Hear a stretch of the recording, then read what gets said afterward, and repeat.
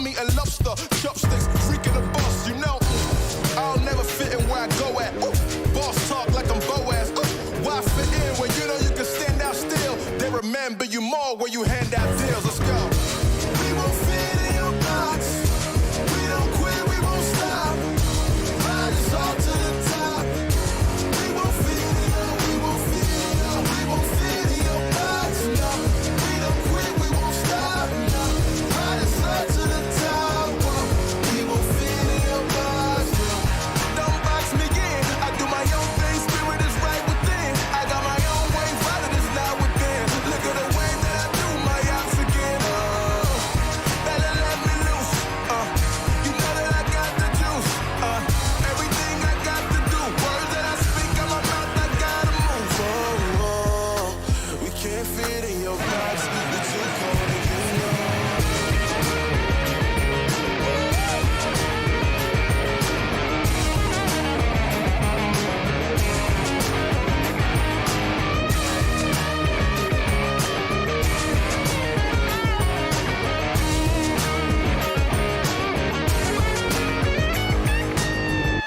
We won't fit in your box. We don't quit, we won't stop. Ride us all to the top. We won't fit in your, we won't fit in your, we won't fit in your box. No, we don't quit, we won't stop. No, ride us all to the top. Whoa. We won't fit in your box. No. Thank you, Ben, for coming out tonight. My name is Sanhok. Let's go.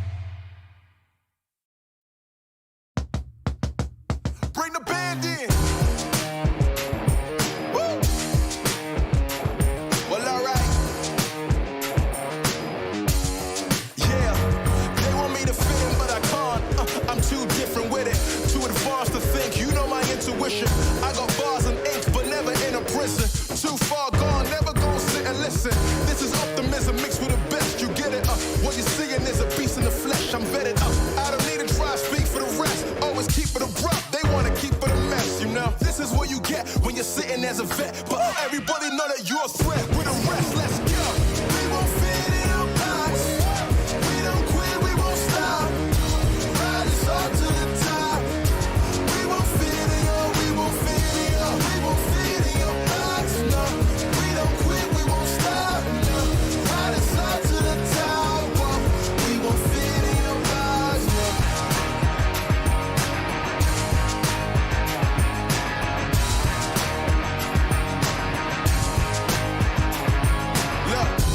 Tell you we don't fit in your box. Why you try to box me and I got the key to unlock? I know the locksmith, optics, speak of the lots. I'm eating lobster, chopsticks, freaking the boss. You know, I'll never fit in where I go at. Ooh, boss talk like I'm Boaz. Ooh, why fit in when you know you can stand out still? They remember you more when you hand out deals. Let's go. We won't fit in your box. We don't quit, we won't stop. Ride us all to the top. We won't fit in your, we won't fit. We won't fit in your box, no. We don't quit, we won't stop, no. Ride us up to the top, whoa. We won't fit in your box, no. Don't box me in, I do my own thing, spirit is right within. I got my own way, father is not within. Look at the way that I do my ops again, oh. Better let me loose, you know that I got the juice, everything I got to do, words that I speak out my mouth, I gotta move, oh, oh. We can't fit in your box, we too cold and you know.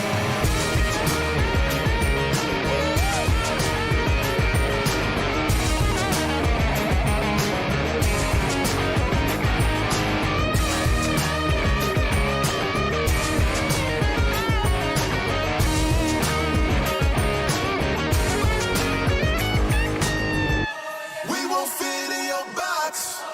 We don't quit, we won't stop. Ride us all to the top. We won't fit in your, we won't fit in your, we won't fit in your box, no. We don't quit, we won't stop, no. Ride us all to the top, whoa. We won't fit in your box, no. Thank you, Ben, for coming out tonight. My name is Sanhok. Let's go.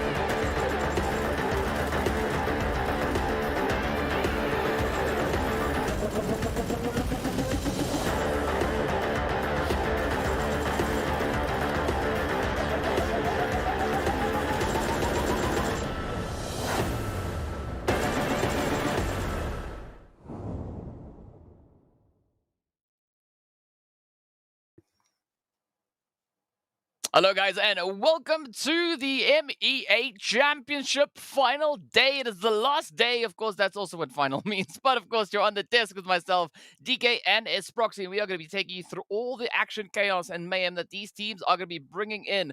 Now, we've been seeing these teams work exceptionally hard over the past 3 days. I mean, we've had so many upsets come through, and it's all boiled down to this final day, right? Day number 4, and everything is going to be revealed, right? Here we're going to see who's going to be getting that ticket punch straight into the BMWI. And of course, well, I think we're in for quite a sweaty day. Oh, we have to be, DK. We have to be based off just what happened yesterday. The fact that we had so many teams get themselves into a competitive shot for taking the slot at the end of the day is going to, yeah, it is going to prove very spicy. Well, of course, we'd love to hear what our viewers are thinking as well. So be sure to head on to social media and include the hashtag in your post, right? Include the PMPL MEA Champ along with your message. But tell us, what do you think the outcome of today is going to be? Who do you think is going to be the team to be crowned the victors of the MEA Championship, right? We'd love to hear what the feedback is. And of course, what your predictions are for this. Curious to hear what those are. So be sure to get them in, include that hashtag as well. So yeah, a lot to look forward to today. I mean, we've seen teams, right, taking days. Right, so we had one team dominating the first day with 2 winner chicken dinners. We had another team that's doing exactly the same coming through over on day number 2. Yesterday, it was a completely different situation, right? We had a little bit more of a spread with regards to those teams, a little bit more of a balanced angle being acquired here.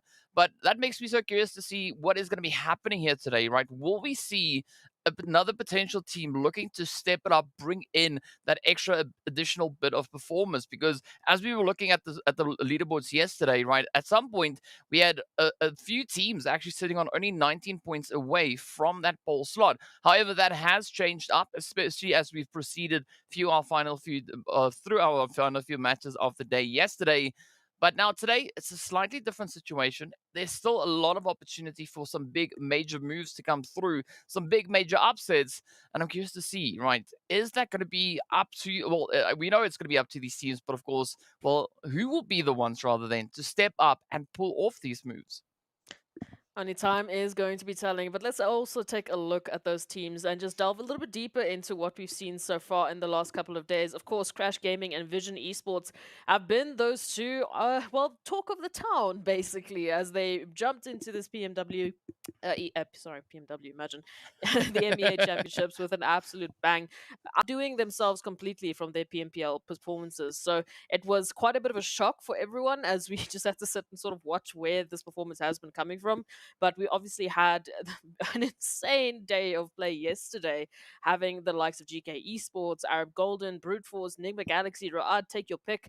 Pretty much every single person, every single team has stepped it up into a fantastic, fantastic manner. I mean, even the World of Battle getting their first winner chicken dinner, and they've been one of the teams that's been struggling the most, yet they still managed to turn it up. So into today, again, DK, I can't answer your question. You can't answer your own question because we have no idea who's going to be taking these WWs and who's going to be bringing home that PMWI slot. Yeah, as we know, right? Only 6 more chickens up for grabs. That is it. That is all these teams have to play for. And of course, it is going to be a very, very contentious play. And I think this is going to be essentially the day in which a lot of these performances are going to be really coming into fruition, right? Because I feel like there were still a few teams holding back a few surprises, right? Keeping a few aces up the sleeve. Now, today is going to be the opportunity for a lot more of that to be revealed, a lot more for that to come through. And of course, to continue on with that consistency. Speaking about consistency, we saw a phenomenal effort being brought through by our top 4 placing teams of the day yesterday. And that was, of course, GEEKAY, NIGMA, Brute Force, and RUKH, each of which secured themselves 40 plus points, right? So that is a really strong effort being brought through. And of course, you were talking about NIGMA Galaxy, right? I think it is safe to say that yesterday we had a good return coming through from them, securing a grand total of 54 eliminations, 54 points in total, and 34 eliminations for the day. So that definitely shows a lot of aggression. Of course, they were also our most aggressive team. Well, they had to be, right? They really had to step it up to a different level just in order to close the gap, but then also to put themselves still in the running for today. As we mentioned, I mean, we started the day off with so many teams sitting on that, 72 points Mm. mark, and Enigma Galaxy wasn't in the discussion at that point. We weren't even considering them. At one stage, they were around the 11th to 12th team marker, so that's where they were on the overall standings, or at least for the day standings.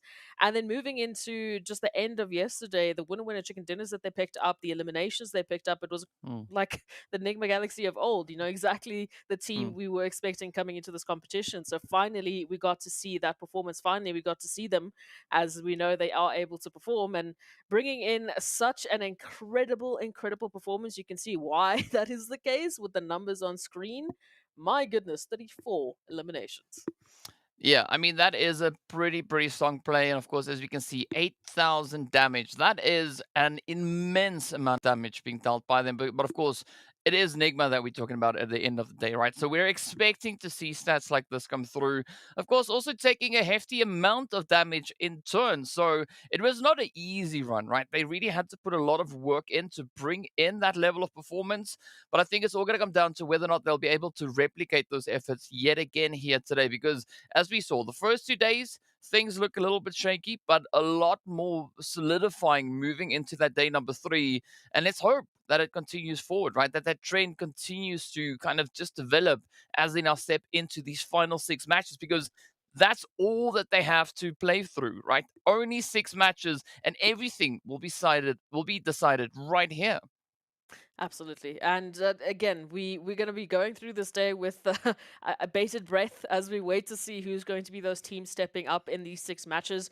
Any mistake, any, resurgence of momentum is going to Mm. make the world of difference, especially for the teams who did very well in the last 2 matches yesterday. They can come through with absolute hype. But moving into that, DK, we need to get the day started and look at a few more things. Yeah, of course, we are going to be heading into the overall rankings to see what the point situation is.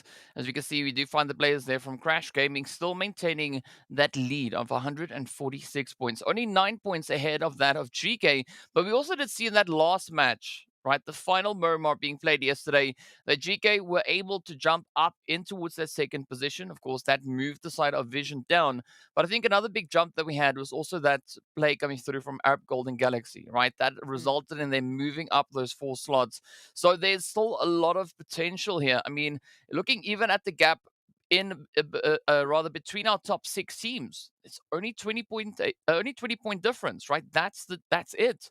So any of this can change at any point here today. So I think if we are looking at potential teams to be taking that PMWI slot, it could be either the top 6 or potentially even the top 7, right? There's still a bit of an opportunity there. 36 points if you go towards RUKH. If we look at the side there of R8, 42, I mean, it's not unheard of, but especially looking at the number of teams that are going to be trying to push for it, it's going to be a very contentious play.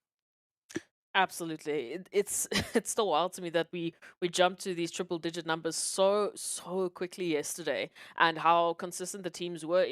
We talk about Crash Gaming and Vision Esports. We've talked about them a lot this week alone, just based off of their performances. But we didn't get to highlight teams like Brute Force, Arab Golden, barring their 2 first matches of the week, and then of course Raad R8. There were some shining moments yesterday that definitely made me a believer. But we can take a look at the second page to see how things will be looking on that front.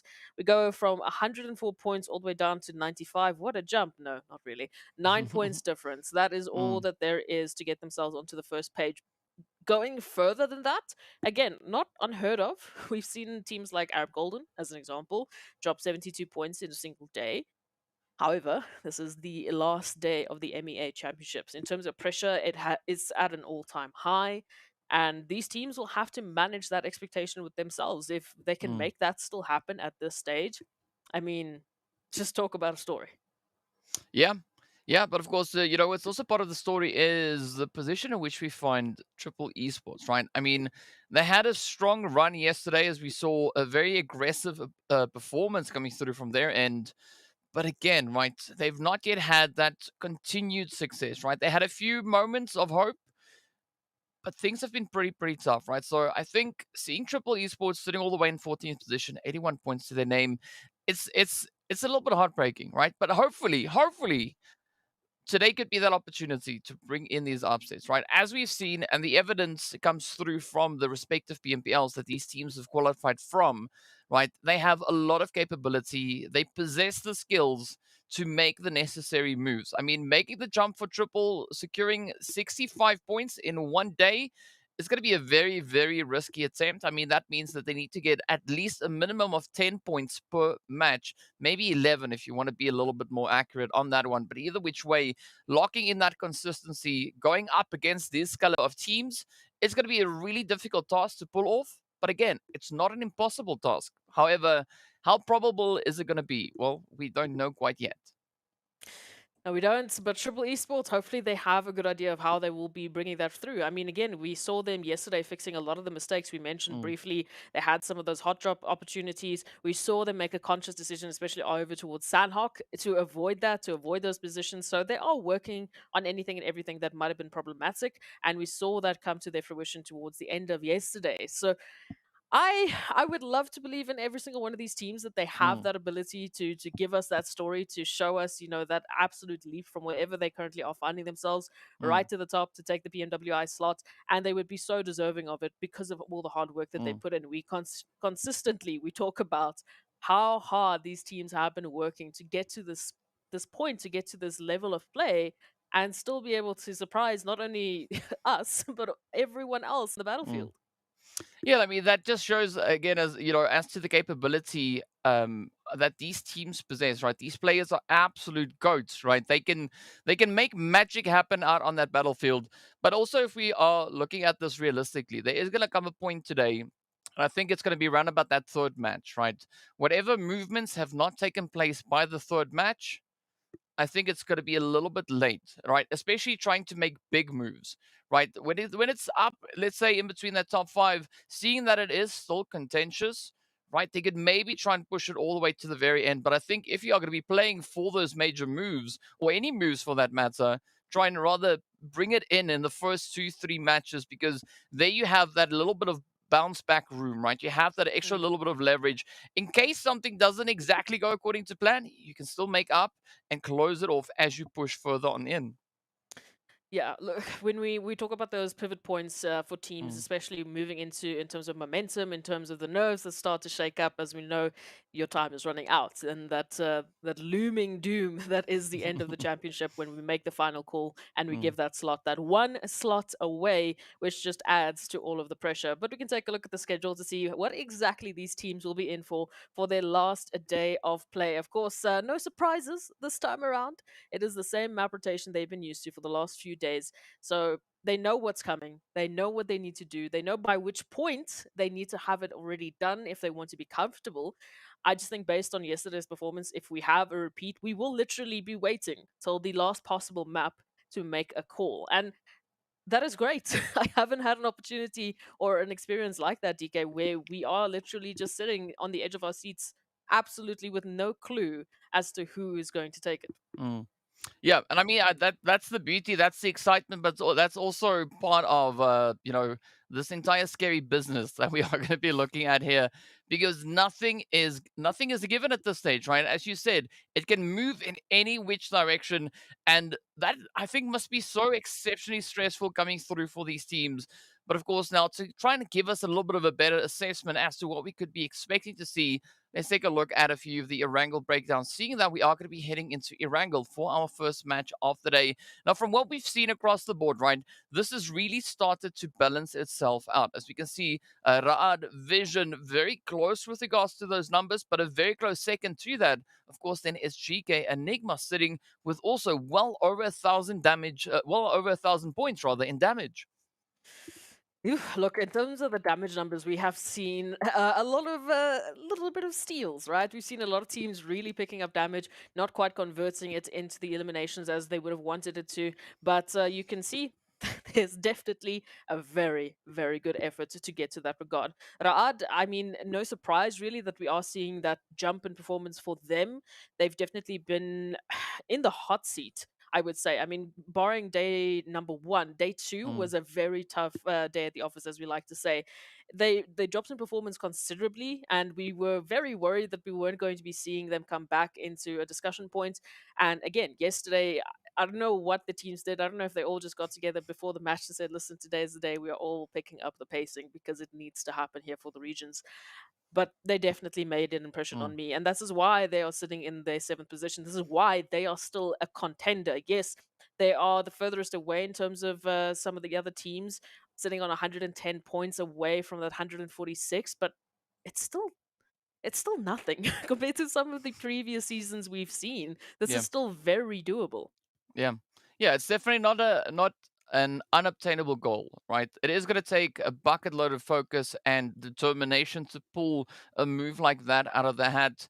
But I mean, all that we can do at this point is speculate, right? All will be revealed once we step out onto that battlefield to see exactly what these teams are going to be bringing in.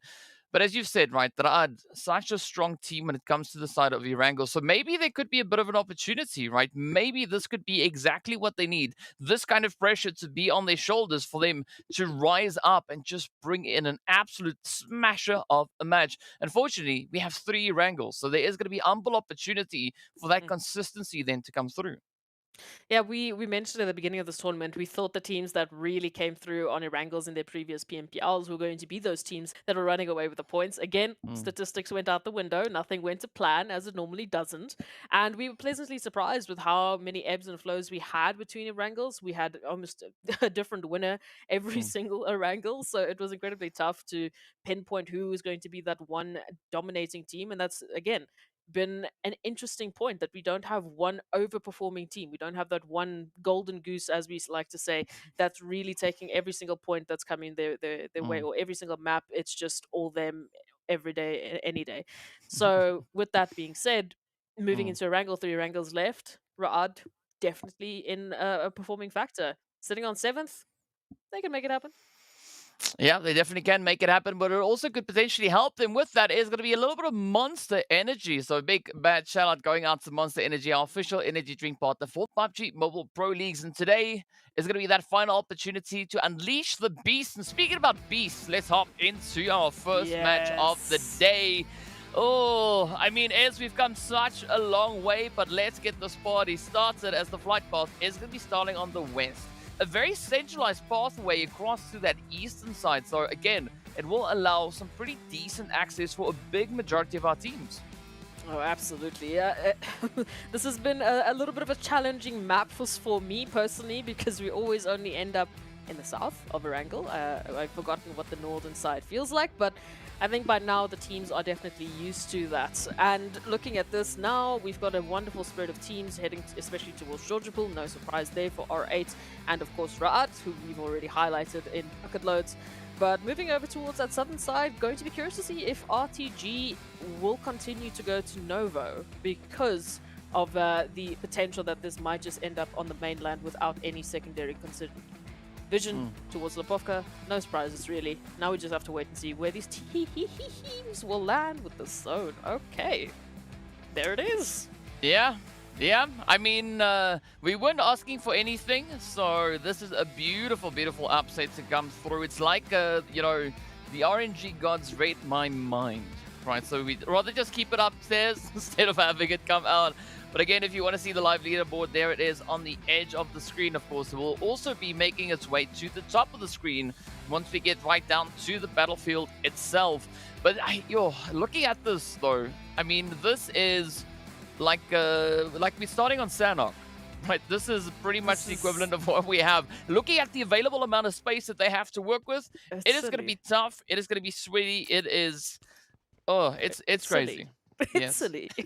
This is the finals of PMPL MEA. This is the MEA Championships, and these teams have to deal with roughly 80% to 70% of the space they would normally be allowed. And look, they've been dealing with water zones on Erangel, like I said, this whole week. All right, it's not like this is a massive surprise for them, but this is the first time that we have all of this water, and we do not include that military base island whatsoever. So an incredibly, I would say, challenging spot for that some of the teams, like I said, RTG, might be finding themselves in, because then normally they would, want to head over towards Novo, but now because of this positioning, they might have to just opt for Milta Power.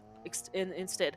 And again, it's not like it's a massive swipe. We've seen them go to multi-power once and twice before. GK driving, nice. Going to give that like a 6 out of 10. We've seen them go to multi-power before. It's not really a massive surprise, but it might throw things off in terms of the rotations they're normally used to.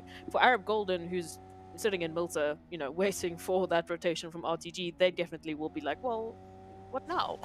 What must I do? Where's my early eliminations? Yeah, I mean it's gonna be an interesting one to see how these teams are gonna be stepping it up. But of course, also curious to see what Brute Force are gonna be bringing in. I mean, sitting with a grand total of 67 points being brought in by the side of Erangel itself. So there is again a great opportunity for that to come through. But looking at the total points being acquired, right, the top 5 teams, there's only 10 points separating their performances when it comes to Erangel. So I think across our 3 matches that we'll have here, it is going to be super, super contentious. But I think a big determining factor is going to be that zone placement and how these teams rotate in accordingly. Because that is sometimes where we see a little bit of that struggle comes through, right? That unpredictability, that challenging factor, trying to assess whether or not you could maybe be running into one of the opposing teams while moving towards that zone. It's always the fun challenge of PUBG Mobile, but moving into this one, that southern point would definitely normally be a concern, especially teams from the military base island making those rotations over towards the bridges. This time around, no such challenge, no such question mark.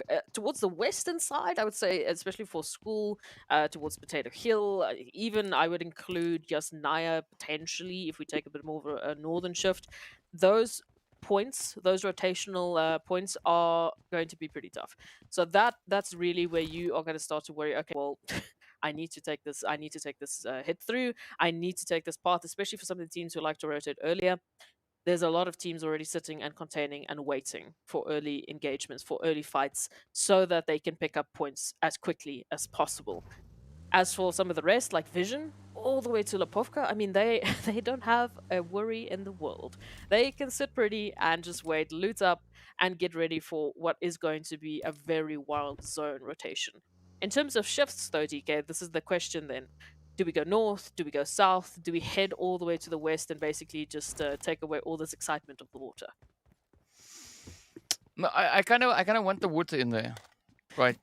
I think it adds to the suspense, right? Because already these teams are having to deal with so much at this point, and I mean we understand and we respect that, but we wanna maybe just squeeze a little bit that last little bit of effort, that last little bit of surprise element out of these last few games. I mean, if it's only the first match of the day that is going to be starting like that, then it's fine. I mean, moving into the 2 remaining Erangels, they would be hoping for something a little bit more standardized, right? Maybe a little bit more of a center zone or something that these teams can work with without really breaking a sweat, because then they can focus on strategy, on tactics, and ensuring that they play the best possible game that they play without having to worry about a little bit of a wacky zone getting dealt their way.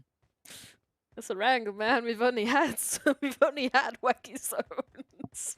I feel like they should be used to it by now, but such is Erangel, such is life. As we take a look at this one, interesting position over towards Mansion and that prison sort of split there. A lot of focus on that naturally because it is the center of the zone, and we've had a few clusters there before that have turned into a little bit of an awkward engagement. Arab Golden is one of those teams that springs to mind. They had a very split up approach there, especially towards PMPL Africa. We ended up there more times than I could count, and more times than I could count they found themselves just bombarded with like 4 or 5 teams, and they split up just trying to take fights on multiple fronts, and in that point they were fine, right? But since then, these teams have changed dramatically. So if it happens again, if it's a case where once again they're spreading themselves thinly and they have to take fights on multiple fronts at this stage, then we will be seeing some danger. Then we will be seeing some numbers dropping. Yeah, and I think that is also kind of to be expected. But at this point, the team should have been able to rectify what could potentially be missing, or that kind of needs to be there. I mean, both those things mean exactly the same thing, but whatever which way. Same, no difference. Yes. But I think at this point the teams have kind of done what they can, right? So now all they can do is just play the best possible match that they can output at this stage, right? Regardless of what the outcome is, as long as they can say with 100% confidence, this was the best that I could do at that very moment, I think they don't have anything to stress about. Well, we'll have to wait and see. Interestingly enough, in terms of those Erangel stats, we were mentioning them a little bit. Obviously, we've had many Erangels, we've had many winners on Erangel. From yesterday's performances, I think NIGMA Galaxy is the only team that's doubled up on their Erangel wins at the moment. So they have, statistically, again, stats, NBA champs, you can make a call whether or not how much you want to, pay attention to this. Statistically, they have the highest chance of winning this. However, they will be dealing that consistency with RUKH, GEEKAY Esports, Vision, Brute, Crash, Arab, and of course Vista for that winning slot. So it's definitely going to be an interesting one. We can just take a little bit of a re-peek at Quest, and they're unfortunate, very unfortunate surprise taking that rotation in. Well, I mean, we're going to have a whole day full of these surprises, and that is just the first of many that are yet to come on through. So with that, we say goodbye to our very first player, but now slowly the teams are trying to get themselves positioned. Of course, still quite a few teams rotating within the zone, and that is not even to speak of the teams that are yet to enter the zone. And once everyone has kind of found their footing, I think we are going to be in for quite the ride. But also then looking at the teams already having that opportunity to get themselves within the zone early, getting that that little bit of a preemptive angle secured, right, in anticipation of those coming rotations, I think that could bode exceptionally well at this point. Absolutely. We can take a look at this. NASR already going to be picking up on a potential trace here of the World Battle. Very interesting rotation for them. Triple Esports still yet to join everyone within the zone, coming through from Potato Hill right alongside Vista Gaming, who might end up just behind GQ. We can see Ra'ad, as we've highlighted before, already picking up a very cheeky rotation in the form of GK Esports. At least one that they'll be able to add to the tally. GK would have loved to get this res, but NASR, for the time being, is guarding this opportunity with their life. Yeah, I mean, they are not going to try and let anything pass them by, but with that, yet another player falls. So 2 down, but look at Triple, right? Moving in, looking for a bit of an opportunity here. And I mean, this could be a fantastic chance for a bit of an upset now to trickle its way on up. Of course, we got Vista also moving in, GQ not too far away. So however these teams look to play this, I mean, again, you have to keep an eye on those potential third-party angles that could be coming through, especially looking at such a congested southwestern zone. Ooh, already Old Boy going to be stepping up and giving Gaith quite a welcome. Immediate backup, but the rest of GK Esports, they are in a position at least to help out here, and they have the cover. They will be able to recover that. They do not want to lose at least another member for the time being, especially now given that rotation. So we can take a look at that. Naturally here, Triple Esports finding a little bit of success. Vista, they're still deciding if they want to get involved. It looks like for now they'll just be giving space where space is due. And of course, they are just up ahead of them. With the zone rotation, it might force the hand of potentially GK Esports to make a move, to make a rotation out of the situation. And yep, that zone, yummy. So all the way to the northeast we go. Well, at least as you were saying, right, the zone has now kind of moved away from that water edge. So the team have the opportunity now to focus on a little bit more of that stability. Oh, we're speaking about that though. A very interesting trade coming in here between Vista and NIGMA. A 1-for-1 on either side. And this is the beauty of it. But of course now neither of them are going to be stopping as they continue to roll on through. And there's going to be so much danger being posed here. But a great setup coming through from Brute Force. You can see also just up ahead. But now with Freak, that back tire getting popped makes this vehicle almost as fast as a player running out in the battlefield. So it makes the rotations just that extra little bit more challenging. But let's see whether or not they are going to commit to that. Meanwhile, Vista, I mean, they made a bit of noise. They've been able to secure themselves up in towards Mansion. And I mean, Mansion is a great spot to potentially try and defend. But, you know, attacking from the side of Mansion, it's tough because you don't have all those clear lines of sight. Oh, the chaos just around the corner. You could see just on those transitions, the amount of rotations, shoulder-to-shoulder rotations that these teams have to take because, well, there's just no other choice. Is going to allude to these sort of clustered Ooh, clustered fights as teams have to make some heavy choices. We already had a few having to make some sacrifices, having to move on through. GQ now in a similar spot of trouble, already at least taken 2 confirmations from the World of Battle. Will give the World of Battle that trigger to fall back, so GQ should have some time. I say some, because Arab Golden, as you can see, just up ahead, will be able to peek on through. They would love to get a piece of this early on, especially before they move through into those compounds, because then they will just be securing themselves that space and a little bit of peace before the absolute storm of teams have to join them into this chaos.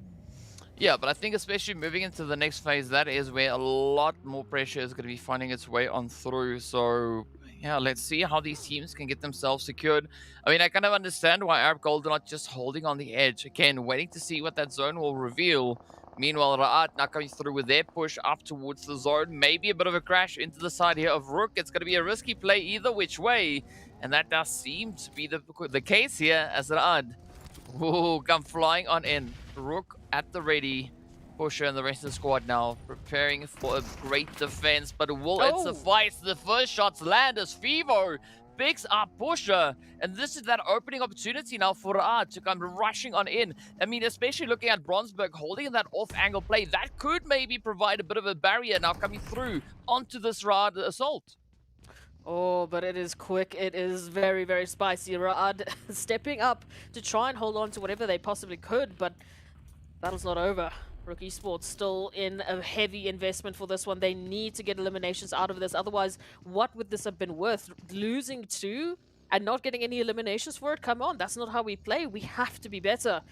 RUKH, though, up with the numbers. Bronsberg stepping up, trying to get a bit of a surprising angle. Zuxi falls down quite literally over the mountain, but NASR in with the joining. Oh, I mean, absolute upset. Beautiful play coming through from Bronsberg, but of course now up comes the UMP as Zuxi looks to bring in a bit of that revenge play. Now it is going to be Quest knocking on the doors. You can see Alhaji and the rest of the crew just about to crest that edge. Already 4 eliminations up here for the side of RUKH.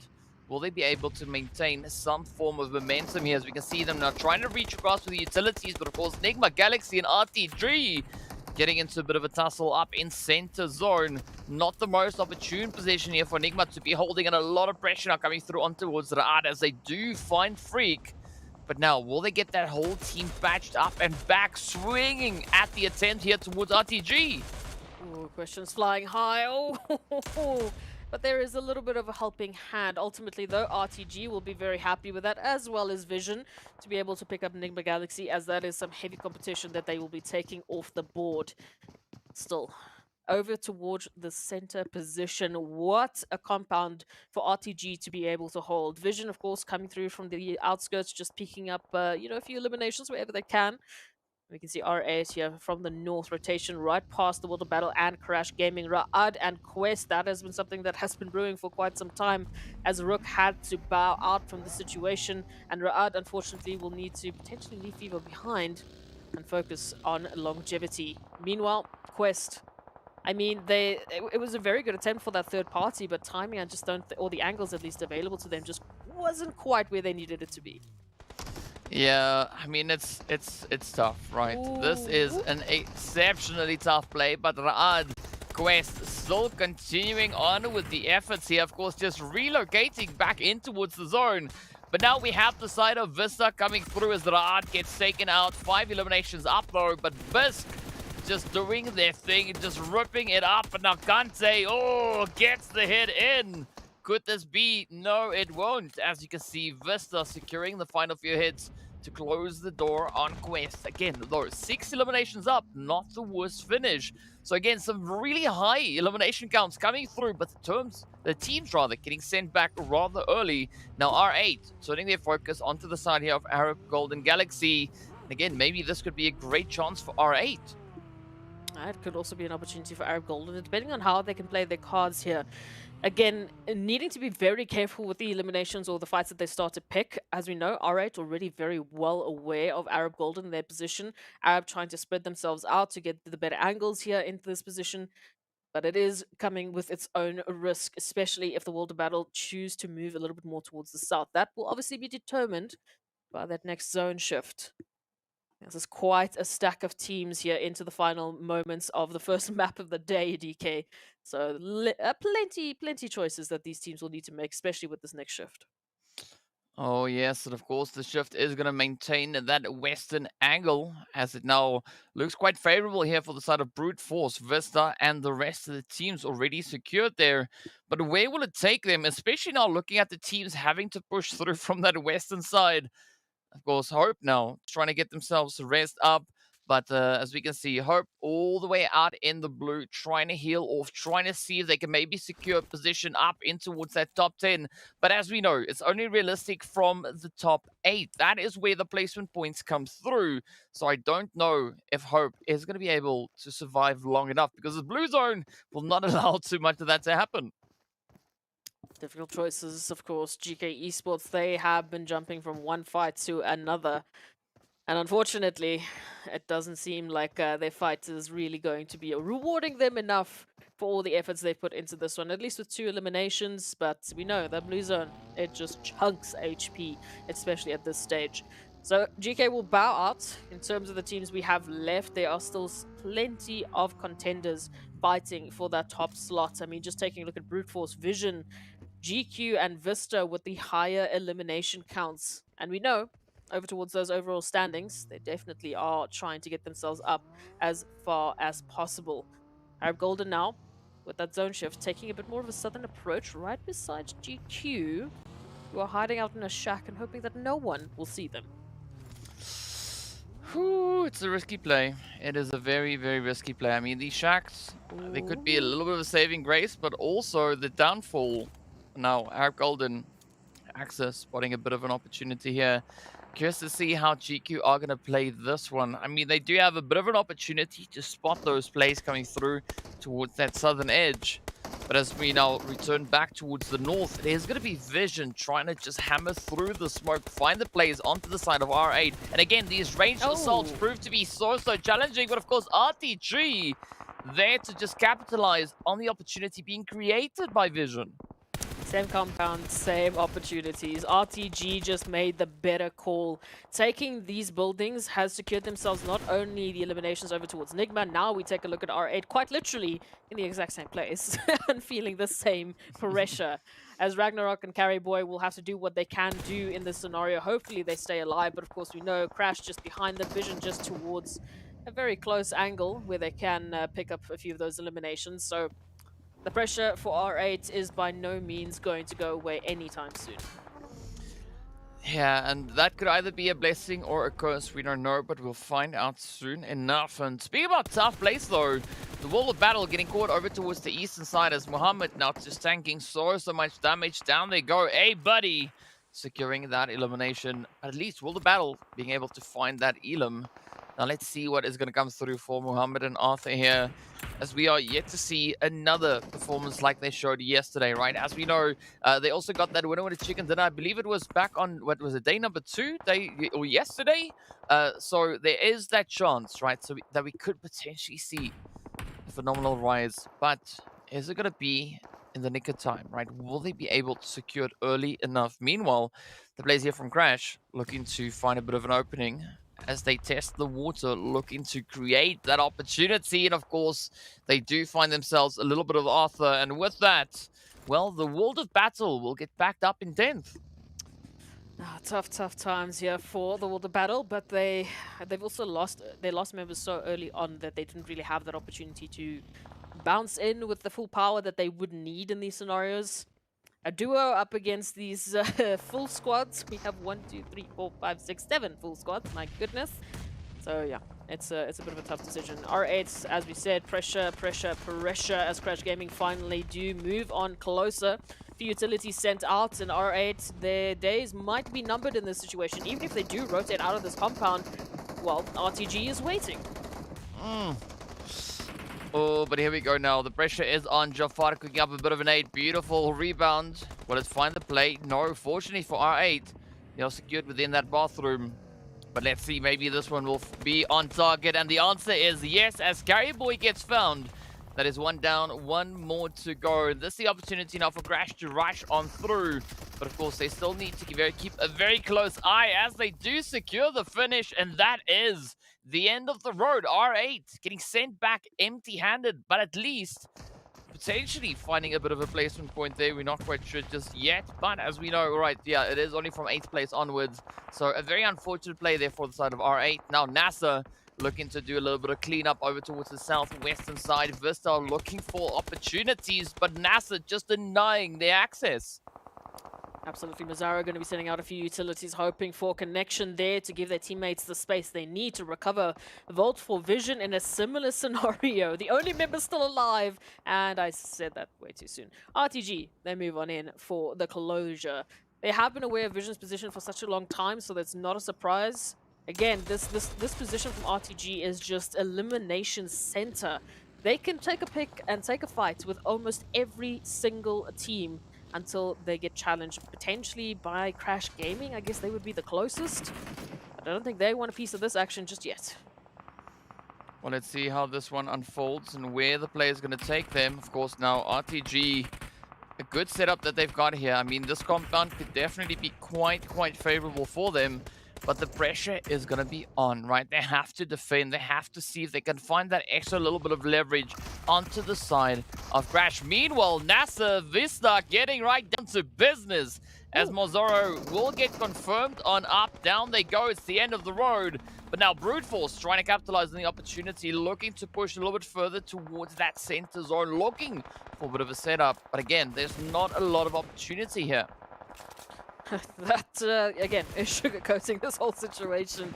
Everyone out in the open, everyone taking a beating. We can see Brute Force in a similar situation, down to only pre-pod now, as we do say goodbye to Neos. And looking at this situation, that zone, now just to add a little bit of insult to injury, as rotation from this position into zone, we'll see them meet either the crosshairs of Crash Gaming or RTG or even NASR. I mean, take your pick. But NASR also have to focus on rotation, so maybe they might have a little bit of spacing there. GQ towards center, currently taking a few fights against Arab Golden. So we were asking the question, how was GQ going to turn this one around? And Arab Golden looks like they were the ones who got a bit of an ugly surprise. Yeah, we love these upsets. We love these upsets. But of course, now speaking about upsets, NASR, they still have to find a way in, right? They're keeping their eye pretty much glued onto the side here of GQ. But, you know, you can't really fault them for that because there's not much to work with here. I mean, there's no hiding space. Just a few trees, maybe a few boulders every here and there. But they either got to try a super aggressive approach or maybe got to find some way to get themselves secured. But with that, it is going to be the end of the road of P6 as we are now down to our final 5 teams. And actually, NASR starting to find that pressure as GQ get their first player knocked on down. But this is now going to be that chance, right? Sanhok sends it out, looking to reach all the way through. And this is a very strategic deployment of these smokes coming out. I mean, that opens up the opportunity now for NASR to come rushing on in. And up comes the opportunity. GEEKAY, though, good response, does find Spec. Oh, no, is it going to be Xenox to fall? No. Xenox still holding steady. Starch instead is the one to go down. Now GEEKAY getting thrown with a few things. We can see Molly's just being placed rather all over the place. It is going to be a 1v1. Who will settle this dispute? Will it be GEEKAY? Oh, the third party play though has come on in. GEEKAY blowing the vehicle up and off it goes. Down to the final 4 teams. We've got 2 solos currently present in this match. Yeah, I was going to say the time on that engagement was so limiting. RTG and Crash Gaming, they've been slowly but surely, you know, peeking at each other, doing a little bit of damage here and there, but it was just about time that they look elsewhere for those eliminations. And unfortunately for GQ for NASR, they were just, well, the perfect angle to Crash Gaming. But speaking of those 2 teams, it's RTG and Crash Gaming that have the highest opportunity or probability of taking this win. RTG at least is finding 1 knock, and well, we will be saying goodbye to Brute Force as GEEKAY is still looking for more, but here it is, the final push. Oh, up comes the play. Oh! RTG, though, welcoming them in with a beautiful nade. Crash Gaming now getting reduced down to only a buddy. So Galaga having to be a little bit more careful on the edge there. Oh, but the spray is in. A buddy taking so much damage. But it does seem like A buddy is almost secured within that zone. But as we know, almost is not going to be enough. They need 100% securement in that zone to be able to make it beyond anything. Of course, now KORKA still holding that off angle. Could maybe present a bit of an opportunity here. I don't know what opportunity they could make happen here, DK. There's a few nades. There are 4 crosshairs that are trained on this position for A-Buddy. Again, maybe KORKA can give them that opportunity. No, KORKA is actually going to take it away from them. So now it is GQ, it is RTG for the winner chicken dinner. And, well, you can take a bet. Who's going to take this one? KORKA. Yeah, well, let's see. Let's see. I mean, it's not gonna happen there as KORKA gets taken down by the blue zone. I have to swallow my words, but what a performance we have seen now come through from the side of RTG, stepping up super aggressively. 9 eliminations and 2200 damage secured. Absolutely phenomenal start to the final day. Well, this is the start that RTG would have loved to had, and well, they made it happen. It's going to come down to the choice of that compound, that rotation into those buildings for that zone, just the way they were absolutely given a prime opportunity and definitely grabbed it. I can only say, well done. That's exactly what you need to do on the final day. So RTG, fantastic start. And for the rest of the teams, Crash Gaming, getting into the top 3 placement, not too bad. Again, it is going to allow them those extra few points to hopefully hold on to the number 1 slot for a little bit longer. Well, speaking of a little bit longer, let's take a look at that match report as well as we move on in. It is going to be KORKA dominating with those eliminations and damage. Then, of course, we can see Groza, Zakaria, and A-Buddy also stepping on through. So, I mean, Team GQ, right? Even though they didn't secure themselves the winner chicken dinner, still an exceptionally strong effort being brought through by them. Absolutely. So I didn't even know how they were able to make it happen, just because they had Arab Golden behind them. They had teams literally taking their numbers as they were just trying to get into the zone bit by bit by bit, but they definitely turned that one around, and you can understand why KORKA is in this position. I mean, even being cheeky enough to steal the last little bit of placement points away from Crash Gaming right at the end. Yeah, well, it's been a super exciting one. Let's take a look now at the top damage dealers from this past game. And of course, a little bit of a comparison to come through to see where we find ourselves, right? How these teams have been performing. As we can see, so much has been done out on that battlefield, especially from the side of RTG. And as we know, that resulted in a glorious winner chicken dinner coming through. But look at GQ, right? Still maintaining a strong bit of persistency, consistency as well. Oh, okay. Not too bad, not too bad, not too bad. Again, this is the first map of the last day, so I beg the question, can they still bring in that sort of energies, that sort of dominating performance on the last day when the pressure is at its worst? And well, this is the answer that we've been given. So very convincingly, very impressive in the NASR as well, I would say. Considering the position once again that they were put in, we time and time again see them coming through from that southern position, and they just get noticed by every single team towards the south, yet they have to fight their way into the zone. And they're not too bad at it, I have to say. I feel like that might be their next strategy. Well, speaking about strategy, let's take a look at the match ranking to see how many points the teams were able to secure. And of course, well, as we know, at least the points of one team. It is going to be RTG coming through with 19 there, as we can see the glorious numbers. And of course, Quest, or rather GQ, coming through with 10 eliminations, awarding them 16 points in total. But Brute Force NASR, I mean, they were trying exceptionally hard. As you can see, a decent, strong number coming through with those items. But again, Quest, Raad, locking in strong eliminations. But as we saw, they had to settle for a rather early finish. Yeah, very early finish there. I mean, compared to what they were trying to cook up there, I definitely had faith that there was going to be a complete resurgence for Quest Esports and Raad. But yeah, it's again how the cookie crumbled, and Erangel rotations are just nasty, especially this week for the MEA champs. Let's take a look at that second page to see how everyone else ended up and who will be joining us in the donut shop. We will be having 4 customers, 4 Ooh. very perplexing customers, as R8 Esports, Triple, NIGMA, and RUKH unfortunately do not have the start to the day that they were looking for. Yeah, I mean it's it's an opportunity for improvement, right? That's what I'll say at this one. So unfortunately, this is only the first match, so there's still 5 more to go. But these are going to be the 5 most important games in this championship, because it is going to be that make or break performance to see what the teams are going to be able to secure. And I mean, even with RTG doing what they just did, right? Sure, yes, there was a move coming through with regards to those standings. But now the question I want to ask you is, will they be able to maintain that, right? Will we see that comes through consistently? And of course, now another team that we want to look at is also then this team stats coming through from the side of GK. Yeah, absolutely. GK Esports, this is a team that we saw yesterday just popping off, honestly. This is why they ended up in the second place on the overall standings. Moving into this first Erangel of the day, you can see the numbers aren't looking as wild as what we would expect. But, I mean, in comparison to their Literation brothers of GQ, there definitely needs to be a step up. We saw GQ just taking every single challenge, taking every single mantle in their stride. And for GK Esports, sitting in second place, you have a target on your back. You have a massive target on your back. So they need to be ready come the rest of the matches today. Otherwise, they might lose that opportunity. We already see RTG moving up. I think that was 3 slots on the overall standings. We had Brute Force at least moving up 1, just managing to survive for pre-prod in those final moments. So whatever points you're able to get in these matches are going to make the world of difference.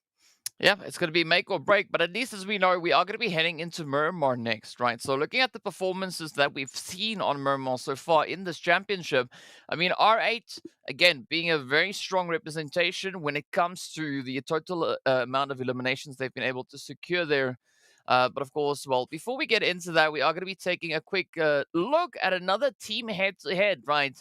Apparently, it is going to be the Bruty Fruities versus NASR. So let's head on in to see what that comparison is. And of course, this is from the last match. As you can see, I mean, 6 and 7. It's strong. It's strong.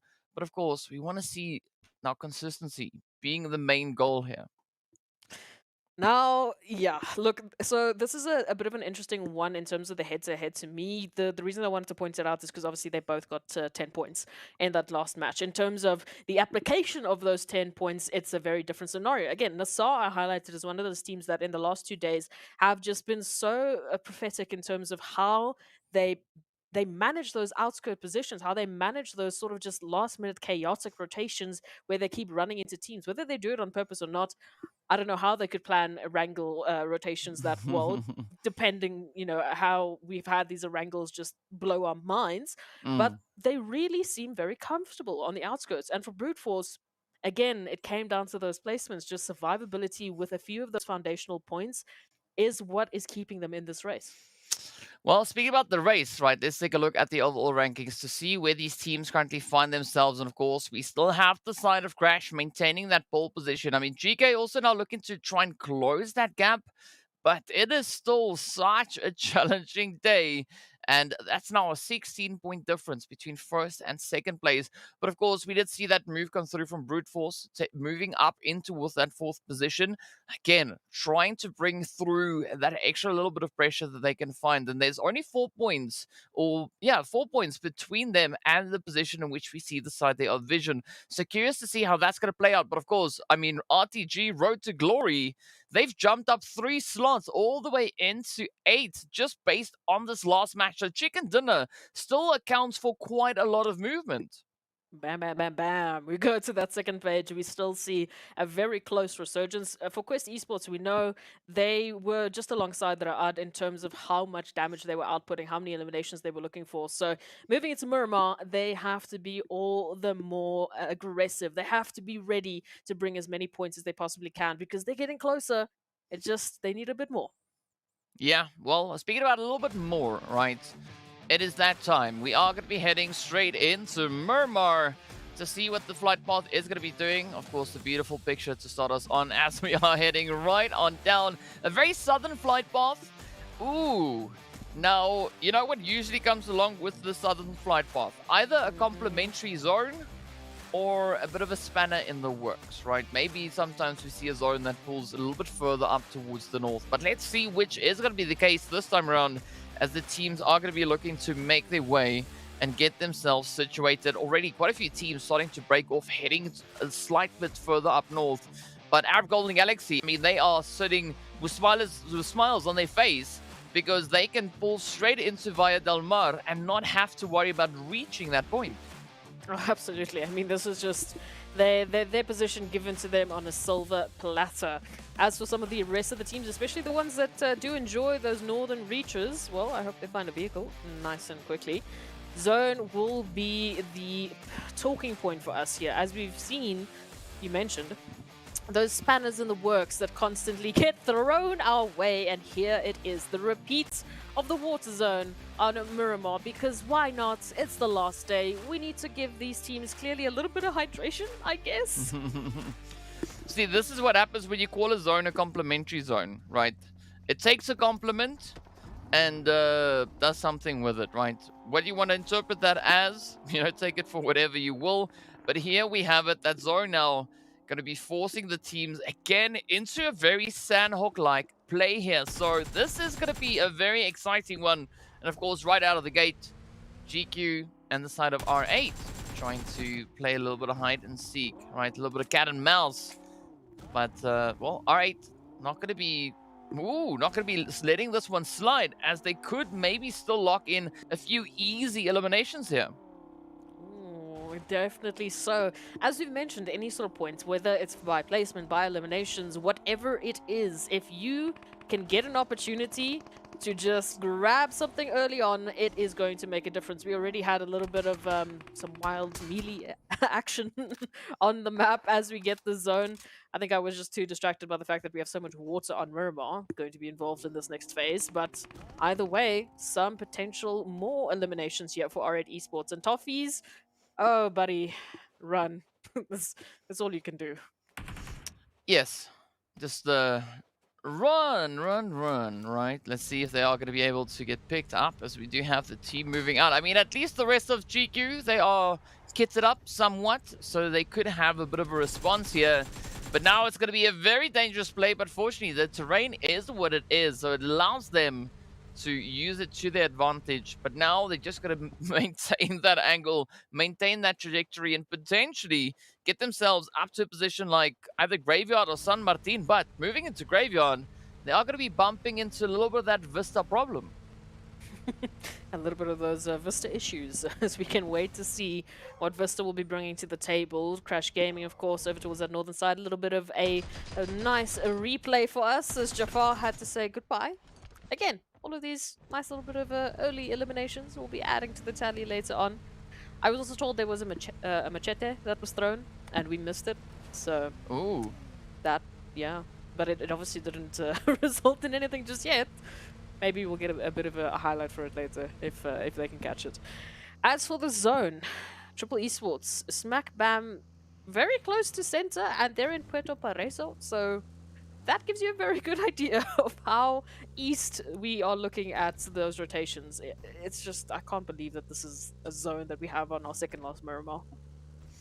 I mean, it's hard to believe, but believe it because it's true. And now, I mean, a team like Triple, they're just going to be sitting there smiling, right? Because they don't have to move anywhere. They can just have a big chill up in towards Puerto. Kevin, though, has to try and, maintain a little bit of focus when driving around the terrain. Because, as we know, the physics here sometimes just a little bit odd. Oh, yeah. Physics on Miramar with vehicles? No such thing. No such thing whatsoever. But hey, at least they are having a little bit of fun as they're taking their rotations on up. Crash Gaming heading to those northern reaches, as we mentioned. One of the teams that do prefer, the Campo Militar or Tierra Bronca situations. It's going to be a bit of a rotation for them, but it's something we know they specifically are very comfortable with. Right up ahead of them, it would be RUKH Esports and Quest, who, for Quest and RUKH, I would loop into this mix, especially with Ra'ad. They were in that three-way battle in the previous Erangel. This time, at least, they have a little bit more spacing between them. I do hope we see them have a better rotation. Have a bit of a safer rotation, rather picking those engagements when they are good and ready. Because then, once again, we have another team to add to the tally for someone who's actually gunning for that PMWI slot at the end of the day. It's not going to be easy, don't get me wrong. It is not easy whatsoever in the position that we find Quest or RUKH, but it will definitely be fun. Oh, is this the machete? Whew, whew, whew. Oh. Throw it. Oh my goodness! How did they avoid that? No Oh, idea.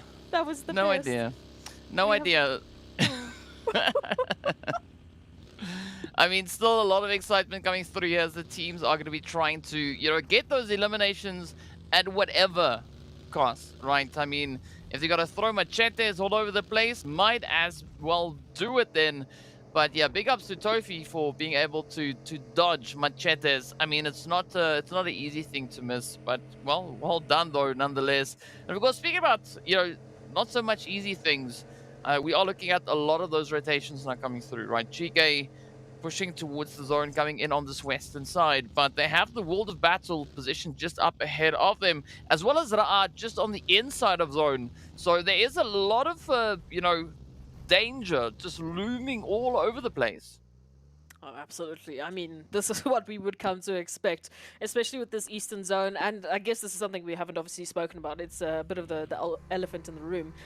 The spacing that we are just cutting in half for these teams with this next rotation. They already had so much of this on Erangel, and quite literally, I mean, it's a pretty much a copy and paste zone. So now moving over towards Miramar, cutting all of this wonderful space that they've been accustomed to in half, practically, is it is going to allude to quite a few scattered approaches. So in terms of approaches, I mean obviously positions, right? If you take a look at teams like Arab Golden, Vision, Triple, NIGMA, Galaxy, they are hiding towards the coastal lines, right? They are all the way scattered between Impala, Puerto Pareso. They are holding onto those ridge lines because we've seen before, if that zone moves there, it is tough. The sooner you get yourself into that position, the better you set yourself up for the later zones. Yeah, no, that is true. But let's see how much of a setup these teams will have here, as there's still quite a few to do rotate up. I mean, we got the Crash Gaming team, RUKH, GQ, R8, Brute Force, and maybe half of Quest, right? As Alhaji has already been able to secure that footing, now heading towards Impala. But the zone is also about to shift, and that is going to apply even more pressure to the teams out in the blue.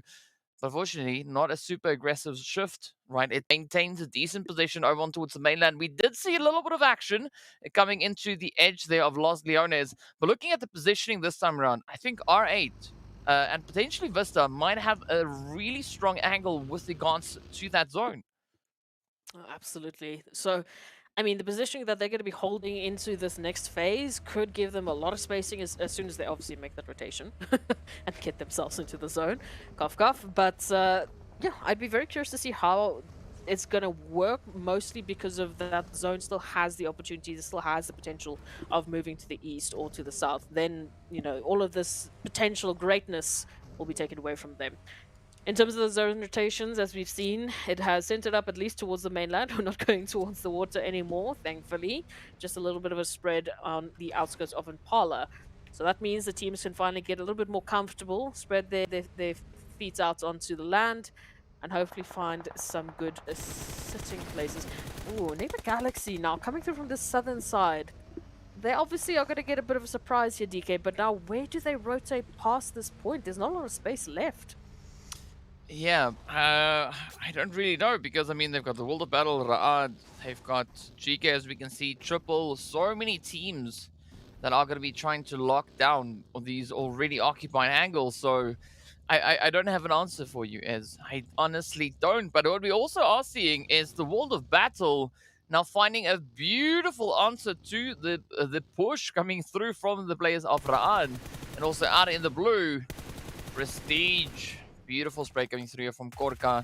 I mean, GQ still caught in a very similar position up to this point, as they've not yet been able to get their butts back in towards the zone. And I mean, as you can see, right, this is only the second phase, but Naki Charis doesn't mess around. It is going to just start to amplify that damage. So the sooner the teams can get in, the better they will be.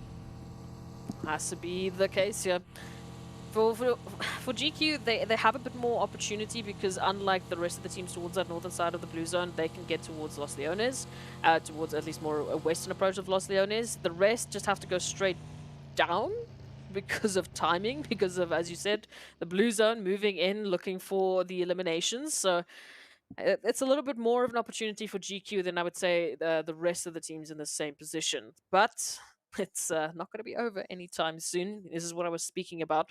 Crash Gaming having to move straight down. R8 Esports having to move straight down. We've got RUKH Esports right behind R8, and it looks like they've actually isolated some of the members of R8. So RUKH is going to be dealing with some tailgating for a little while as we wait for that zone rotation. Ooh, especially towards that southern point. Ooh, okay. That that's actually good because most of the pressure was building up on that southeastern point. So now we start to spread out a little bit more. But what's interesting, DK, obviously, is where we're going to be finishing. Los Leones, city finish, still an opportunity. Oh, yes, there's a very, very high probability for that to be the case here. But now, speaking of probabilities, I mean, RUKH still trying to find a little bit of a play here. They do have Eugene holding onto the front line here. We can't exactly see where the whole rest of the crew is. I mean, they are now slowly starting to move up as we got Rami and Pusher now just trying to bring in a bit of that extraction. But I mean, it's very odd to see RUKH still hugging the blue all the way till this stage. But they have to get that position in, right? And I mean, they've been traveling for so long to get that, you know, just to click for them. But still, such a big challenge remains ahead of them. And of course, Crash going to be looking to keep a bit of a gate play onto that angle. Meanwhile, there's going to be Vision and Quest. Oh, in contention for Cigar here. Who's going to be the one to find it, though? Beautiful hit coming through from Alhaji. The first one falls. And now is that opportunity for Quest to just drive it in and find the rest of Vision. Absolutely. Vision might even just absolutely scatter away from this opportunity because they cannot afford any sort of upsets. They already had a bit of a tough day yesterday. We mentioned, you know, it wasn't as dominating as what we saw from Vision day 1, day 2, given the territory of every single other team stepping up to a different level. So they can't afford to have that happen again. They are so close to getting themselves into that top slot. They've been in that top slot this week already. So hopefully they also don't find NIGMA Galaxy on their rotation. But alas, here we are. They will have to make a decision on how they are going to handle this. Yeah, they will have to, but so far we do see a little bit of that tension now getting drawn in here as Triple do find Mon. Down goes Volto as Freak secures the spray. Oh, Goodbye. and there we go. Vision getting taken out all the way in 16th, the first team to fall, at least one elimination to their name. So not the worst situation they could find themselves in. But of course, now speaking about challenging situations, RUKH actually managing to get past the players here from Crash Gaming, well, at least for the time being. But Kevin not going to settle for that as they continue to drive the hits in. But now Crash, they need to get to zone. I was going to say, don't speak too soon. This is going to be a tough time both for RUKH and for Crash Gaming. Again, late rotations. For Crash, they're a little bit more comfortable in the situation, but you can see they've already had to give up a buddy. Ooh, if they're not careful, they might have to give up Kevin as well, but they should have meds to deal with the situation. The side of RUKH Esports in the zone, again, still have to move on. They can't really invest time in either getting reses here or getting these eliminations back to the side of Crash Gaming. They have to just give up what has already been taken from them, unfortunately, and focus on staying alive in the zone. We can see Eugene, confirmation there. So both Crash and RUKH are relegated to only 2, at least for Crash's sake. They are in zone and just waiting to see if they can surprise RUKH. Meanwhile, the world battle, GEEKAY, a little bit of a car chase here. Oh, yes, just a little bit, right? Nothing too hectic, nothing too crazy. But of course, now the pressure is going to come through here as World of Battle actually light it up. They do find Santa. So that is 1 down, 3 more to go. So let's see if World of Battle can now stick to their guns and continue with this rampage. Of course, they got to watch out for the side they have RUKH. But we also then see the players from GQ all the way over on towards that far western side. But for the time being, Mohammed, oh, tries to find the angle. Beautiful jump shot over the wall. But now they've got to keep that focus on, right? It is only a 2-piece left. It is Mohammed and Hazem left to defend. And they've got quite a few pressure points to worry about.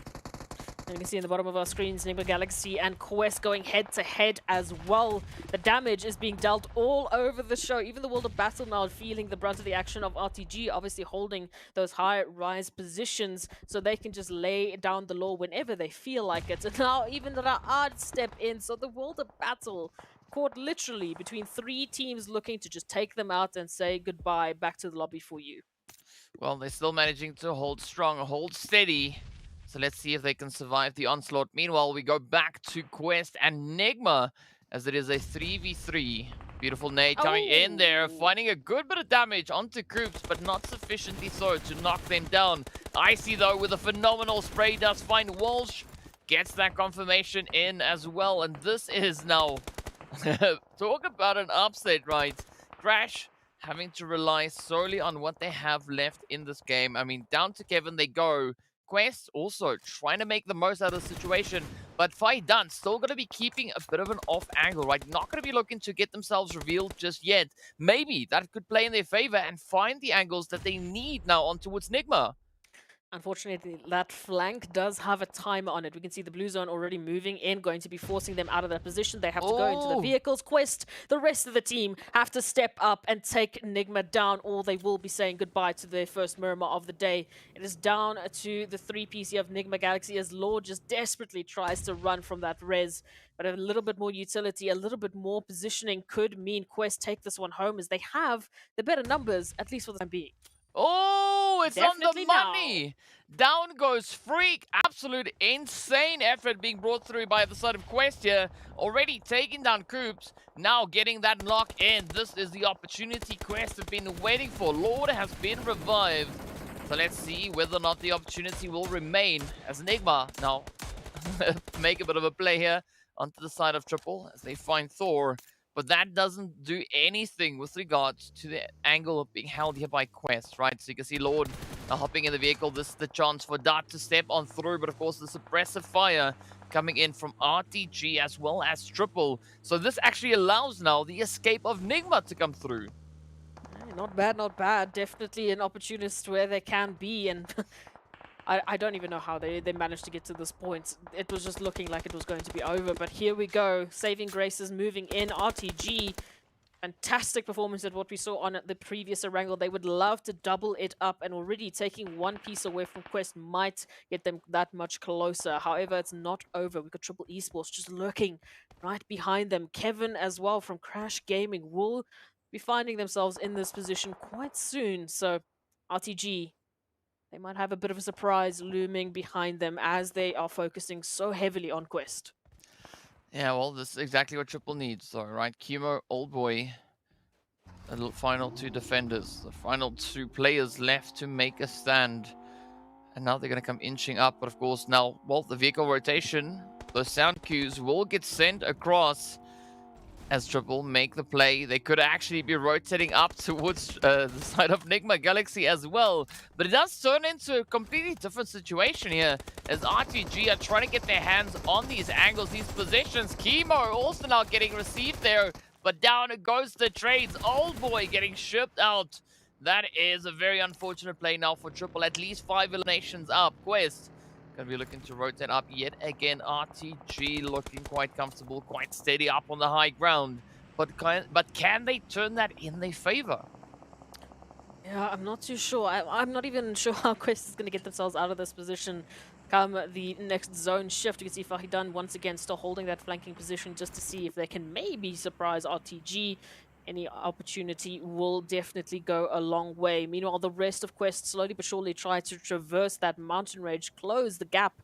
Kalaga, I'm liking the observation from them. They're making sure they're trying to keep those angles open. So just keeping an overwatch on exactly where Quest would have to traverse up the mountaintop, making sure they don't get flanked.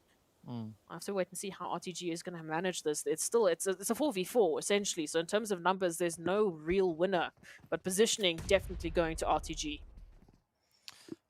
Well, let's see now.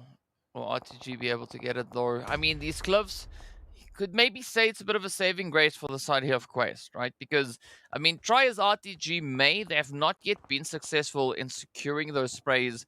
But of course, RTG have a few other opportunities to play for here. I mean, they've got that beautiful line of sight down into the rest of Los Leones. But as we can see, that blue zone is going to be closing in. We sit with just about 30 seconds on the clock.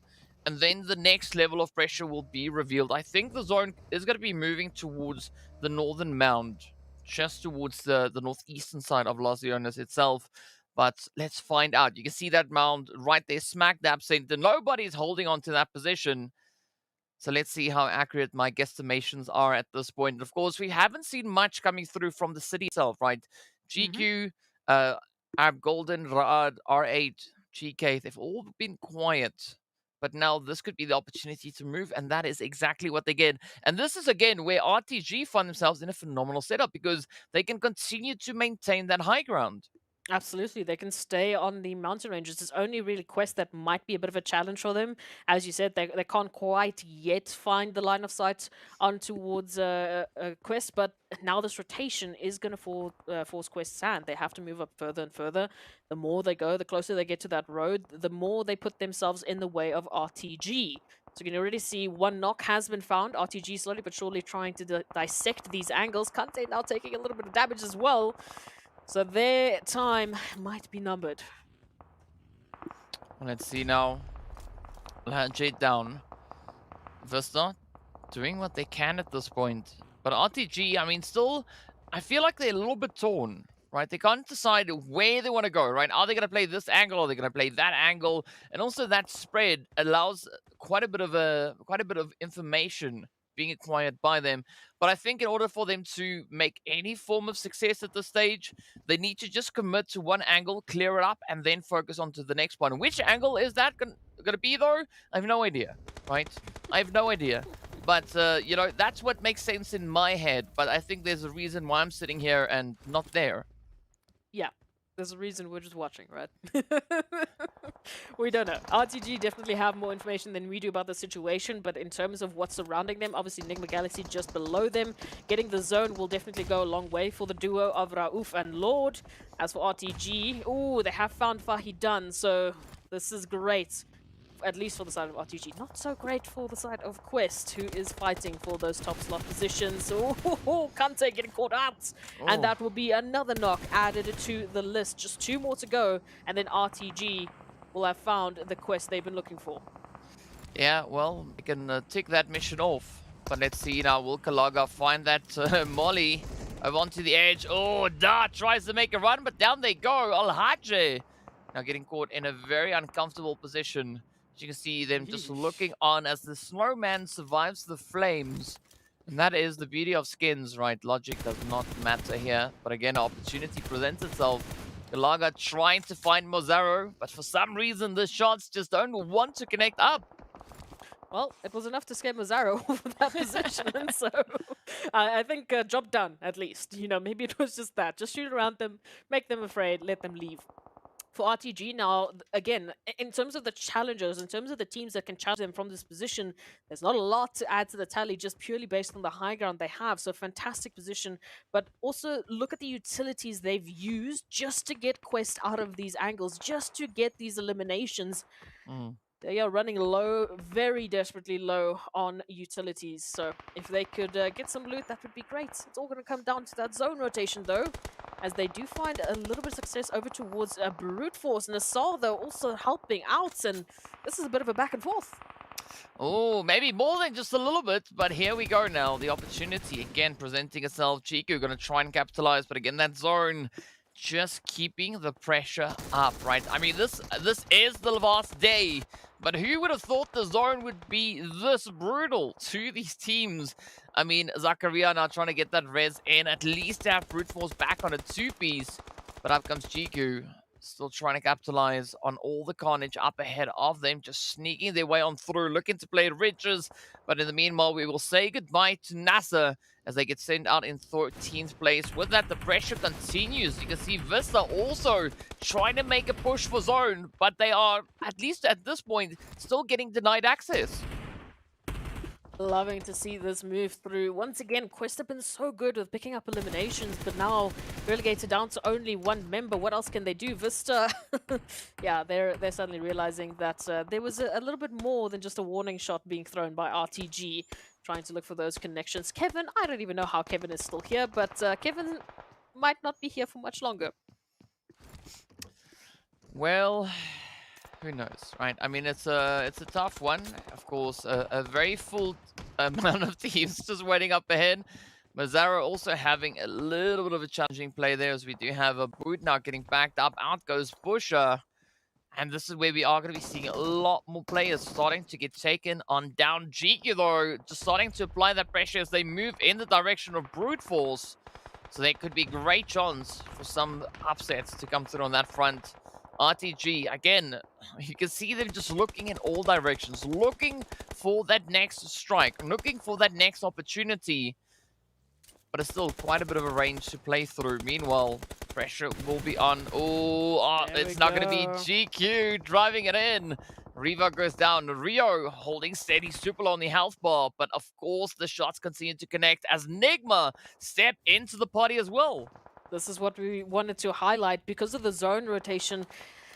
This is where it starts to go a little bit sideways for RTG. They have been up here for so long. Now the zone is going to force them out in the open. We've got Kevin, unfortunately, out of the open as well, as they do ultimately go down to GEEKAY Esports. But now RTG, everyone is picking a fight with them because, well, they've had to. They've been bullied by RTG for enough time.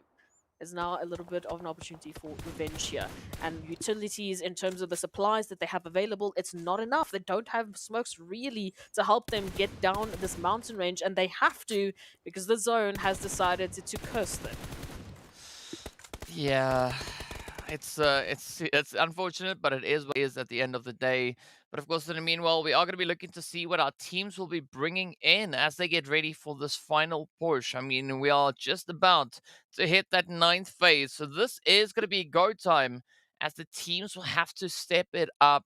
I mean, the last time that we saw, right, it was still looking pretty grim. Even the side there for Vista, holding on to that position, not finding a single elimination, also down to only one remaining player. Such a challenging angle to play from here. But of course, now we've got a few gremlins creeping their way on through yet again. That just shows you how hot and heated the action is out on the battlefield. I mean, it's like, it's just starting to heat up that it starts to heat up even more things than it should.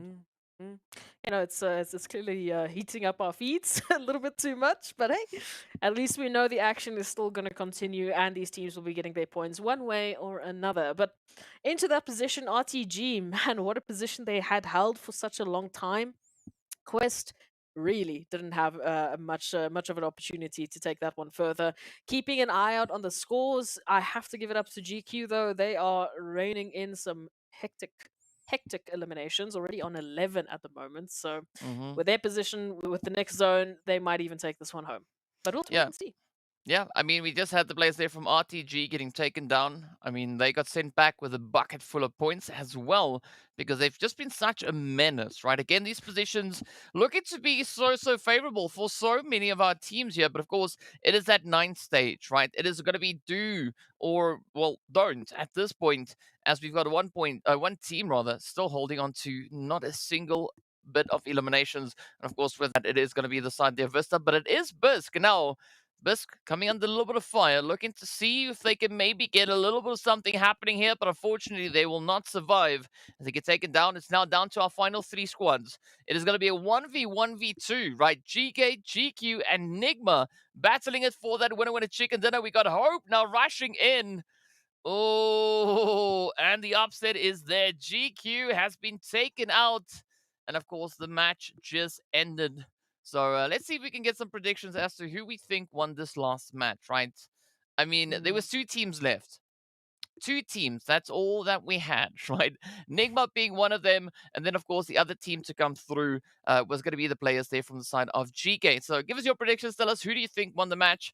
Of course, apologies for the gremlins, right? We have no control over these gremlins, hence why we call them gremlins, because they do what they want when they want. But Oh yes. yes, game number 2, of course, is going to be going straight to the side of NIGMA Galaxy, walking away with an absolutely phenomenal play. A very, very toughly earned chicken dinner, right? It was not easy, but 1,500 damage, 5 eliminations, and they took 1,200, almost 1,300 damage. Wow. Okay, that's the duo of NIGMA Galaxy taking the win. So very impressive. That has, I don't even know how they turned that one around. I mean, we took a look at the pressure that NIGMA were put under by Quest. Quest immediately got their got the comeuppance to them because they were immediately put into the pressure cooker by RTG. RTG immediately got revenged upon because they were taken out by the zone and everyone else that was getting bullied by them. So wow, what a difficult situation. It's tough. I mean, it's tough, right? And of course, it's no surprise to see this, but let's take a look at our match report. As we can see, with KORKA again coming through with that representation. Then we've got Neos, Da, and Neos bringing in the remainder. So again, a very strong effort being brought through by the side here of Team GQ. I mean, they've just been so active for the first 2 games. Impressive performance being brought through here. Again, KORKA just being the highlight player for GQ today. In our last 2 matches, consistently, they are bringing in some eliminations. They're bringing the damage. It's incredible to see. Brute Force as well. The Broody Fruities, DK, as we like to say, definitely also still going to be staying in the discussion for some time. Moving into this Miramar, it was just wild in more ways than one.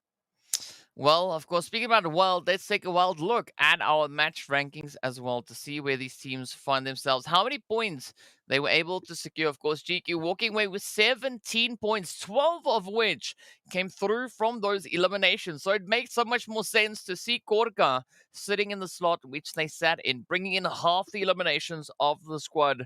So, it's a tough day. But of course, the action continues all the way to the 4th place, right? Double digits being accrued across the board. Triple Quest, though, coming in with some really strong elimination counts, but unfortunately not having that opportunity to secure themselves any placement points. Yeah, look, this was by no means an easy match. We could have basically told you that from the first zone and all the rotations thereafter, that this was not going to be easy whatsoever. But a fantastic showing from our teams to make this one happen. Again, shout out to NIGMA for actually turning that into a win. We didn't get to see it, but I'm sure it was absolutely insane. Moving over towards this side of things, Arab Golden, NASR, Vision, these are all Crash Gaming, hello. These are all teams that very much need points, very much want to get points because it's going to get them that much closer to that PMWI slot. But this Miramar really did not go to anyone's plans.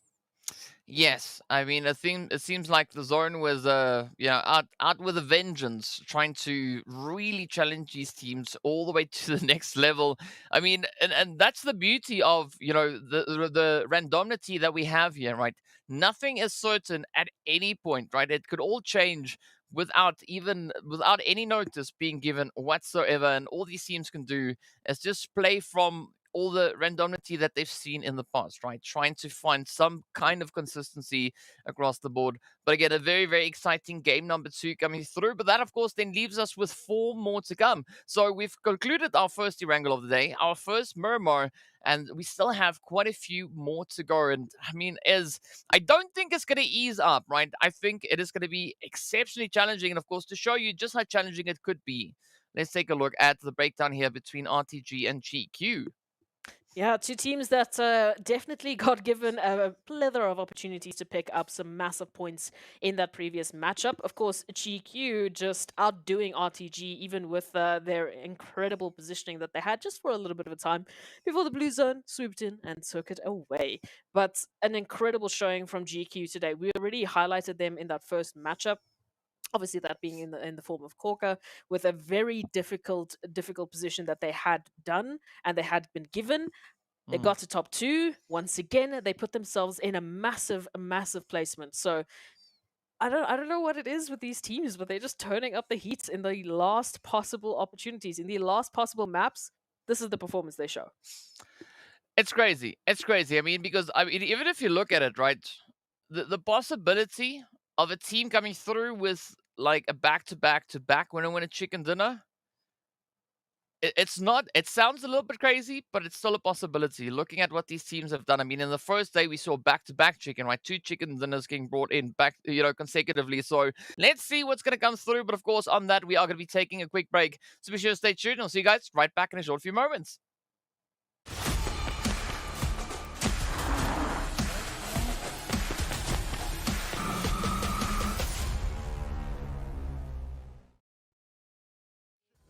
Bars and ink, but never in a prison. Too far gone, never gonna sit and listen. This is optimism mixed with the best. You get it? What you're seeing is a beast in the flesh. I'm vetted. I don't need to try speak for the rest. Always keep it abrupt. They wanna keep it a mess. You know, this is what you get when you're sitting as a vet. But everybody know that you're a threat. With the rest, let's go. We won't fit in a box. We don't quit, we won't stop. Ride us all to the top. We won't fit in your, we won't fit in your, we won't fit in your box. No, we don't quit, we won't stop. No, ride us all to the top. Whoa. We won't fit in your box. No.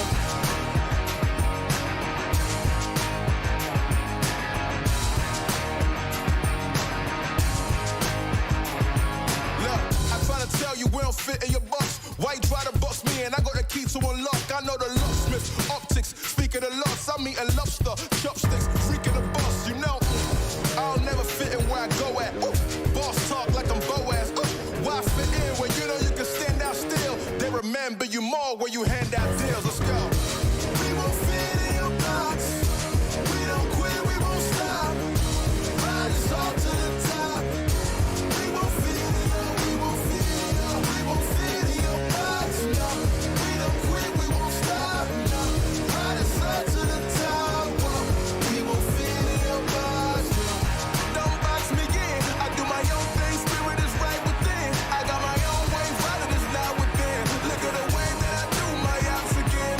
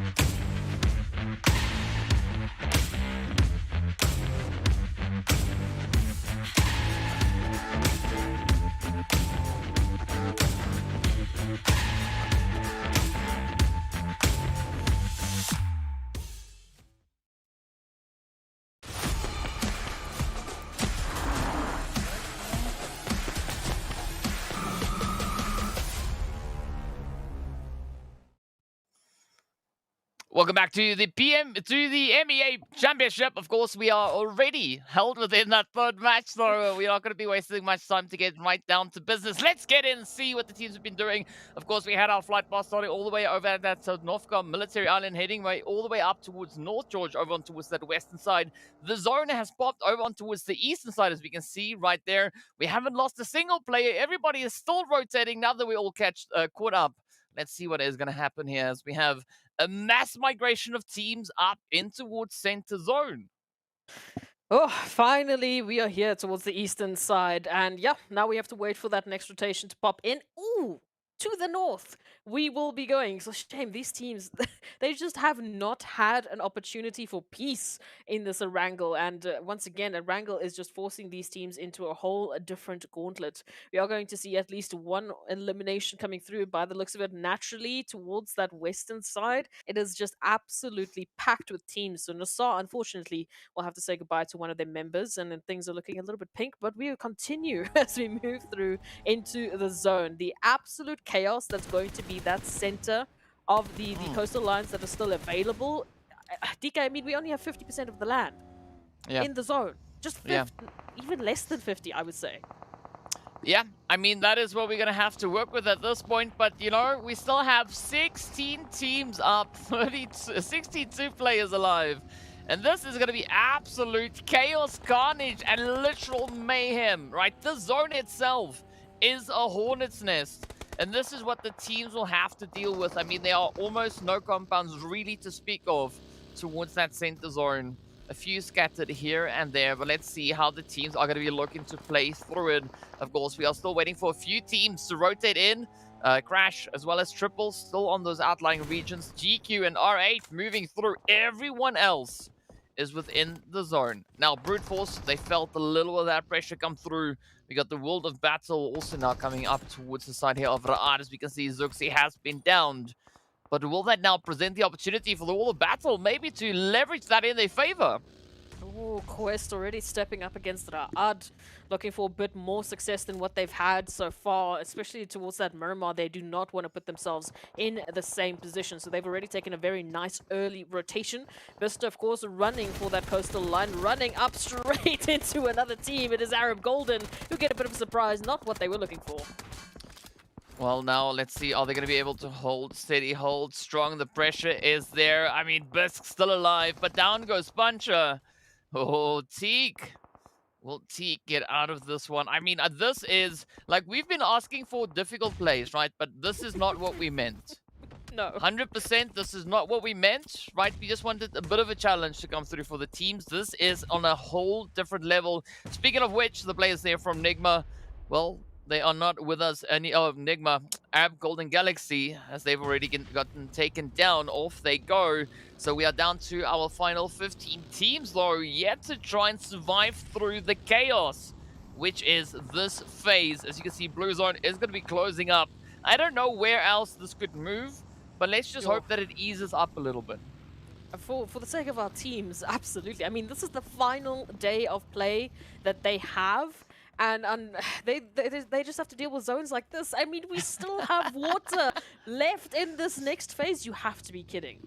I don't know who did what sort of prayers you were sending to the PUBG Mobile gods, but this is ridiculous. This is some of the worst zones I have seen these teams have to deal with so far. Yeah, I mean, this is absolutely crazy, but of course, Crash now still strolling through with a late rotation. Maybe this could be another setup for the side there of Crash to come through. Who knows? But then meanwhile, it is going to be RUKH now trying to find some kind of fortitude here. I mean, looking to at least bring in some kind of a play.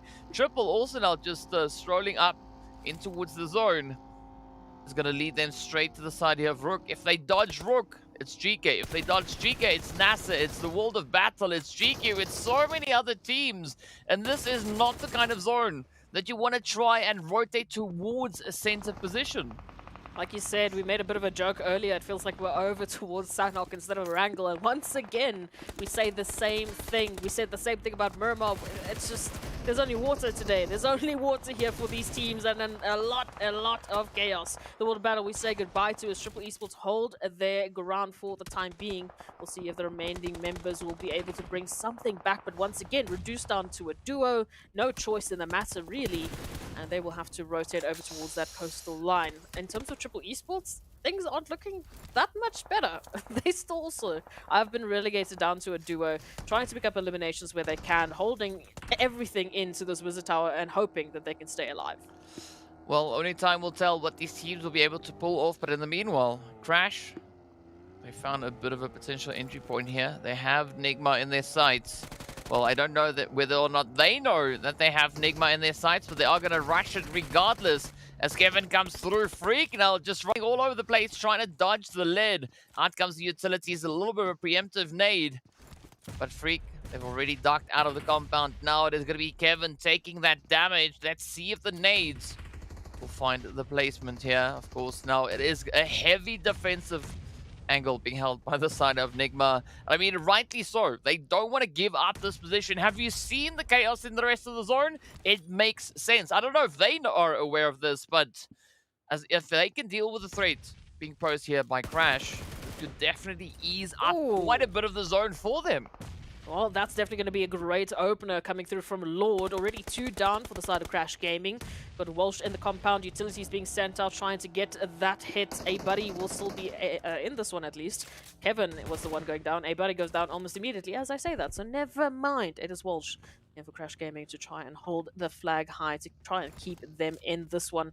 NIGMA Galaxy, they can back off with the success, with the ease of mind that they have done the damage necessary.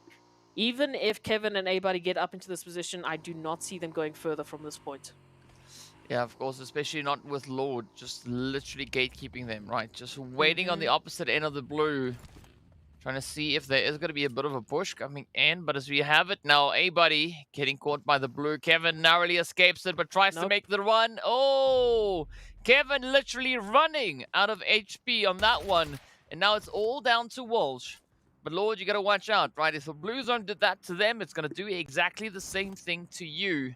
And this is not the kind of setup that Crash wanted to have, rotating towards this absolutely insane zone. With that, the nade is there. Kevin gets confirmed, but Walsh still remains. Not going to be dipping out just yet. Instead, hopping in the vehicle, looking to see if they can maybe find some way to rotate towards safety. Raouf and the rest of NIGMA also going to be doing the exact same thing. You would talk about a challenge. This is exactly what they have all to work with. And NIGMA catches up. Coops comes in and down goes Walsh. Who would have thought? Who would have guessed that you would see NIGMA running a player down, crashing into their vehicle, and with that securing themselves the needed elimination? You will not pass, is what NIGMA Galaxy has said, and they have done so beautifully, exactly what they needed to do. In terms of containment, in terms of gatekeeping a team, there's your textbook example. NIGMA Galaxy now will be rotating into the southern portion of the zone. Quest here over towards that coastal line, obviously with VISTA right behind them, or at least what's remaining of VISTA, with only It's a Boot still being up and at 'em. Right up ahead of them, we've got RUKH and Vision, so this is going to be an interesting rotation. GQ still in the conversation as well, just up north of this position. And Brute Force over towards that northern side, the most northern point of the zone. They're feeling a little bit of damage. The World of Battle, I mean, what a spread that they have. Just, I don't know if it's because of the initial rotation, trying to get a bit of positioning, or if they are literally just hunting anyone and everyone, but they are very widely spread, and Muhammad will be heading right past Brute Force Esports. Yeah, I mean, it's an interesting one, but one thing that I'm really relieved to see at this point is that the zone has come to its senses, right? It's moved back onto dry land, a little piece of water, but it's not a significant piece. So the teams now have the opportunity to get their focus back on the positional play, back onto the aggression, and not having to worry about, you know, scrolling themselves back into the zone just to try and keep up with it. But of course, we are still left with 14 teams. We can see so many teams have been running into quite a few issues along the way, right? Quite a bit of aggression being shared across the battlefield. But now NASR holding center zone, a bit of an opportunity there, at least a bit of quietness coming their way, as the rest of the teams will have to deal with these edge positions, especially looking towards that more western side right there where Triple and the World of Battle are situated, but also over here towards NIGMA and RUKH Esports. NIGMA, as we know, as we've seen, they have already just jumped off of the wonderful success of picking up Crash Gaming. So momentum are running high, and is exactly the level at which we need NIGMA to be performing if they do want to take that slot away from everyone else here. RUKH Esports caught between quite literally a rock and a hard place, or at least a smoky place for the time being, as all of that utility has been deployed, and they are trying their best to get themselves back up on their feet. Well, let's see. It is still going to be a very tough attempt here. The shots now are connecting through from the side of Quest. But Quest now also having to decide how they're going to answer to the action or the pressure being applied from VISTA and GQ on the opposite end of that zone. NIGMA having to try and cover that bit of ground. The zone just within reach. They still have 140 meters to go. But I think it's going to be heavily reliant on what RUKH and Quest are going to be doing in this next play. Of course, if you missed it, this is what happened to the side here of Crash and how they got absolutely obliterated. Coops running out, running and gunning, right? Doing what they had to secure those eliminations. GQ also now just, trying to leapfrog themselves back into that zone. As they need to. There's no other choice but to make this one happen. Again, talk about these final few zones, how challenging they have been and how challenging they will continue to be. Brute Force, I mean, lots of spacing towards that northern side. Every single other team here towards the south or the east, fighting for a position, fighting for an opportunity to stay in this one. Quest already feeling the brunt of the action, joining the side of RUKH in this compound, trying to stay desperately alive as one has been taken from them. And a bit of a team Molly, unfortunately, is not going to help the situation. Yes, definitely not going to make it all that pleasant, but Fivo needs to watch out. Not a lot of health to work with, as they do find the damage over onto its Kante.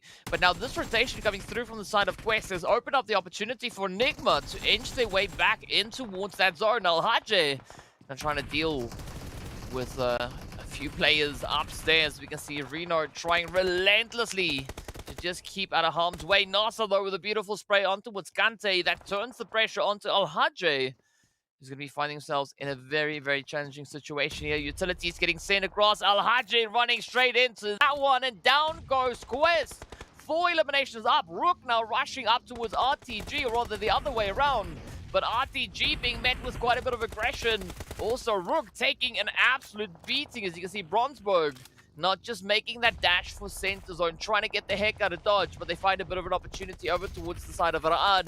Here we go, NIGMA now looking to capitalize as they find RTG coming in with that third-party play. It is pressure, it is heat, it is Rio trying to survive, but they will not be able to pull that one off as RUKH fall alongside RTG. NIGMA Galaxy, once again, hello, how do you do? Thank you so much for the eliminations. We desperately need them. We want to get that PMWI slot, and so far NIGMA Galaxy definitely being very convincing as to why they would deserve it. But now, we continue on forward. Who else will NIGMA be looking for? GEEKAY Esports already spreading out quite far. Santa getting that information as to where they are holding. GQ even peeking up ahead. They had a fantastic game on Miramar. This time they have been relegated down to a duo, so it will be a bit more difficult. But hey, NIGMA, they won with a winner-winner chicken dinner only with a duo, so if they can make it happen, it has to signify that everyone can make it happen, but they are just on something else today. Everyone else now moving towards that zone as it has shifted a little bit more towards the northern side, really favoring the World Battle. NASR, I would say Brute Force as well, Triple, and even RUKH. But for NIGMA, this is going to be a very interesting opportunity. It is going to be an interesting opportunity. I just got to laugh at Ethan. I mean, I won't repeat that, but that was funny. Either which way, now, the teams going to try and make the most with what they've been dealt at this stage. I mean, 28 players trying to find a position to secure. NIGMA still in the outskirts. You can see them attempting a bit of an angle towards the side here of RUKH, but it is not going to be that easy. I think a good opportunity here could be to wait and see what is going to come through from GQ. But the plunge has been taken as Lord finds the opener. Reno getting that self-nade in, and that is exactly what NIGMA now needs to just apply even more pressure onto the rest of RUKH. Fivo managing to get themselves completely healed up. NASR in the accompanying building. Where will this one go? Is this going to be an absolute rush play coming through now from NIGMA? I mean, they've been able to pull essentially the entire team into this compound. And it is going to be their first a bit of a challenge here to try and find that angle towards Fivo. But still, at the same time, being able to evade the rest of the sprays. But there we go. Go Fivo, though. Stopping two. Now, Freak and Groups, they need to pick it up. Fivo are going to be applying that mid pack as soon as they possibly could. We can see the teamwork trying to happen here. Crossfire good enough, but unfortunately Coops is better as they move in a quick confirmation over towards Fivo. Now NASR, the only member alive here for RUKH. Utilities being sent out. NASR's time is numbered. The rest of NIGMA Galaxy here to activate and take out RUKH. Now Coops trying to reach in with all the extra utilities they can spare. But again, you got to watch out because GEEKAY is still going to be hanging in the wing there. Look at NASR just looking on as the flames do their thing down low. NASR almost running into that nade. But will we see NIGMA now getting ready for a bit of a flush, a bit of a rush? For the time being, trying to ensure that the health balls are on point, but Freak doesn't need that. As they send it across, and with that, they send RUKH backing R8 now. Feeling the pressure here as the World of Battle are applying quite a bit of pressure onto their side. But of course, where will this next play take us? As you can see, Ragnarok holding steady. Brute Force know that there's someone just on the outside. Pre-bot down they go as R8 secure yet another elimination.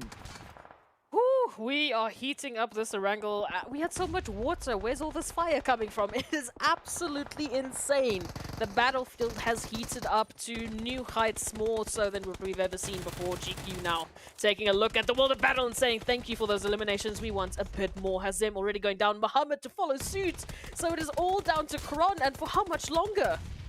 Well, AZ sent out the nade, trying to find that opportunity. It's now going to be Corona holding steady. AZ super low on health, but fortunately, they were already starting that res. Now, Group's going to come pushing in, find Stonefies. Down they go, though, as AZ comes in with that beautiful Uzi.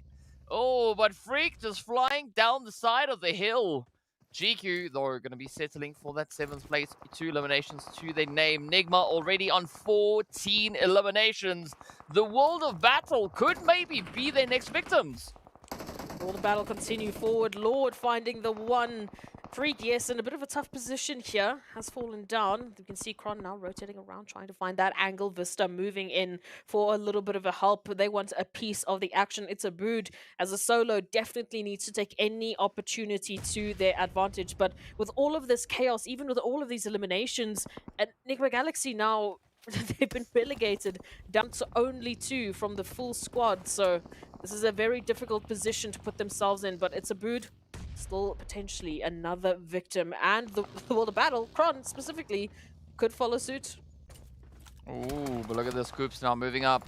They're not going to sit around and wait for something to come their way as they move out. Krona obviously spotting that rotation coming in, but now it's all going to be down to that opportune strike. Oh, Curves on the money takes down the World of Battle. Now, a brood is going to fall next. 17 eliminations up already. Curves sitting on 6 of that. Freak and Lord coming through with 5 each. Now, where's NIGMA going to move towards next? Are they going to turn their focus onto Triple or R8? Could it be GEEKAY? Who knows?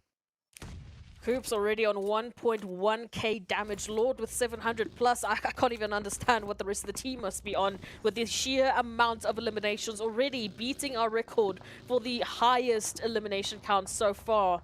Can they pair that with a win? However, we are down to the last 4 teams. Alright, they move in. Quite a bit of damage dealt to Lord. We still have a bit more rotations to deal with. Triple, of course, still in the conversation. The same can be said here for GEEKAY.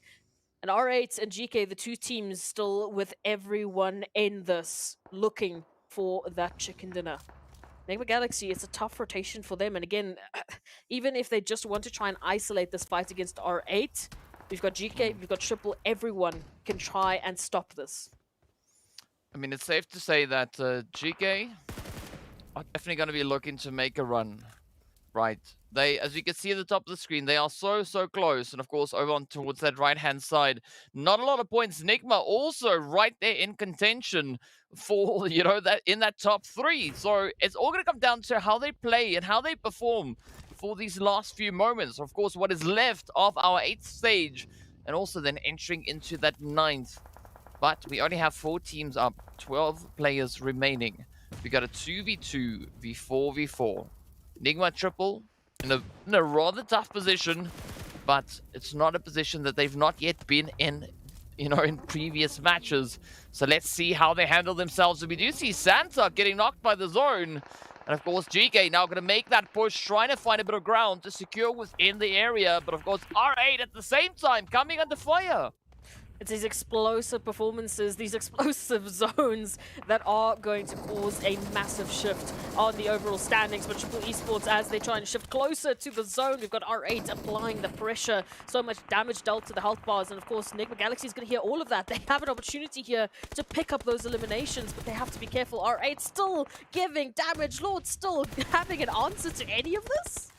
Oh, wow, this is just so scary to see. But of course, down goes Triple. The final 4, the final 3 rather, remain R8. Ooh. Reduced down to 1. As Ida has been found. Koops now just cracking open a can of fill the space. As we can see, right? NIGMA coming almost out of nowhere with an absolute insane step up in performance here. But now GEEKAY looking to at least bring in some kind of an effort here. 10 eliminations to their name, and they are going to go up against the side of NIGMA. It is going to be a 2v3 to have that winner chicken dinner decided. Oh, again, it's in terms of numbers. We've seen NIGMA Galaxy literally just in the previous game win this with only a duo. Now they are once again up against a gauntlet. Already 19 eliminations, Koops and Lord. What is this duo doing? Oh no, Koops goes down. This is the opportunity now for GEEKAY to activate. Well, up comes the push, up comes the rush as they come flying on in. NIGMA trying to hold steady. Lord now having to drop down as the rush is there. GEEKAY secures the victory. But a very close call coming in on either side of the pond. As you can see, GEEKAY securing a 12 elimination victory, 4 damage points shy of hitting 2,000 dealt in this past match, while only receiving 267 damage. I have so many questions. Okay, so I mean, just to break it down, that was an insane Erangel. The zone, the flight path, it was scary. I don't even have words for that. Anyway, moving on to NIGMA Galaxy, picking up 19 eliminations. Even though they don't get the winner chicken dinner, does it really matter at that stage with that elimination count? Not really, no, but of course, we are going to be hopping into our match report to see that breakdown between the teams, just to see what the performance was. And of course, well, it is going to be a NIGMA-dominated roster that we have here. But of course, Obviously. Gaith coming through with those 2 eliminations. But I mean, this was such a challenging play. Koops definitely going to be taking the MVP for this one. An absolutely phenomenal performance. 1,300 plus damage. That's insane. It's again, when we highlighted them, they had just taken out 2 teams in the form, of course, VISTA and I believe it was the World of Battle, and then they just continued. They did damage wherever there was an opportunity. So definitely looking forward to seeing those insane stats a little bit later on. But this was an incredible performance. And I mean, if you want to go against, even just the comparison between GEEKAY and NIGMA Galaxy, I think that would be quite an interesting comparison. We can probably take a look at that a little bit later on, but I don't think anyone could really outshine the performance that NIGMA just gave us. No, it's gonna be tough, right? It's gonna be exceptionally hard to beat, but absolutely phenomenal play. But I mean, what an insane zone that was, and of course now it resulted in quite a bit of carnage. Well, the match results will reveal how much carnage we had happening on this battlefield. 19 eliminations again, right? NIGMA, I just don't even know what that is, but GEEKAY, I mean, also going through with 12 eliminations, but because of that insane run, NIGMA take away the top slot. So absolutely well done to them. And then, of course, looking at the rest of the eliminations coming in, it was tough to find anything, seeing that NIGMA and GEEKAY were just out there farming. I mean, RUKH coming through with, what we could say, the second highest or third highest elimination count, sitting on 5. And from there, it is pretty slim pickings. But, of course, the slim pickings continue even onto the second page. I think I'll never be able to actually recover from this, but let's go take a look at those highlights, because of course we know this was an incredible Erangel. I mean, we jump into the action straight here, and the last 7 teams still available, and already here we see NIGMA just going ham. 12 eliminations, make that another one as free, just rolls on over the competition quite literally. But it was an incredible battle from NIGMA Galaxy. And again, for the momentum of that Miramar win just as a duo, now we come back and we just we make it even better. With 19 eliminations, I'm speechless. I'm gonna stutter for the rest of the day now. Thanks for that one, Goops. Now I'm left with the stuttering co-host here. I mean, it's great. It's fantastic. You know, we'll just we'll do with it whatever we must. But I mean, this was just insane. NIGMA coming out of nowhere with that absolute beast mode engagement. I mean, we were talking earlier about unleashing the beast. And this is what NIGMA did, right? They unleashed the beast to the next level. I mean, had GEEKAY moved into this engagement with only 2 players, things could maybe have turned out in a slightly different way. But, you know, it is what it is. And of course, see that we've just spoken about unleashing beasts. We got to give a big shout out going out to Monster Energy, our official energy drink partner for the PUBG Mobile Pro Leagues. I mean, if this approach works for NIGMA, I mean, I'm quite scared to see what is going to happen if anyone else tries something similar to that, but absolutely phenomenal job. That puts NIGMA on 40 points for the day, right? And that's after the 3rd match. 40 points already. Yeah, it's only been 3 matches.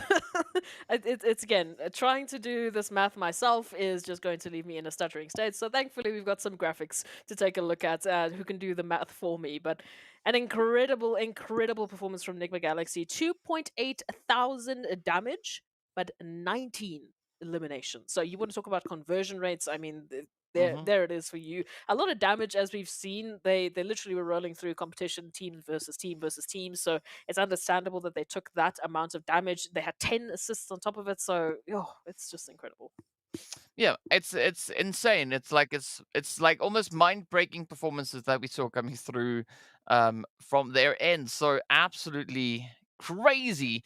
But now we want to see that momentum continue, because I mean, they did an absolutely phenomenal job on the lovely Erangel that we just had. But of course, well, match 3 marks at midway points. That means only one thing: Sanhok is going to be our next game to come.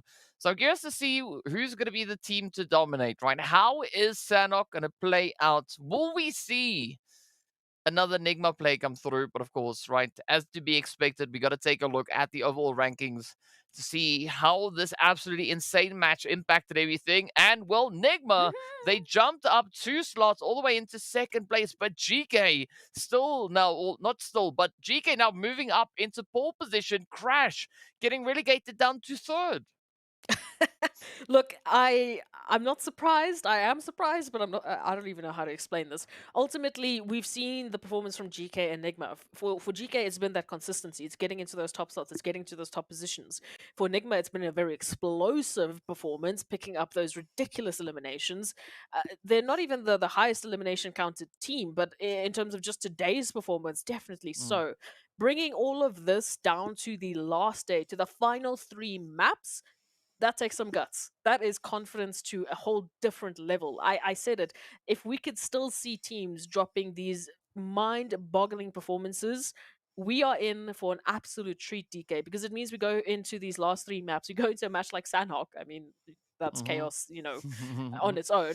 We go into our last Erangel, our last Miramar of the day, with zones that we couldn't have even predicted, let alone the team. So they are having a field day trying to chase after that PMWI slot. I mean, just to emphasize how crazy stuff is, right? If you remember the first page, it is filled with ties. It's filled with ties, right? From 2nd to 8th, all the way tied. If we move into the 2nd page, I mean, again, there's not a lot of points separating these teams. As you can see, the jump from that 9th place towards 10th is only 3 points. Then there's 4.72. Then the gap starts to widen a little bit. But I mean, this is an absolutely phenomenal play. But you gotta give it up to the side there of Team GQ, right? Holding on to that 9th place, and they are the only team in the top 10.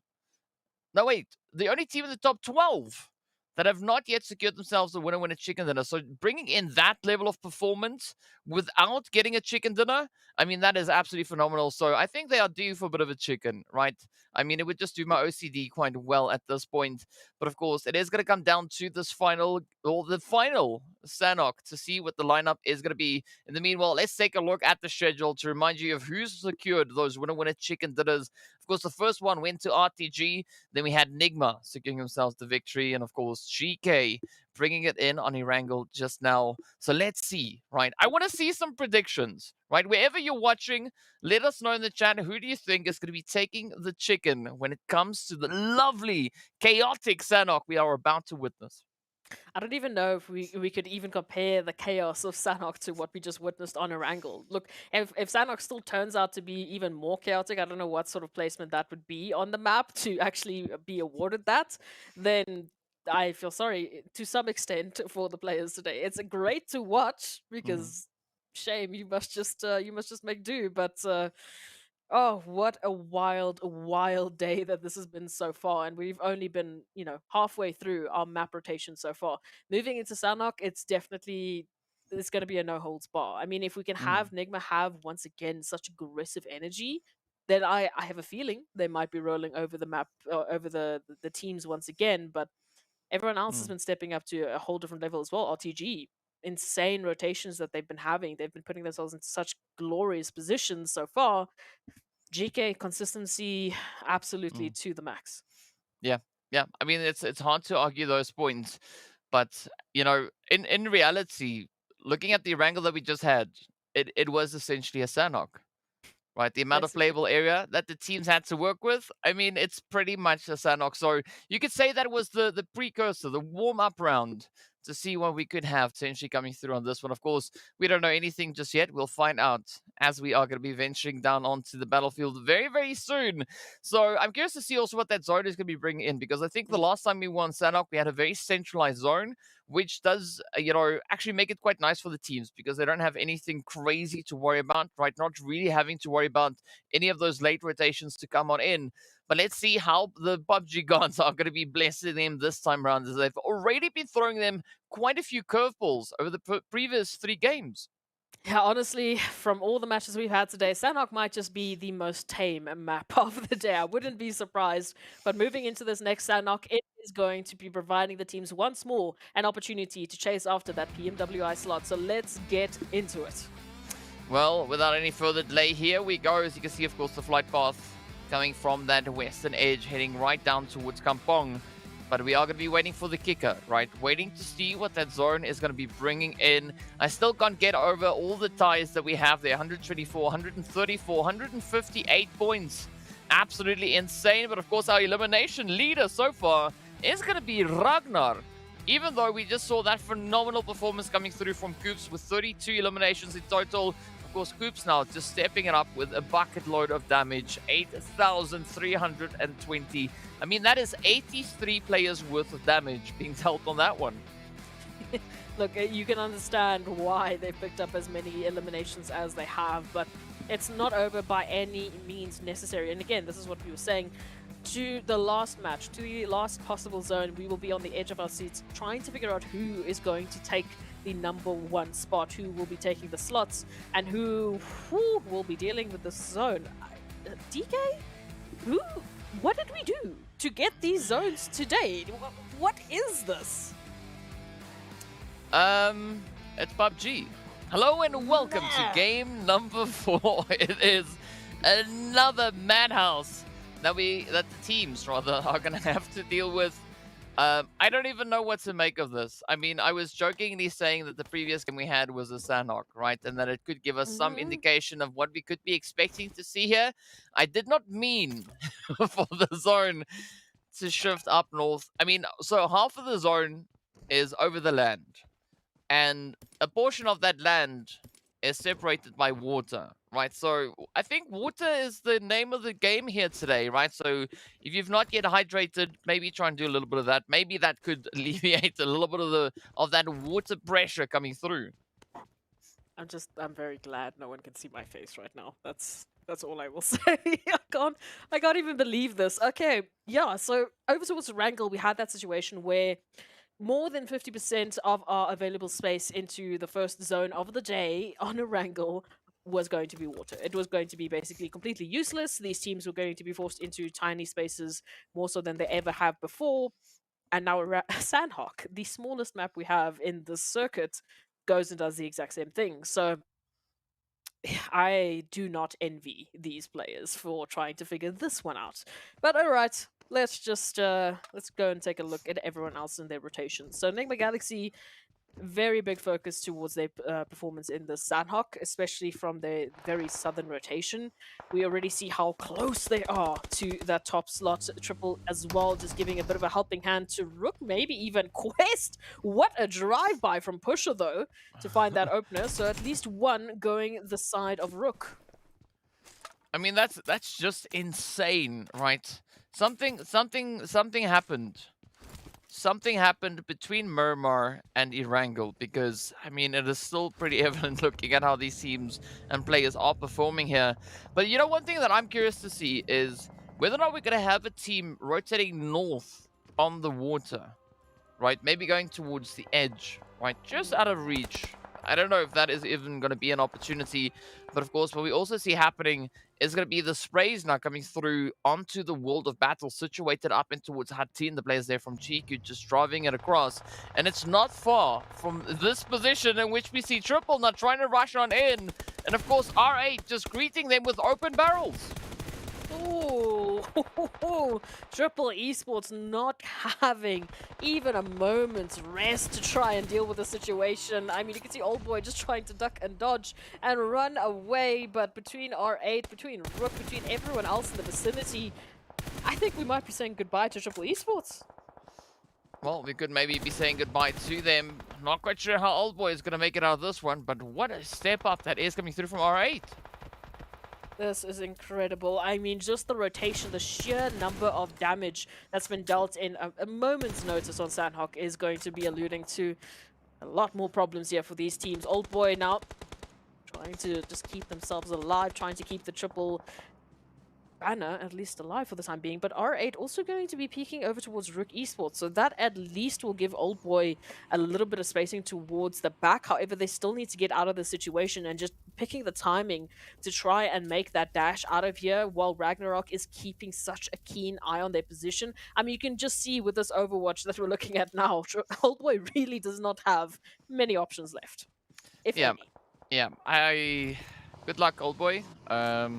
We'll move on to R8, who are now trying to decide where they're going to rotate towards. It does seem like they are, at least for the time being, disengaging, but of course not venturing too far away. They still want to try and hold a bit of a position towards the angle in which we had Triple rotating in from, seeing that we also have RUKH just holding in the wing. But all the way up north, it is going to be Quest and the Blubber Duck off in the distance. Brute Force now getting spotted. Ooh! As they mistook the Quiet for something else, but fortunately a quick response. As we can see, Da also now getting found out. Kante waiting for a bit of an opportunity. Maybe there could be something coming in towards that jetty. Potentially. Oof, this is going to be an interesting one. Quest, of course, they've already had to say goodbye to one of their members. Look, a boatation, right? A boatation might be the only thing keeping you safe at this point, but that's only if you can actually get your hands on a boat safely. You can see Brute Force already making it incredibly difficult for themselves, as unfortunately they have found Quest, but this is quite a good spread for them. A 2-2 split, of course, one still needing to be recovered from the water. Vahidan trying to get a bit of a better angle on this whole situation, potentially even go for a res, but plenty more teams that can rotate into the vicinity to make this that much more challenging. Brute Force back up. Numbers going to be very crucial to keep in a map like Sanhok in this situation with so little space available. Yeah, I mean, I guess that's the thing now, right? I mean, we had it on Erangel, we've got it right here on Sanhok. So this shouldn't be too much of a shock coming through for the teams. I'm so curious to see how the blue position teams are going to rotate out, right? Golden, NIGMA, RUKH, of course, NASR. Spec especially has quite a long way to go. And I mean, you can't wait too long because the blue zone is brutal, right? So you can't give up Ooh. your HP to that. But of course, now the zone regaining a little bit of its senses there, moving a little bit more back on towards dry land. And this still limits quite a bit of that playable area, so the teams will have to be very selective as to how they rotate into this next phase. Oh, absolutely. Look, the percentages are still much better than that first phase, but we still have quite a few more rivers and waterways that we will be looking at. Again, just this repeat of triple. Oh, the damage as RH just unleashes lots of doom and death over towards Triple Esports, almost immediately confirming them out of the count. We'll have to wait and see a little bit more over towards the Vision of 2020. Not going to be for Vision in this matchup. Crash Gaming also, they have just been dealing with hit after hit after hit. This match is so crucial for them to try and regain their standing. Well, let's see if that is going to be the case here for them. But of course, now the pressure is on Crash, sitting on a 3-piece. I mean, they have a bit of an opportunity here, potentially at the expense of the World of Battle. But the World of Battle, I mean, they've been showing their mettle here, right? They've been really trying to find that momentum, trying to get back into the swing of things, get back to that performance that we saw, which they had over in PMPL Africa. But it's going to be a tough one, whichever way you go. Now, Crash Gaming, you can see them being slightly reluctant, right? They don't want to just blindly make a play for it, seeing that the zone is still kind of being quite favorable to them. Meanwhile, Vision, yeah, I mean, that's it, right? That is going to be the end of the road, having a ticket punch, at least that elimination up, a point to their name, but that is not going to suffice. That will not allow a comeback for Vision, at least not on Sanhok. Yeah, and then after that, there's only 2 more maps, right? So time is ticking. The maps are starting to run out, and these opportunities are not going to come around often. As you can see, NASR now, a rotation for them. Yes, Spec still towards box, but it looks like they have found a vehicle, so hopefully they will be joining the rest of their team in the zone. We can see NIGMA finally have made it into the zone. Nice bit of a western rotation for them. They don't have anyone to worry about behind them, so this could be a prime opportunity for them to take this one further. And again, we can see how close those points are. If NIGMA once again has just a dominating performance, they're getting very close to securing that slot. I'm not going to say they will, because I don't think anyone can till the last game, except the World of Battle might be able to give us a few surprises. I love this from a World of Battle, though, playing the upset. I mean, you know, might as well risk it for a biscuit somewhere, because, you know, gaining 108 points, it's not something they'll be able to pull off at this point, but they can still go out with an absolute bang. They are going to be looking to make it as contentious as they can possibly make it. And now RUKH trying to figure out how they're going to play this one through. NASR attempting that res towards Reno, but not fully committing to it just yet. Up comes Krona, nade in hand. This could end the run right here for RUKH. Oh, is it going to stop the res? Oh, the preemptive fire. Down goes Arthur, though. The rest of the World of Battle team getting ready to spring into action as the trades continue to rain on in. Of course, now Golden reaching in from the hillside. Down goes NASR, and the World of Battle now sitting on 5 eliminations. I do like this cheeky energy that the World of Battle are bringing in. Yes, even though their opportunities are looking very limited at the moment, they can still pick up whatever points they have available to them, and then they're going hunting for teams. They're making it difficult for them. They will be fighting until the very last second, so I really do appreciate that mentality that they're going to be bringing in. Continuing on to the zone, of course, you can see RTG. Yeah, bit of a rotation for them. So over towards this eastern side, as we see, Brute Force just up ahead of them, who has already been beaten down by so many teams in the vicinity, just off of the bats of that fight with Vision. Now they have to deal with so much more. Oh, NIGMA, what a rotation right across the bridge, right in front of not only GQ, but also RUKH. Yeah, that's a very bold move to make. But now VISTA going to be paying the price alongside their teammate there. It's going to be down to Coops and Lord having to try and keep that banner on high. But now Lord getting found down in the drink. Oh, this is not the bounce back that we wanted to see. But NIGMA still having to find at least 15 points somewhere, right? And that is all dependent on GEEKAY's performance coming through in this match. So let's see if Koops is going to be able to maybe secure that res and somehow miraculously get themselves out of the situation. It's crucial, right? Yes, they just had a fantastic performance over towards Erangel, but we can't let any single map slip, because if they let's say, you know, let's play the worst of the bit of an analysis game, although I'll do that afterwards. Crash Gaming in a position now to get themselves back into the top 3, going up against the World of Battle. We know already the World of Battle, their opportunities are limited, but now, ooh, they are just applying some pressure here. A buddy is going to step up, looking for that final confirmation onto Hazem. And unfortunately, that will be the MVP for the World Battle to go down. Yeah, as I was saying, NIGMA Galaxy, we need them to continue this, right? Because they can't just let that insane performance stop at Erangel. After this, it's only 2 more maps. Yeah, I mean, like, it's pressure. It is absolute pressure. And I don't know. Maybe they can still find it. Maybe they can still pull it out of the hat here somehow, some way. And in the meanwhile, it is NASR also still trying to find a bit of a play for Zone. And they have to be rather quick about it, because you can see Arab Golden also moving up alongside them. Tikna trying to balance that healing with the rotation, as it is going to be a heavy hand being dealt here by the blue Zone. Of course, RTG waiting up ahead. Kalaga could find a bit of an opportunity here. Let's see. I mean, Kalaga now essentially has 2 teams to choose from. Is it going to be Arab? Is it going to be NASR? Well, it's going to be neither, as NASR takes down Kalaga, alleviating a little bit of that rotational pressure. But look at P6. I mean, still trying to find a spot. Oh, but down they go. Arab Golden moving in. It's been a bit of an interesting rotation for them, and now unfortunately they literally find R8, who have been on something else so far. They've been picking up some fantastic eliminations, and now they might even add Arab Golden to the tally. You've got RTG just up ahead of them, and RTG in a fantastic position to completely stop Arab Golden. They have the zone. They know exactly where Arab Golden will be coming from, and they have obviously the utilities to send them packing.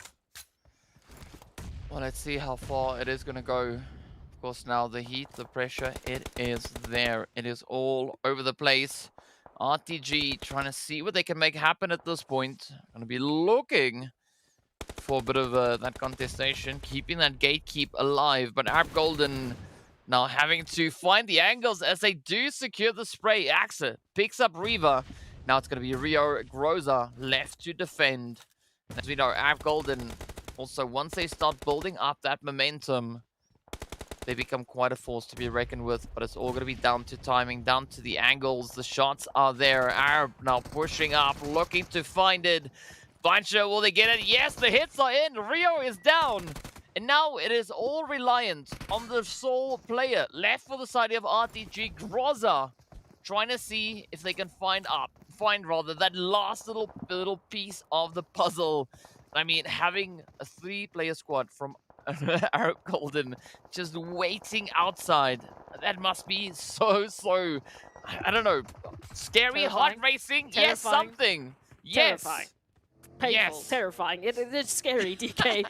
It's not a position I'd ever want to be in, and I don't even know how Arab Golden managed to pull that one back. But again, just absolute kudos to the side of Arab Golden for pulling that synergy back and pulling themselves back into this match. Crash Gaming, a conversation piece that we have to consider now. We have seen NIGMA step up massively in the previous match, but this time around they've had a tough time. Now it can be Crash Gaming to regain that position on the overall standings if they can continue to pick up some wild eliminations here. Arab Golden now in the sights here for NASR, so don't know how far they will still be continuing in this matchup, whereas we can see the zone is just not going to make it easy. Oh yes, I mean that is going to be quite a bit of a challenge to play through, but let's see now. Zone pops. Ooh, R8 finding themselves smack dab sent to zone. In the meanwhile, we do say goodbye to Triple, getting sent back empty-handed. NIGMA still relying on Koops. But will Koops be able to get back to safety? You can see Evo Station just focusing in on towards them. But of course, now having that side position of VISTA could relieve a little bit of that pressure for Koops. Maybe allow them to get that run back into that zone. Whew, I want to believe in anything at this point in time, especially for our top teams that are fighting for their opportunity, for their slot as into the PMWI. But oof, sorry, this is just insane. So R8 here towards the center now, a position for them to start picking apart some of the surrounding teams. Again, I am still very excited by this opportunity for Crash Gaming. They have a trio moving in from the southern side. They've got Arab Golden just up side to the side of them. You can see already a buddy finding AXA. They've got a lot more opportunities as those rotations need to come through. And right up ahead of them, it is NASR. On the other side of things, RUKH Esports, they've been doing so well trying to pick up those eliminations, but here comes Crash to literally take the dreams away from Arab Golden. Well, a beautiful angle being held here by Jafar. But of course, look at NASR. Look at that spread. Trying to utilize the space. Coops, unfortunately, will not be able to survive the blue zone. Vision also now down to a one piece. As you can see, Mozaro trying to hold on for dear life. Or Vista, rather. It is going to be a very, very tough position to play from. But now, Crash trying to get the edge of Zoran under lockdown. They do have RUKH to worry about as well here, right? So they can't get that tunnel vision just yet. Still got to worry about Eugene and Bronsberg, and it does seem like Walsh and A-Buddy are well prepared to face that challenge as A-Buddy secures the knock onto Eugene. Ooh. Now Porsche looking for that extra opportunity. Arab Golden, meanwhile, will get their ticket punched in 9th place. Now Porsche getting enveloped by the blue zone. Up comes the heat, the angles, and this could be exactly That's what it. Crash needs to lock it in. This is looking so good for Crash Gaming. Pusha does manage to just get outside of the blue zone, but you can see Jafar now coming through for the follow-up. It is just a matter of time as RUKH just gets so much damage dealt their way by none other than GQ. So right now, it is Crash Gaming and GQ that just seem to be on something else. Sanhok just seems to be the match for them to take this further. They've got R8 just up ahead of them. Mazzaro is in some danger as they are currently a solo, as you can see, just hiding away from GQ, hoping that they don't see them. But for how much longer will be the question. As we take a look at the rest of the map, NASR trying to desperately move in. They will be actually rotating right alongside Crash Gaming. Oh, I mean, that's Well, they tough. tried. Yeah, Starch and Spec, down they go. It's now up to J7 and Xenox to see if they can find a slightly different approach up towards that zone. But of course, if they go a little bit further north, they're going to have to worry about brute force. Ooh. But now it's just trying to play the ridge, sneaking in behind the rock. This could still maybe turn out in their favor. Let's see, will they get that jump? Of course, Crash already sitting up on 9 eliminations. Out goes Utilities, J7 trying to create a bit of an opportunity. But R8 are holding steady. Not quite sure. I don't really see this being all that doable for the side of NASR, as the knock has found its way in. Vista, though, gets confirmed on through. Down they go. The elimination is there. NASR down to Xenox. And it just keeps on just tightening through as Quest gets picked up in 6. Again, Crash and GQ, their rotation on opposite ends of this little bit of a waterway, now having to face what's up ahead of them. It is R8, quite a split for them, and quite a focus over towards GQ. You can see they've got both Brute Force and R8 trained on their position. So Crash Gaming has almost been gifted a wonderful rotation. It's just that little bit of a worry point of Xenox still holding their position, but they have to get themselves into the zone one way or another. Meanwhile, it is going to be up to GQ to keep themselves in this. They have to deal with Brute Force and immediately deal with R8 before either try a third party. I mean, GQ, they've been showing that they are quite a menace, right? Already sitting on an absolutely insane play so far for the day, securing a very strong amount of eliminations. But now, will they be able to make anything out of that? As we do see Torfies getting found. Ooh, the confirmation about to come in. Will Tofi make it? Oh, the hit is there though. Prepot getting picked up as well. Now Brute Force going to be falling to the pressure. We do say goodbye to Tofies. And now it is AZ and Korka left to defend the honor for GQ. R8 looking pretty healthy, pretty strong. Crash also looking exceptionally decent at this point. But Xenox trying to make that play. Unfortunately, you cannot beat the big bad blue zone, as we are down to our final 3 teams. It is a 2v3v3. I mean, R8, Crash, they have the numbers advantage here. But let's see how this one is going to unravel. Yeah, unfortunately for RH, especially with Prestige's current position, it's not looking too great, although Walsh being taken out might alleviate some of the pressure. Fantastic spray coming through from A-Buddy to secure a few more eliminations, but we say goodbye to Crash and we look at GQ. Will they turn this into the win? Oh, it's all going to come down to the wire. It's all going to come down to these last few nades. Prestige goes down in GQ. Take that winner chicken dinner. Absolutely insane effort. 11 eliminations to accompany that glorious, lovely, amazingly tasty winner chicken dinner. Wow. I mean, GQ could be bringing in a bit of an upset here today, right? I mean, it's one of those teams that we've seen them play, we've seen them do things, but you know, we were focusing a lot on the other teams sat above them on that leaderboard, and now of course GQ just coming in with another exceptional performance. I mean, it's gonna come down to the wire, right? I don't even know what to make of these coming few matches, but of course, still have to process what we just saw come through in this last one. So let's take a look at the match report to see who did what and where they went.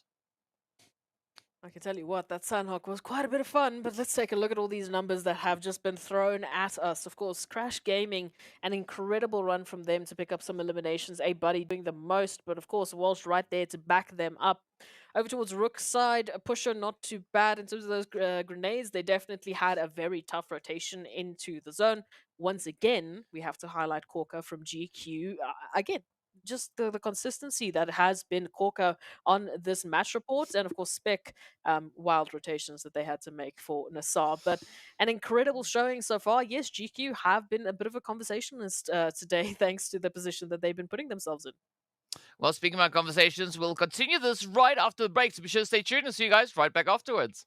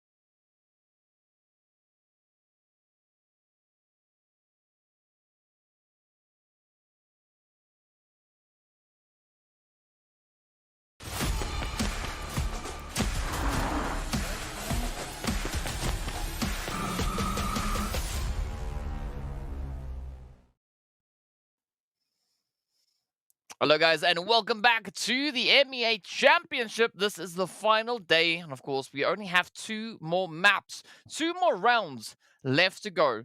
It is going to be Erangel, it is going to be Miramar to be those final decisive matches to see who will be walking away with the PMWI slot.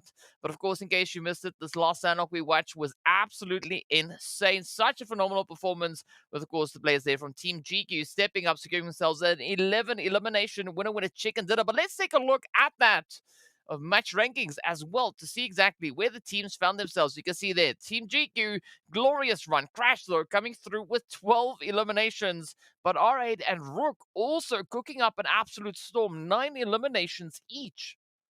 Oof, it was a wild Sanhok, let me just tell you. But of course, that was the follow-up to the insane Erangel that we had. So again, chaos just absolutely personified. But GQ picking up those 21 points, Crash as well. Just an incredible showing from these two teams. We highlighted some players there from RUKH Esports. R8, of course, the the hammer over towards Triple Esports, taking them out so early on. And they continued a very good, consistent performance. So incredible showing from them. Brute Force, NASR still in the conversation. The World of Battle, having to highlight them just as a team that is not giving up, which I really like to see. We mentioned their mentality into these last few matches, regardless of their standings, is very admirable, and I appreciate to see it. Yeah, I have to concur. I mean, it's phenomenal to see that level of focus and determination just being, prevalent all across the board. And I mean, this is tough, right? This is the sweatiest 24 games that they are going to be playing here, and of course, we are down to only 2, 22 out of the way. The final 2 yet to come. But what a performance that was, though, on Sanhok. And of course, as a result of such an insane play from the top placing teams, the second page is a little bit Rough. barren, right? I mean, we've got 5 teams not finding a single point. And, well, the others that we have also getting some very slim pickings. I mean, Arab Golden Galaxy, only 3 eliminations. Vista, only placement points. And Vision, only 1 elim. Yeah, look, this was again. These teams had some of the toughest rotations to deal with, and then even if they got themselves into the zone, they were immediately met by crossfires from all the other teams in the surroundings. But we can take a look at a bit of a better head-to-head in terms of the Mm. teams that were able to pick up some wild points. That, of course, being GQ and Crash Gaming, our top performers for this previous Sanhok match. I mean, it was a pretty crazy run though. But you got to give it to Crash Gaming. A lot of damage being dealt, but GQ are taking that conversion rate, right? 11 eliminations and a 1400 damage. That means only 3 players worth of damage escaped them, right? That wasn't converted into eliminations. So phenomenal effort. But of course, Crash, I mean, they were just shooting at anything that moved, and it shows. I mean, they got 12 eliminations out of that. Absolutely incredible showing. 2.3k damage. It says a lot for Crash Gaming. And they definitely have to pick up these points wherever they can. I think with this sort of performance on the overall standings, it should look a lot healthier. But in terms of momentum, we were talking a little bit about it off camera. It can't stop here. We say that more oftentimes than not, and I will just quantify that with the fact that we only have 2 more matches left. Yeah. 2 more opportunities for any team to try and get themselves into the number 1 slot, and that is the only place you will be awarding yourself a PMWI slot. So they have to make it in these next matches. Well, to keep the pressure up, let's take a look at the overall rankings to see where these teams are currently set. Of course, we can see Crash now taking a beautiful 2-point jump up into that pole position. So absolutely amazing. That, of course, has moved down GK and NIGMA. Brute Force still maintaining that 4th place. So nothing has changed. But GQ, with that insane performance, also jumping up 4 slots all the way into 5th place. My goodness. What an incredible showing so far. Again, we can understand why GQ and NIGMA have been some of our top performing teams for the day, just off of that insane momentum. But of course, looking to the side of things, we can see some trouble spots for some of the teams. I know there's plenty of fans for this side of the page, so they will still be hoping for some wild performances from these teams, and I think it could maybe happen. But let's go take a look at our second last match of the day for the MEA Championships. Oh, DK, what a day it has been so far, and now we're back to the chaos of Erangel. Yep, this is the final Erangel for the spring season. This is it. it all boils down to this match right here, at least for Erangel, right? Of course, we have one more yet to come. But, I mean, things are looking pretty scary. If we look at the leaderboards there, right? From first to first, only 36 points difference. So anyone sat from, from second to fifth place can make a play for the top position. I mean, GEEKAY already 2 points away. That is not anything, right? That is just a little bit of a boom boom, and then they've got it, right? So, this is going to be a very, very tough one to play through. But of course, let's hope the zone is a little bit more gracious towards these teams, right? We are not looking for any insanity to make its way in. Of course, we want a nice and decent zone to work with. Let's see if that is going to be the situation. Let's take a look at this. The flight path, once again, it looks normal. That zone doesn't look normal at all. But it's a lot less of a bit of a problem than what we saw on that previous Erangel. Moving into this, there is still water to take a lot of the space available away from these teams, but there is a very good spread of opportunities for teams, especially towards those western sides, to take up their positions, to take up the usual spots, and be treated to an incredible last Erangel of this championship. Oh, I mean, yeah, so we went from a Erangel zone, a Sanhok zone on the previous Erangel to this one, which is maybe a bit of a Vikendi, right? It's something similar to that, more or less. Not exactly, don't quote me on that, but whatever, all right? So, yes, that is going to be quite an exciting zone, but I don't think the teams are going to feel as pressured because they've already had 2 semi-brutal starts in the previous 2 matches. So this time around, I think they are going to be breathing a sigh of relief, saying like, this time around, it's fine. This is doable. Let's get the job done here. But of course, already right out of the gate, we have RUKH and RTG finding each other rather over towards that Malta side. So the action is not going to take long to start coming in, as we are just a few moments into this match, and already we have a bit of carnage coming in. Fevo, unfortunately, caught in a rather uncomfortable predicament here. But let's see whether or not this is going to be the trend for RUKH, as the rest of the crew are quite some distance away. Yeah, you can see Zuxi was making their way through, but immediately they have to turn around because the confirmation is there. And for RUKH, they need to keep their numbers in this one. Second last Erangel of the day. In terms of the stats, we know there are some teams who really do love their Erangels, RUKH being one of them. We highlighted them as one of the teams that had some of the best elimination rates on Erangel, some of the teams that had some of the best winning rates on Erangel, and moving into this one, unfortunately, starting it off with the trio might make things a little bit more challenging, but I don't think it's anything outside of the realm of possibility. I mean, speaking about Erangel, DK, there are 2 teams specifically that really do enjoy their Erangels. That, of course, being GEEKAY Esports and NIGMA Galaxy, 2 of the teams that we've been highlighting today as just incredibly excited teams to try and take that slot away from everyone else.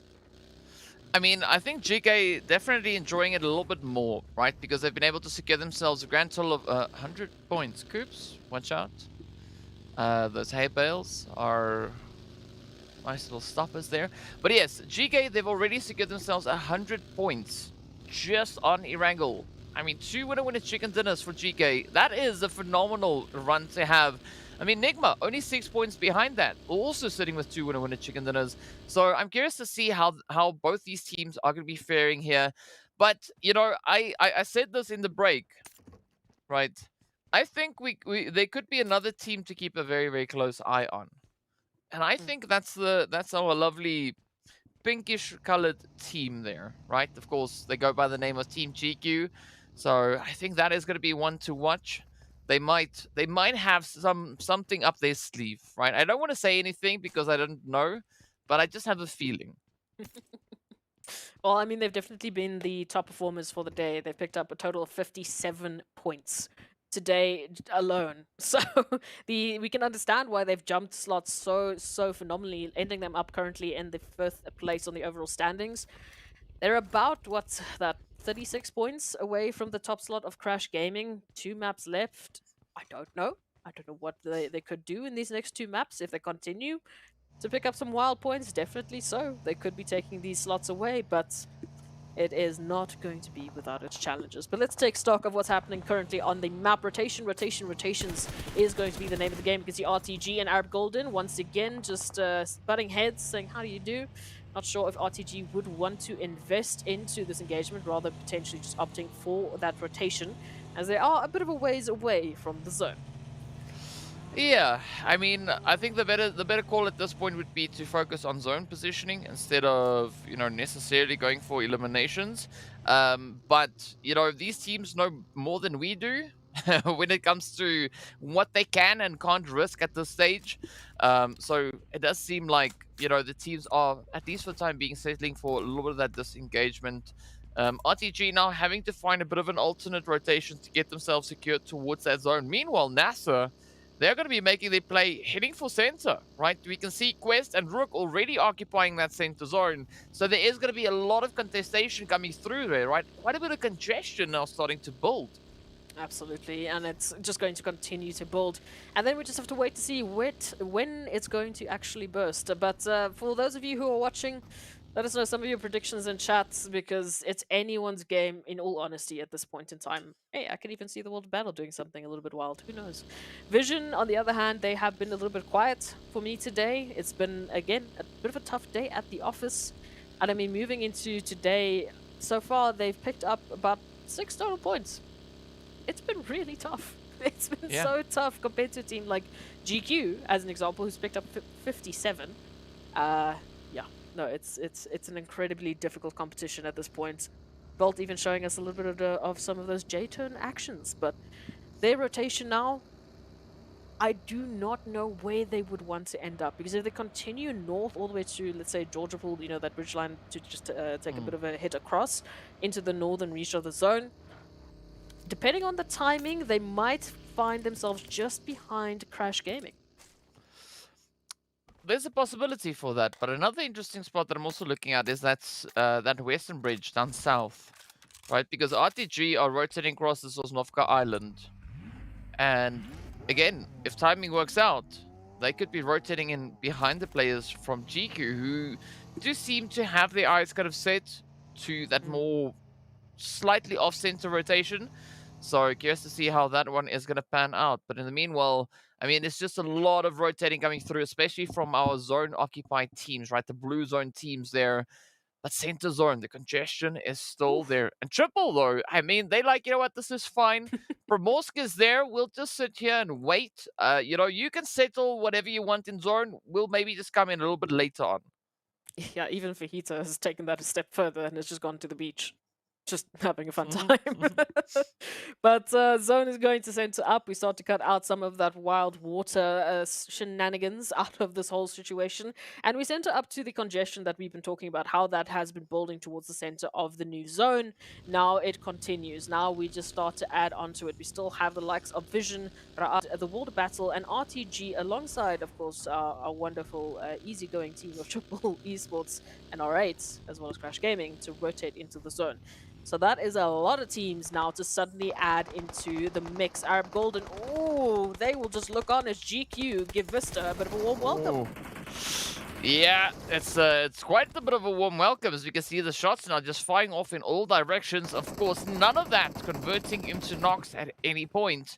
Eva Station managing to evade the sprays, healing up, but losing a little bit of health. Down goes Trophies. Now is going to be the opportunity for Vista maybe to push in.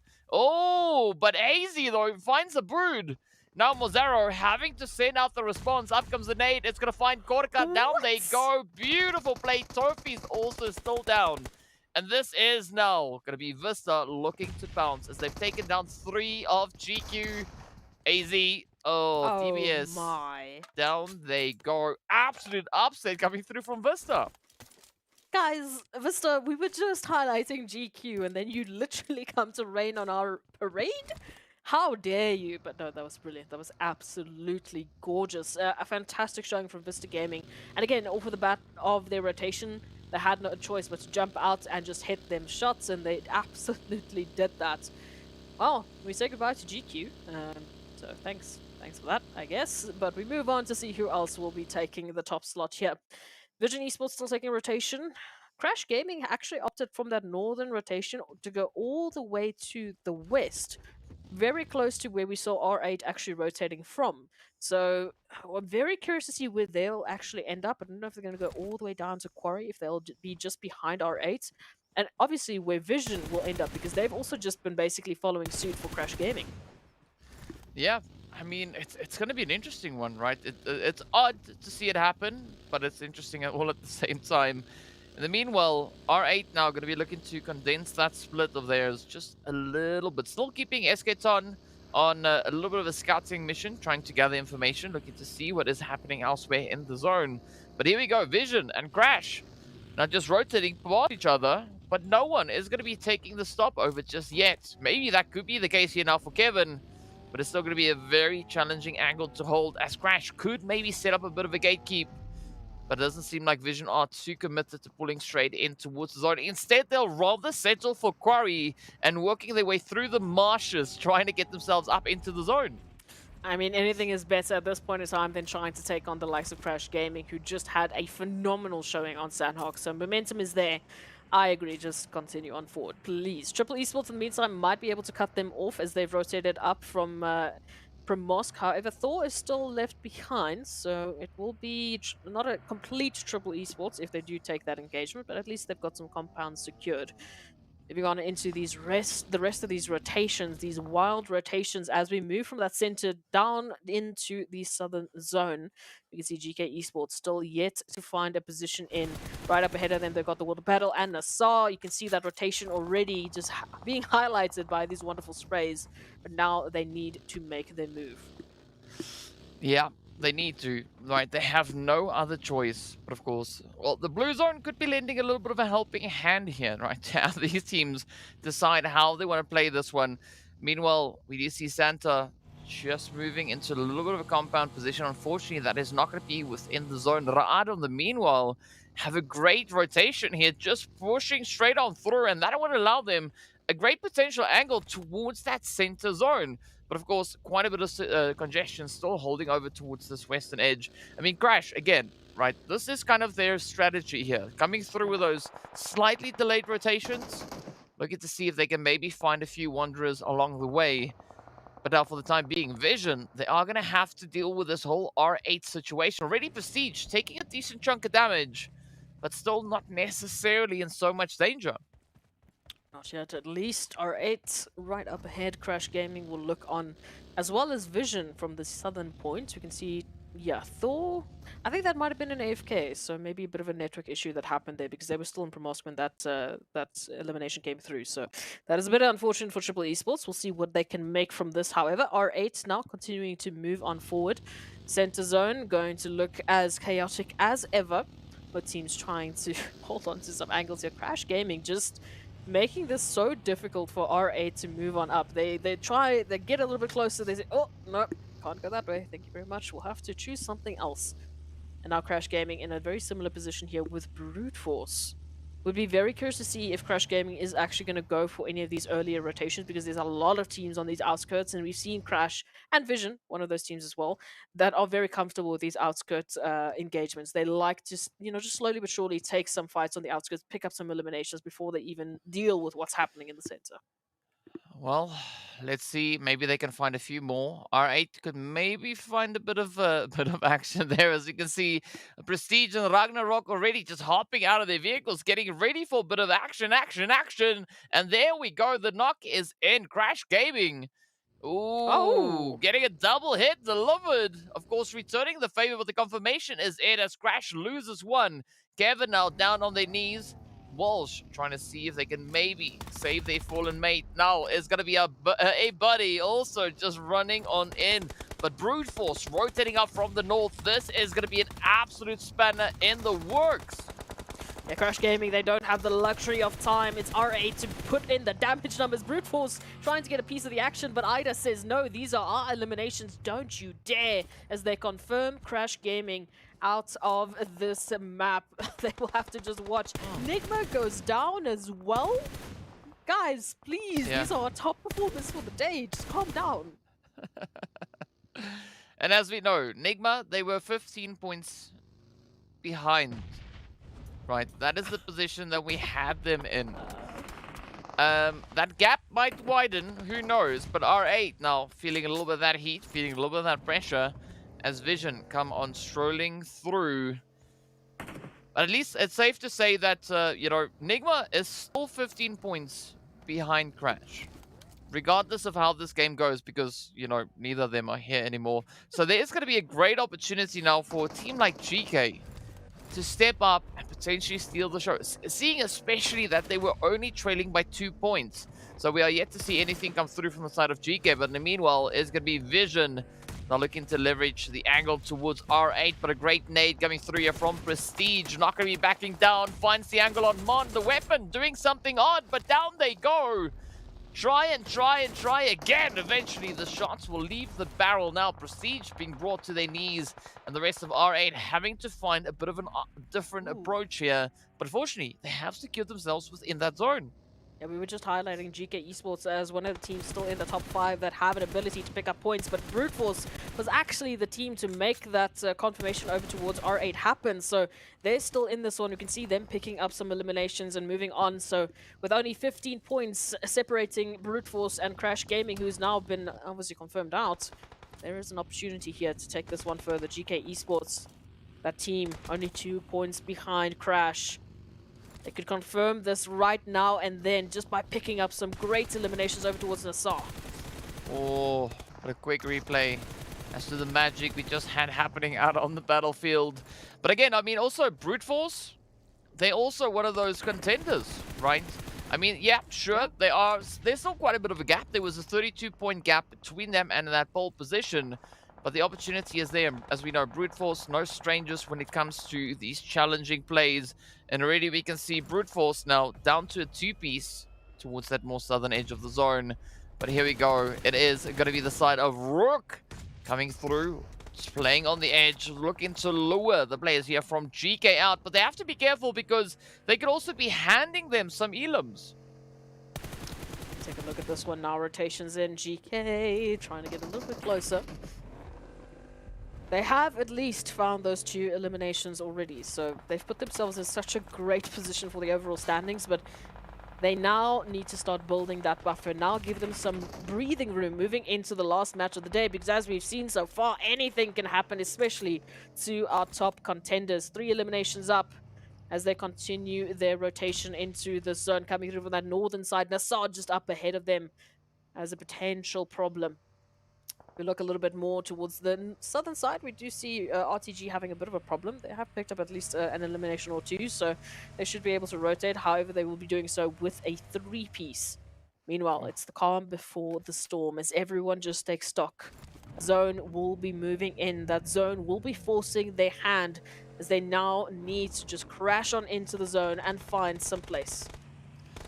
Oh, I mean, you were talking about crashes. Look at that. Rauf, Yeah. that is a very unfortunate play. But now, speaking about rotations, right? I mean, we've got Vision holding over towards the western side. I suspect them either to push straight through the edge, or maybe take a bit of a southern rotation, right? If they rotate south, they could find themselves moving in alongside Brute Force and RTG. But of course now GEEKAY, I think also they could be opting for a bit of a play towards the north, right? Just sneaking straight into the zone that we can see up ahead of them, because they only have Reno waiting there. I mean, they obviously don't know this, but that could be that opportunity that GEEKAY needs to get themselves secured, because NASR not going to allow too much of anything really to come through at this stage. Absolutely. We can see a few more rotations now moving in. Brute Force now stuck between a rock and a hard place as they try and take stock of what's happening. And Quest Esports coming through from that western side. Very interesting position for them. But GEEKAY, as we were highlighting them, oh, in a very similar position to where we saw NIGMA fall. And they immediately lose 2. Oh, yeah, that is super tough. But now the pressure rides on the shoulders here for Ragnar.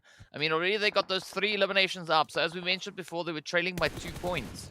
So this does mean that they've been able to catch up to Crash, right? As we saw, Crash went out early, so it's still, open for the taking to see who's going to be bringing in these upset. With that, it is going to be the end of the road for Ragnar as the world of battle secures their 4th elimination. And I mean, this is good, right? Points are points at the end of the day, and World of Battle definitely trying to improve their overall positioning.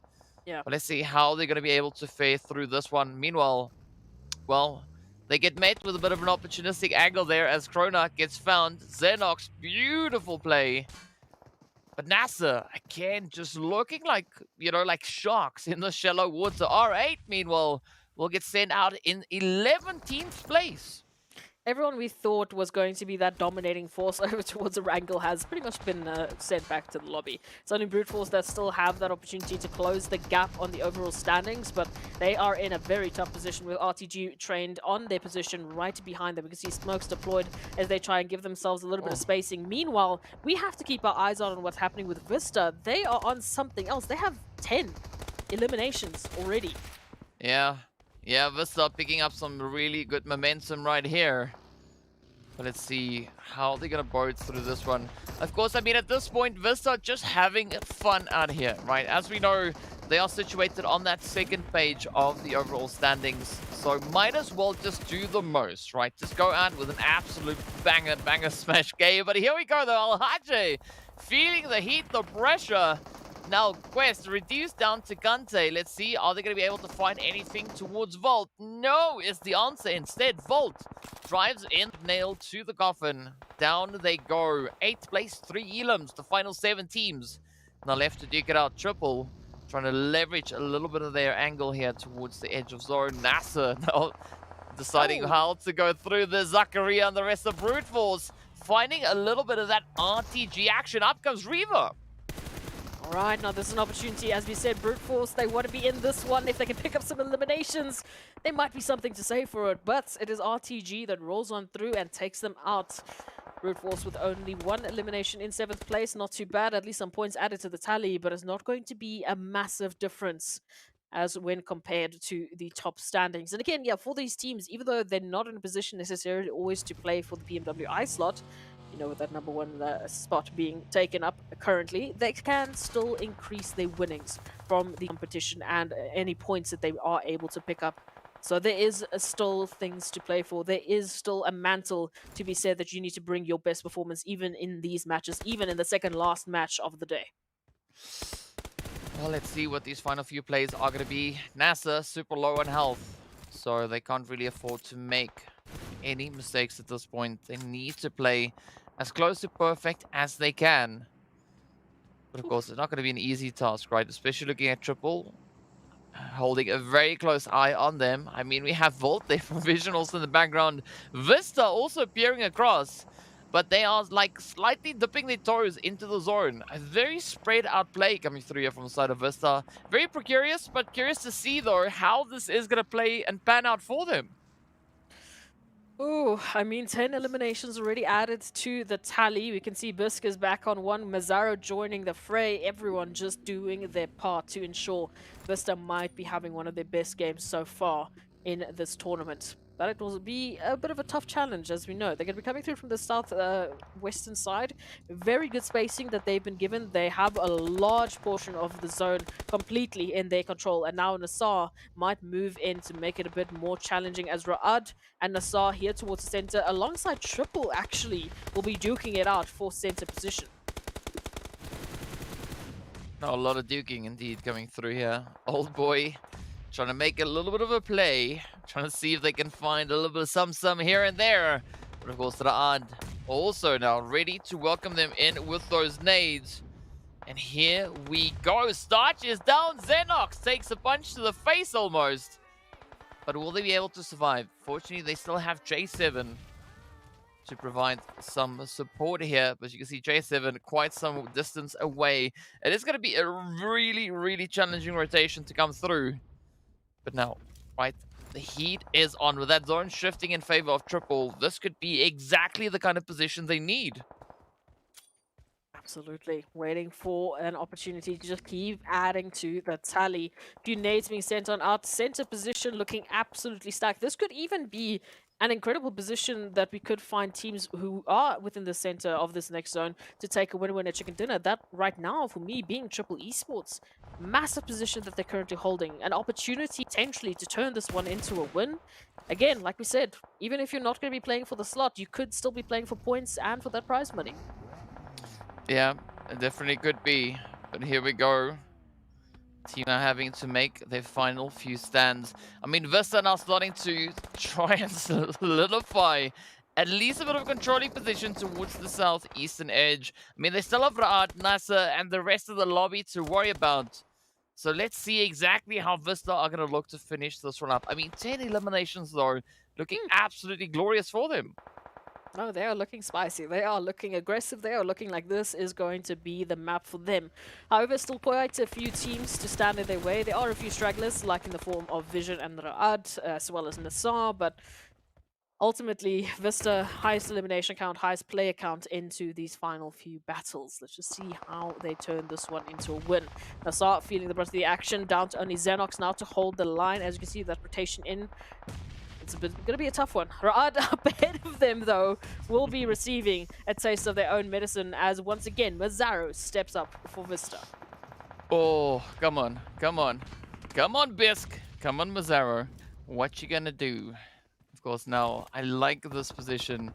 Vista, it's just amazing, right? Still having all 4 players up. Yes, Cacao has been brought to their knees. It's there. But they still have 4 players making it to this stage. Now Volt sneaking into the side. They have RTG, gets 1 confirmation. Now it's all reliant on Riva and Rio to see if they can clutch it out. I mean, the responses are all over the place. That is going to be Vision down. 6th place, 6 elims. Some nice points acquired right there. But what will the final 5 teams do? As we can see, we've got three duos just strewn throughout the zone. I mean, Triple sitting on 3, so that does really play into their name. But still got to watch out for that side of Vision. Xenox now trying to lock it in, but J7 secures the spray. NASR gets the return on Xenox. And now J7 gonna try and get it in, and there we have it. Down they go. The shots are there. RUKH getting sent out in 5th. Great crossfire coming through from NASR, but again, timing is going to be of the essence. Smokes immediately deployed because they need to get their numbers up as soon as possible. Meanwhile, Vista focusing their attention over towards RTG. Triple Esports left to their own devices here towards the center as Vista get closer and closer to their position. Depending on the timing that Triple find here, they could potentially surprise Vista and take this win away from them, even though they have been so good. They've been so prophetic in this aggression. They've been so quick on the trigger, quite literally. But now it's going to come down to these last few teams to see who will be turning this one around. For NASR, they still have quite a bit of a tough one right up ahead of them. Yeah, I mean, they still have quite the way to go still. But now, I mean, you want to talk about 4 teams to finish up in the final circle. This is a beautiful setup, right? NASR, RTG, Vista, Triple, all just holding steady. I mean, you gotta say, right, day number 4, right here, the last day of the championship, the last Erangel for the season. Not disappointing as these teams continue to sneak their way on through, but we've now hit that 9th stage. There's not going to be any more zones after this. It is only blue. So let's see who will be clutching it up. Beautiful Nathan coming through from Rio as they find Mazzaro. 1 down. So many more to go. Riva, Rio sneaking in. Already sitting with 6 elims up. NASR sitting on 7, trying to jump at the opportunity. But unfortunately, the hard cover proving a little bit challenging to fire through. Now, Icy could have the angle here on towards J7. Is it going to be on the money? Yes, it is! Pinpoint accuracy. Beautiful spray. And now it turns to Xenox to see if they can survive the onslaught. Icy, old boy, along with Fajita, trying to just lock things down. But of course, still got to watch out for that RTG player in the wing. Sanhok still involved in the conversation as well. This is what happens when you leave a team like Triple Esports to their own devices, and this is what happens when you do not take Xenox out when you can. Another nade to follow up. Great damage dealt to Old Boy, but Triple Esports, for the time being, they are still somehow in this one with the confirmation of Xenox out. It's down to our final 3 teams. It's not going to stop soon, though. Here we go. It is that last bit of contention, that last bit of pressure building. VISTA sitting on 11 eliminations. Now, Triple. Oh, they do lose Old Boy, but down goes the Brood. Rio trying to clutch it up with a little bit of that DPS spray. Now the battlefield has been evened out. 2v2v2. Couldn't ask for better numbers. Triple now trying to bring their third player back into contention. But here we go. Bisk trying to find the last bit of RTG. But the blue zone might beat them to the punch. And that is exactly what we see coming in. Absolute insane. But here we have it. It is going to be Vision and Triple to fight for the last winner with a chicken dinner on Erangel. Bisk out in the open. Will they get the spray? Icy holding on for dear life. I don't think they've ever hugged a hay bale like they're hugging this one right there. And there we have a Triple Esports stepping up, securing their very first winner chicken dinner. What a time to pick up a winner chicken dinner. Second last map of the MEA Championship, and you decide now is the time to make the plays happen. I really wish we would have had this Triple Esports a little bit sooner into this whole competition, but it is better late than never. So absolutely fantastic performance coming through from Triple Esports. And what is going on with the Erangels today? I mean, either you get these wild zones, or you get these dominating matches, or you get a match where all of our top teams don't have an opportunity to get much. Well, we don't know, but let's take a look at the match report, right? Maybe this gives us some indication. Of course, Bisk coming in with a phenomenal presence here, as we can see, taking the most eliminations as well as the highest damage, sitting on a glorious 1,037, right? Finding 6 eliminations out of that. Icy securing themselves a beautiful nade finish, and of course, Lath with a beautifully ranged head. I mean, Vision also doing so much work in this match. Absolutely. Stepping up and just surprising everyone. Once again, reminding them as to why they were so dominating in the first 2 days of this championship. But moving into, well, our last match, there's a lot more that we still have to talk about. A lot of numbers we now need to consider. In terms of what we should be expecting moving into the last match of the day, I don't even know. But let's go take a look at the match rankings so we can try to do some quick math and see where these teams might have ended up. We know Vista Gaming doing Vista Gaming things and picking up a total of 20 points just to round off the second last match of the day. Yeah, I mean, that's a good run. It's a good run. But again, as you can see, a little bit of a top-heavy play. I mean, even Vision, even though they got taken out, you know, a little bit close to the end there, still managing to secure themselves those 6 eliminations. But you got to love that 7 being spread between Triple, RTG, and NASR. The World of Battle, of course, all their points coming through from eliminations. So unfortunately, not a single slither of positional points coming in.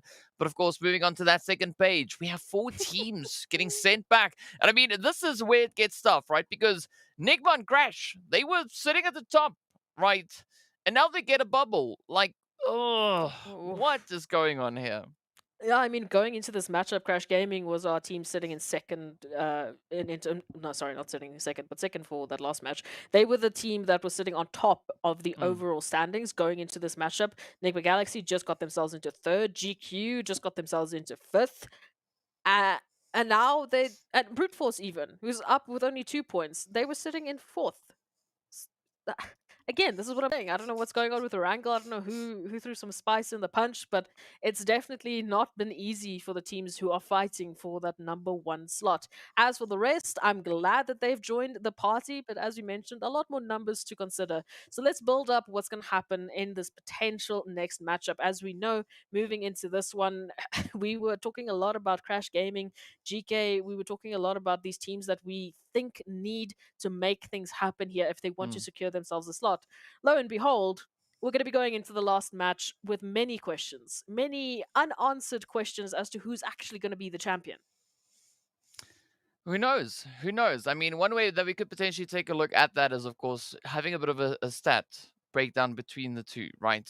Just to maybe get a bit of a glimmer, get a bit of a hope, a chance, maybe something to figure out what exactly is going to be coming between these teams. Because, I mean, based on the performances that we've seen across the board, there's been so much happening, and these teams continuously bringing through the upsets. And of course, it's all going to still boil down to this very last game to see what the teams are going to be bringing in. And I mean, looking at the Miramar stats that we have, there is so much opportunity to come through. I mean, we've got 3 teams tied on exactly the same amount of points that they've been able to milk out of Miramar. I mean, that's GEEKAY, RTG, and R8, right? They're Absolutely. all sitting on very close to their figures here. Yeah, but we can take a look at the day performance so far of, well, these two teams that are going to have their work cut out for them into the last matchup. That, of course, being GK Esports and Crash Gaming. 2 teams that were leading the pack and currently might still be leading the pack based off that change. We know GK got 3 points moving into that Erangel, so you can do quick math. That means they're just basically 1 point ahead of Crash Gaming. So these 2 teams are going to be our focus points moving into the last matchup. And very similar, very different at the same time. You can see the damage numbers looking much more healthy in terms of what Crash Gaming have been able to bring in, but that doesn't give them much points, DK. The only way you're going to be able to pick up those points is placements and eliminations, and that is where GK have been shining just today. Yeah. No, they definitely have. I mean, you can't take it away from them, right? But they've been putting in the effort. They've been really trying so hard to continue that contention, to keep the heat of pressure up, because as we know, it ain't over until it's over. It's all gonna come down to the wire, down to the very last match to have it all be decided. And I mean, it's scary to look at what we have on these leaderboards. I mean, it is so close. We've been seeing so much movement, right? It's the gaps have closed, the gaps have opened, then they close again, then they open again, then they become bigger. Like, what is going on, right? So many upsets. But of course, we've got even more stats to take a look at. Absolutely. So just continuing the talk of momentum. In terms of the performance that we've seen just today from these 2 teams, NIGMA Galaxy and Brute Force, 2 teams that also are in contention, a few points away from GK and Crash, who we just highlighted, but they still have that opportunity in their current 4th and 5th place, respectively, to pick up the pacing. NIGMA, naturally, have had wild eliminations today, picking up 24 so far, and looking like they might not stop. Again, we remind ourselves, a good portion of that was just from one map. Yeah. 19 of those came through from one game.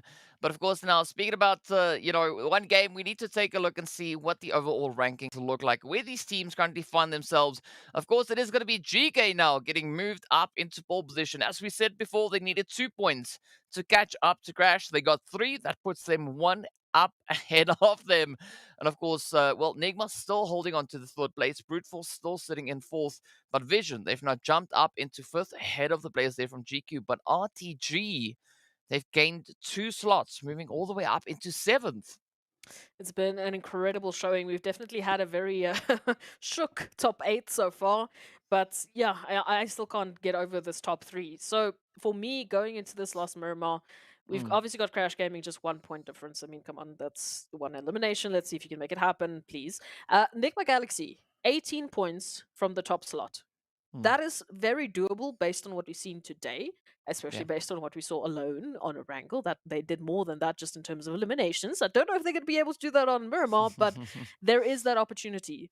Just getting 18, maybe let's make it 19 to be safe. 19 points on the last match of the day could mean a PMWI slot for NIGMA Galaxy. A complete from the bottom up. Here we are. Let's take that slot home. So there's massive opportunity. Over towards this side of things, we've seen these teams really step up the pacing. Triple Esports, the World of Battle, you name it. They have been here. They have been heard. Well, of course. Well, speaking about being heard, we also have to give a big shout out going out to Monster Energy, our official energy drink partner for the PUBG Mobile Pro Leagues. And now, this is going to be the last opportunity for the teams to unleash their inner beast as we are heading straight into Miramar to see what the teams are going to be doing. And of course, well, looking at the available possible points that teams can earn, I think it is going to be a 3-way fight is for that PMWI slot, right? If we're being realistic about it, 31 points in one match, we haven't seen that happen much, especially not with the new point system. So it's not unobtainable. It's just not very, very likely to happen. So, I mean, unless, of course, Brute Force have something completely different up their sleeves and they can pull out an absolute insane clutch strategy, I don't see that really happening. I mean, but it is definitely going to be on between NIGMA, Crash, and GEEKAY. Well, let's quantify that, right? They'd have to get 32 points to go from 4th into 1st. Because they obviously need to get more than what GEEKAY currently have. So that would casually mean that they need to get 22 eliminations and the winner chicken dinner to make that happen in Miramar, in the last map of the MEA Championship. Yeah, look, I would be very pleasantly surprised. I will be very happily surprised if they make something as wild as that happen. But it is not going to be easy. And looking at the zone, at least no water. Well, other than, you know, a little bit of oasis, but none of that wild Puerto Paraiso water this time around. That's good, though. I mean, it's good. You know, the team's now being quite happy with a bit of dry ground. So let's see how they're going to be playing through this one. I mean, again, this is not the worst zone that you'd have asked for this phase. I mean, a lot of teams are going to be sitting quite happily. And, I mean, it's a zone that they've seen many times before, so all we're going to do now is see how the team's going to work their way through this looting phase, and then into those rotations, into stage number 2. Yeah, this is going to be a tough one. As we know, this is a massive focus on the teams that we've highlighted. Those 3 teams right at the top, Crash Gaming, GEEKAY Esports, and, of course, NIGMA Galaxy.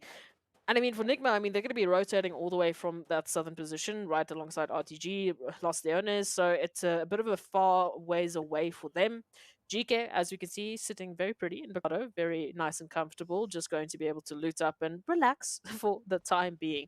And Crash, they're in trailer park, so they literally have to walk a stone's throw away into the zone. Not really too tough for them. And very, very isolated from that northwestern side. They're not going to see much of anyone until they get much closer to the center of the zone, unless we see Brute Force just for some reason rotating straight up north, which I don't see why they would do that, why they would leave all of that loot behind. So, yeah, we're going to have a very heavy focus on those 3 teams as we wait to see who will be bringing it home at the end of this matchup.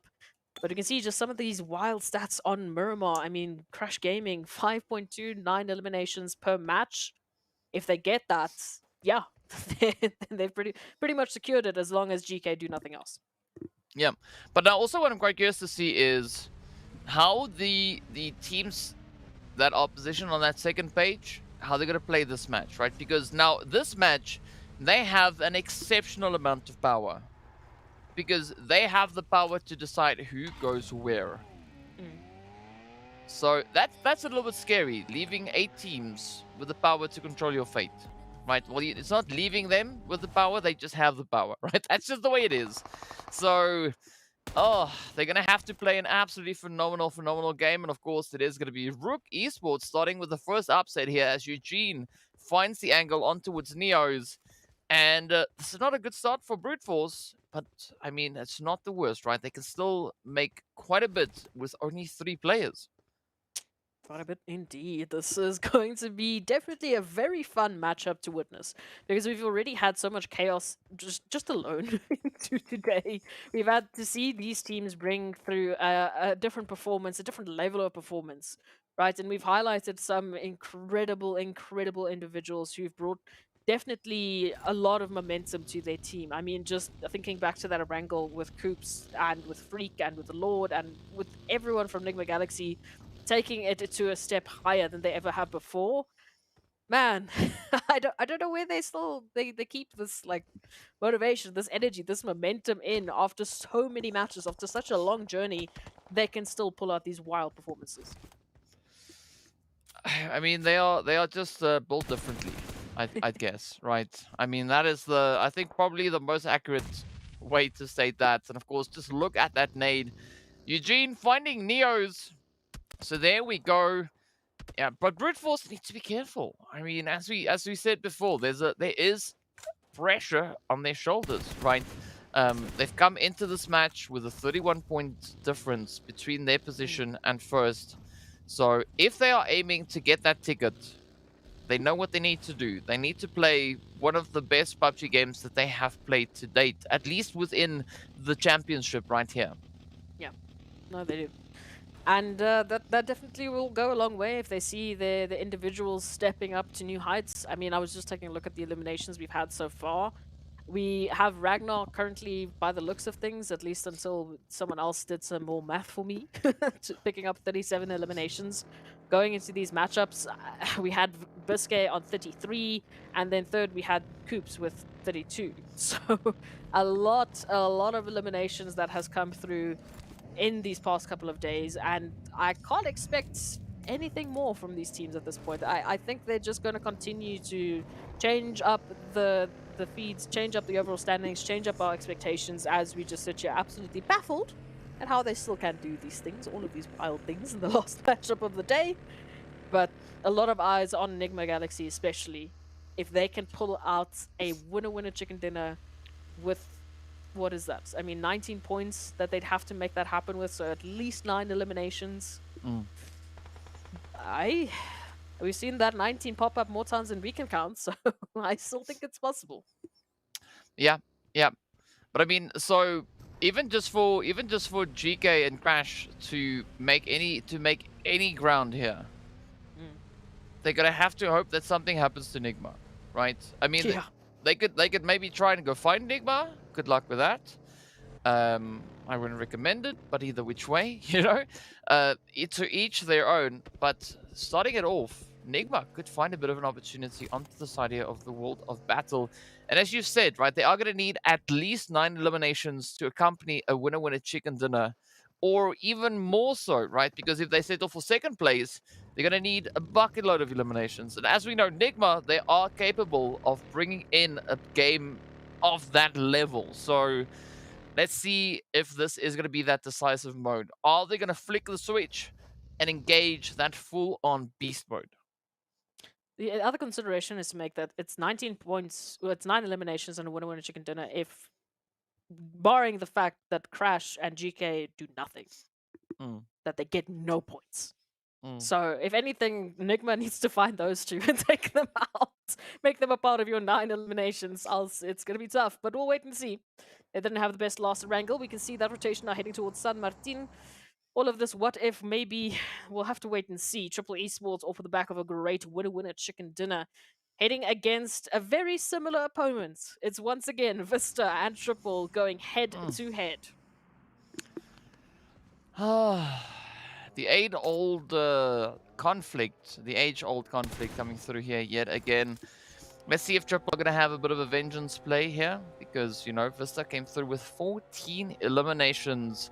Well, Triple had to settle for half of that. But at least, you know, they got themselves that lovely chicken, so that does account for something. And of course, it was their very first chicken dinner. So again, Nice. you know, big GG to Triple.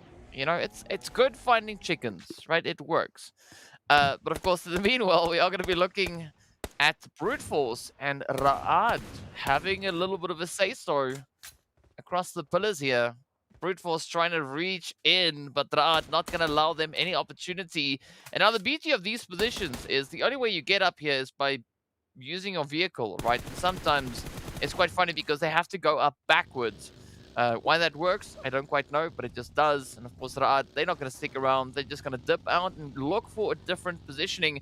And I think Reno and Zuxi, they're going to rotate rather over towards Fivo and NASR, who we see situated much further down south. Yeah, look, this is a bit of an interesting position that we could see them hold. Obviously, that zone will be forcing their hand. They have to move in a little bit closer. The same can be said for Brute Force, right? But moving over towards what we saw nearly unfold, that of course being VISTA and Triple. VISTA obviously sending it straight to the center, right below GK. So as we know, GK on the hunt for elimination. So Santa going to be hearing those vehicles rotating in and needs to go investigate, because any single point, every single elimination can make the world of difference. They are for now ahead of Crash Gaming. But how much longer? is going to be the question. So nice little bit of a split, very reminiscent of where we saw RTG, and we know how that ended for RTG. So let's just hope and wait to see what's going to happen with the zone. NIGMA, of course, in a similar, very difficult situation. Rotation now for them is going to be a bit of an interesting one, as they've got quite a few teams right up ahead of them. That's starting actually with RTG. So why is RTG constantly in the conversation? I don't know. Because they're on their road to glory, Hey. right? That's what the name says. You can't argue. You can't argue because that's what it is. Unfortunately, Groza not going to make it past that point. Down they go. So that is the first casualty coming through for the side of RTG. They have the rest of the squad now to move towards the cliff sides, and that is going to be a very difficult position. But especially now with the zone centering up on towards San Martin. Oh, this is going to be absolute crazy action. Of course, the city finish. I mean, San Martin, a little bit more tightly packed than we have up in towards Los Leones, but also not that many buildings to utilize. So the teams are going to have to play it quite sparingly moving into that region. But again, looking at the angles being held there by R8 and NASR, Ooh. I mean, that is such a strong position, and that could potentially be the one to challenge. It's oohs and it's ahs and it's NIGMA Galaxy losing one member as they move on forward. It looks like the World Battle will continue that front as they look for the remainder of that team. Crash Gaming over towards that northern side. Continue their rotation on as Vision just looks on through. Bit of a back and forth. Ooh, Nath getting some good damage. Kevin definitely locking it down, but no eliminations to add to the tally just yet. GEEKAY, though, finding VISTA. Finally, there is a bit of an activation there. So now it is the race against GEEKAY and Crash as they have spotted two teams. They know there needs to be those elimination counts. Again, it hurts because these teams will be going through, right, not knowing absolutely whatsoever what the other teams are getting, how many points they are picking up so far, how it's going with them until the end. They just have to do their best. Yeah, and that's all they can do at this point, right? Is just try their utmost best. And meanwhile, we do see the players there from the World of Battle and NIGMA Galaxy going at each other's throats. And of course, now GEEKAY getting caught in a bit of pressure here, as we do see Vista knocking on the door. Santa has been brought down. Lord are going to be just holding on for dear life. Will the World of Battle find that angle? Ooh, it is close. Arthur almost getting that hit secured. But now, NIGMA, only 2 eliminations up. As we said, they need at least 9 and a winner chicken dinner. So let's see what Lord can do here. I mean, World of Battle are disengaging. They are going to be heading themselves towards that zone. So that does alleviate a little bit of that initial pressure. But still, Lord not having a safe rotation coming towards the zone itself. Ra'ad, in the meanwhile, will be our first team to get backed up and shipped out. Off they go. And still, the pressure continues. Absolutely. At least they have at least picked up 2 points, so that's something to add to the tally. Absolutely. We don't know what, of course, the solo of Lord will be doing in this situation out in the blue. We wait, we see, we wait. Over towards that southern side, we can see Vista holding a nice little bit of a position, somehow, some way, still in the action, but they are alongside GEEKAY. And we saw there was a little bit of that back and forth. It's a boot to quite the number of damage. And I'll have to wait and see if this is going to turn any way into the favor of GEEKAY.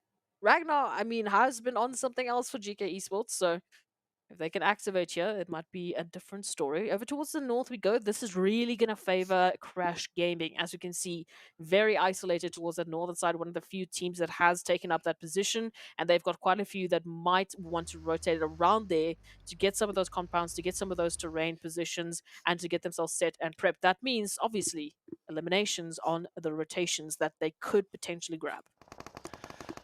Potentially, yes. But let's see now. Well, potentially that is NIGMA running out a bit of juice. So they go down in 15th, only 2 points up. So that is not the finish that NIGMA wanted. So I think at this point we can kind of count it for what it is. So, you know, valiant effort being brought in there by NIGMA. But now we turn our focus to Crash as well as GEEKAY to see what they're going to be bringing on through.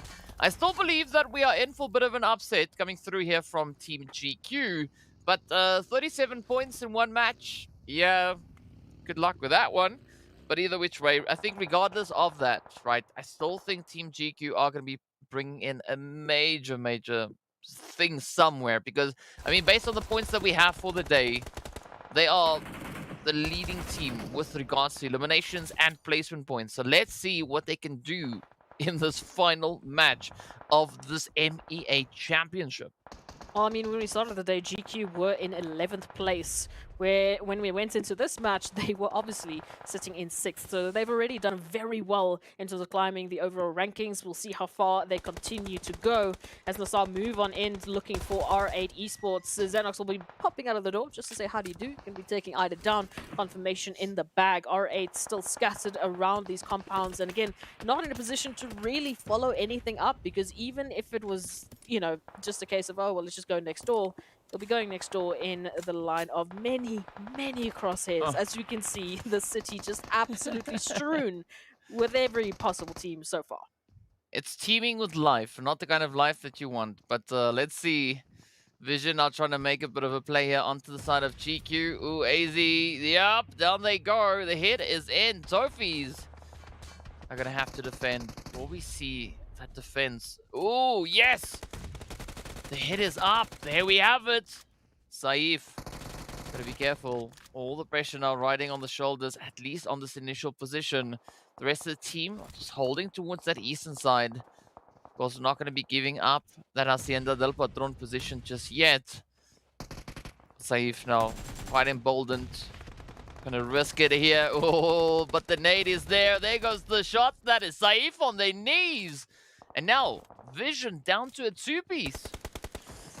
Ooh, it's going to be a tough battle, but almost immediately, GQ say, don't worry about it. We got this handled. Vision go back into the lobby with 3 eliminations. Not a bad effort. Again, every single point is going to count for something, whether that is changing your position on the overall standings or potentially even adding a few extra bucks in your pockets at the end of this championship.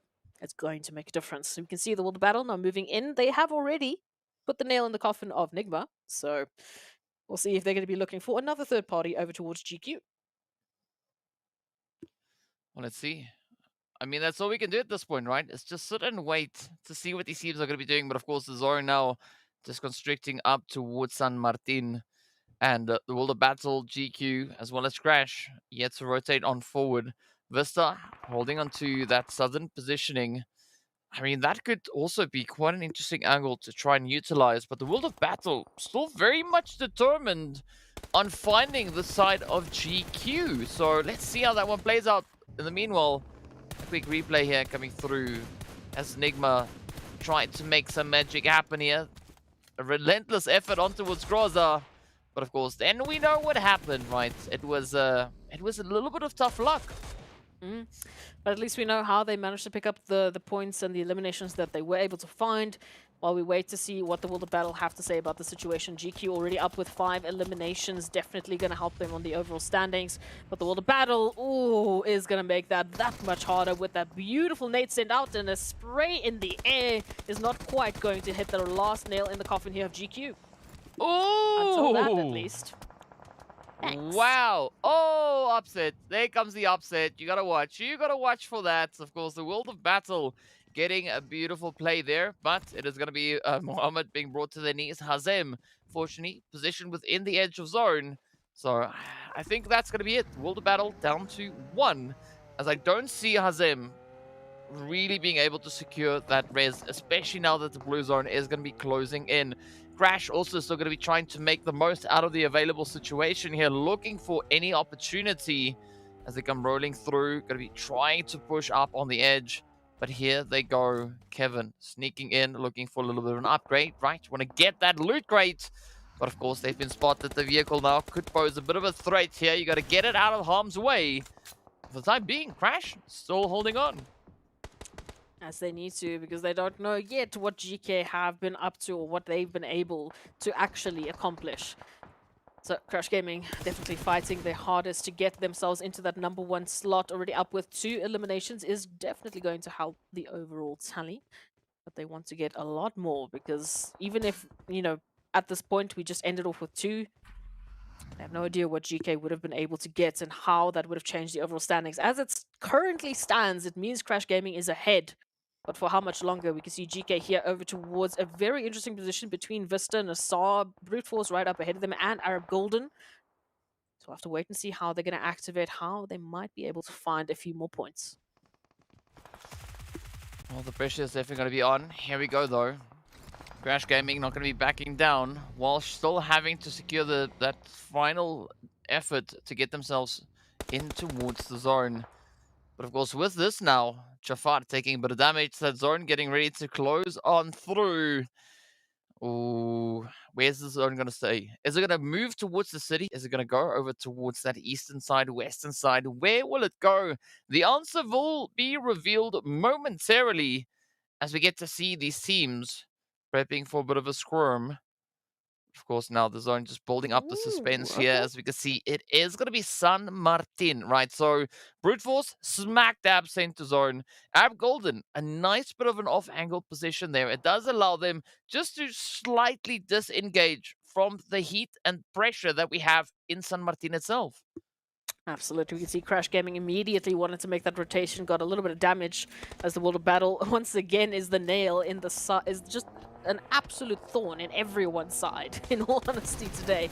But we love to see it. GEEKAY, meanwhile, have been greeted by VISTA. It's been a very back and forth position between these two teams as they've been equally rotating shoulder to shoulder. Biscay goes in and immediately gets a brunt of damage, and now GEEKAY, they need to hold this one down. They need to make sure it does not end here. Only as a trio they stand up against Crash Gaming. Want to see, I've got the spray though. Oh, our Brood goes down. Now GEEKAY not out of the woods just yet, right? Still holding on to that three-piece, looking to see what they can get out of this match. Still going to be running for that pole position, trying to solidify it as best they can. But of course, now VISTA can play major upset right here. Crash, and still in a very similar position. Still 1 point between the two, right? So you can see GEEKAY, Crash. I mean, there's 1 point separating those two teams currently, and we're not in placement point territory yet. So let's see where this one is going to go. Crash definitely in a very, very tough position. I mean, I'm not quite sure how they're going to get themselves securely positioned moving into this next zone. You can see this, they have to play for longevity, so they're going to take a little bit of a risk and actually send it into the zone. A buddy trying their best to stay safe, but it's all going to fall to the shoulders of Kevin to keep Crash in a position where they can actually win this one out, where they can win out the MEA Championship as a solo. That is a lot of pressure to deal with. And they will unfortunately be doing so in the crosshairs of so many teams. The World of Battle, of course it is the World of Battle, right up ahead of them, potentially waiting to be the thorn as well into the side of Crash Gaming. But Kevin, see how sneaky they can be. Already damage being dealt, and there it is, NASR, the final nail for Crash Gaming. That means they will go down with only 2 eliminations. GEEKAY, they can still win this one out. Yeah, they can still. So let's see how it is going to go. VISTA, I mean, also, you know, quite a bit of a problematic team for the side here of GEEKAY. But Ragnar trying to find Rami. It's going to be Eugene and Bronsberg also just keeping a nice bit of elevation there. We've seen Pusher also take that plunge, getting themselves situated a little bit closer to the rest of the squads. But now with that blue zone closing in, it's all going to come down to how this final shift plays out. Mazara now making a mad dash to get a little bit more of an eastern position secured there. But Rami needs to be careful because, you know, I'm pretty sure a lot of the teams are aware of the position currently held here by RUKH. The zone about to pop. Where will it take us? Is it going to go center yet again? Ooh, come on. Yes, it does. No. Brute Force, again, smack dab center zone. And they still have to share it with 9 other teams. We know for Brute Force coming through into this last map, sitting in a very close concession with NIGMA Galaxy. We know NIGMA's not here anymore. They only picked up 2 points. So whatever Brute Force picks up ahead and above of NIGMA Galaxy could mean maybe they can steal that 3rd place finish from NIGMA. Maybe. We'll have to wait and see who else does a little bit more. But RUKH Esports definitely coming in. Very good reach, very good overwatch of what's happening right up ahead of them. We can see as we just go through the city how many teams are lying in wait, how close they are to one another. Quest moving in closer to R8 as well. VISTA now finding GEEKAY. Oh. Oh. All right, here we go though. The World of Battle also coming under fire as Rio tries to light it up but gets met with aggression. Galaga trying to bring in a little bit of a response there, coming through with a barrel, having to try and bring their teammate back in, but this now opens the opportunity for the World of Battle. Oh, Hazem tried so hard to get to Arthur in time, but unfortunately it was not in the cards. And here we go, as now Hazem looks to keep the name alive for the World of Battle. Going to be looking for that final opportunity, that final position to occupy. And of course, now everyone just crammed up into the city. I mean, this is going to be an absolutely insane, insane finish. What a way to conclude the MEA Championship. Absolutely. As we head into this one, still many questions that we have unanswered, and these teams will hopefully be providing those answers quite swiftly. Eugene up ahead. As you can see, that Overwatch still massive opposition. As GEEKAY looks forward, looks ahead of what will be waiting for them. Immediately, it would be brute force, but we have a few other visitors that could definitely throw a spanner in the works as RTG. They crawl to safety, trying to hold on. Quest still standing quite a bit of utilities their way, waiting for those connections. And RTG, oh, this is quite the explosive finish, is it not, DK? Oh yes, things are blowing up all over the place. But now RTG trying to get themselves secured in that compound. R8 gonna try and stop them from doing exactly that. But of course, both teams just a nade throw away from each other. But neither of those secured within the zone. So the heat, the pressure is still there. GEEKAY are trying to smoke their way towards that southern edge of the zone. Oh, up comes Gaith making a quick dash for it, but they've been spotted. The element of surprise now out the window. As the rest of the team also have to move on up. Hope, ooh, getting lasered, but taking head off the head. Ragnar successfully makes it across. In the meanwhile, Mozaro gets found. Down they go. GEEKAY still holding on. Up on their feet. Going to be looking for that confirmation though. Looking to steal the elimination away. And this is now all the pressure riding on the shoulders here for GEEKAY. I mean, they need to try and just get a little bit of something extra here. All right? It is still pretty much teetering on the edge. And all they got to do is just see how far they can push it. Can they make it into placement point territory? Because if they get taken down now, they have only 1 point. Only one. Right, and that is not the position they want to be in, because that's essentially going to put them on a tie with the side there of Crash. But either which way, the World of Battle will be the team to fall in 10th. The final 9 now remain. One slot, one team away from placement point territory. So let's see who will be raking those in. GEEKAY, they need to focus on survivability. Gates will be going down. They need to get one slot up, one placement, one more extra elimination to secure themselves the championship, to secure themselves that PMWI slot. That nade comes through Ragnar on a sliver of HP as we just stare at that team count, as we just wait to see if they can make it. Oh, I mean, I'm not even sure how they're able to survive. But up comes the blue. It is 9th stage. 8 teams, 22 players holding on. Ragnar now going to get enveloped by the blue. Yep, at that health bar, you cannot beat the blue beast. Yep, down they go.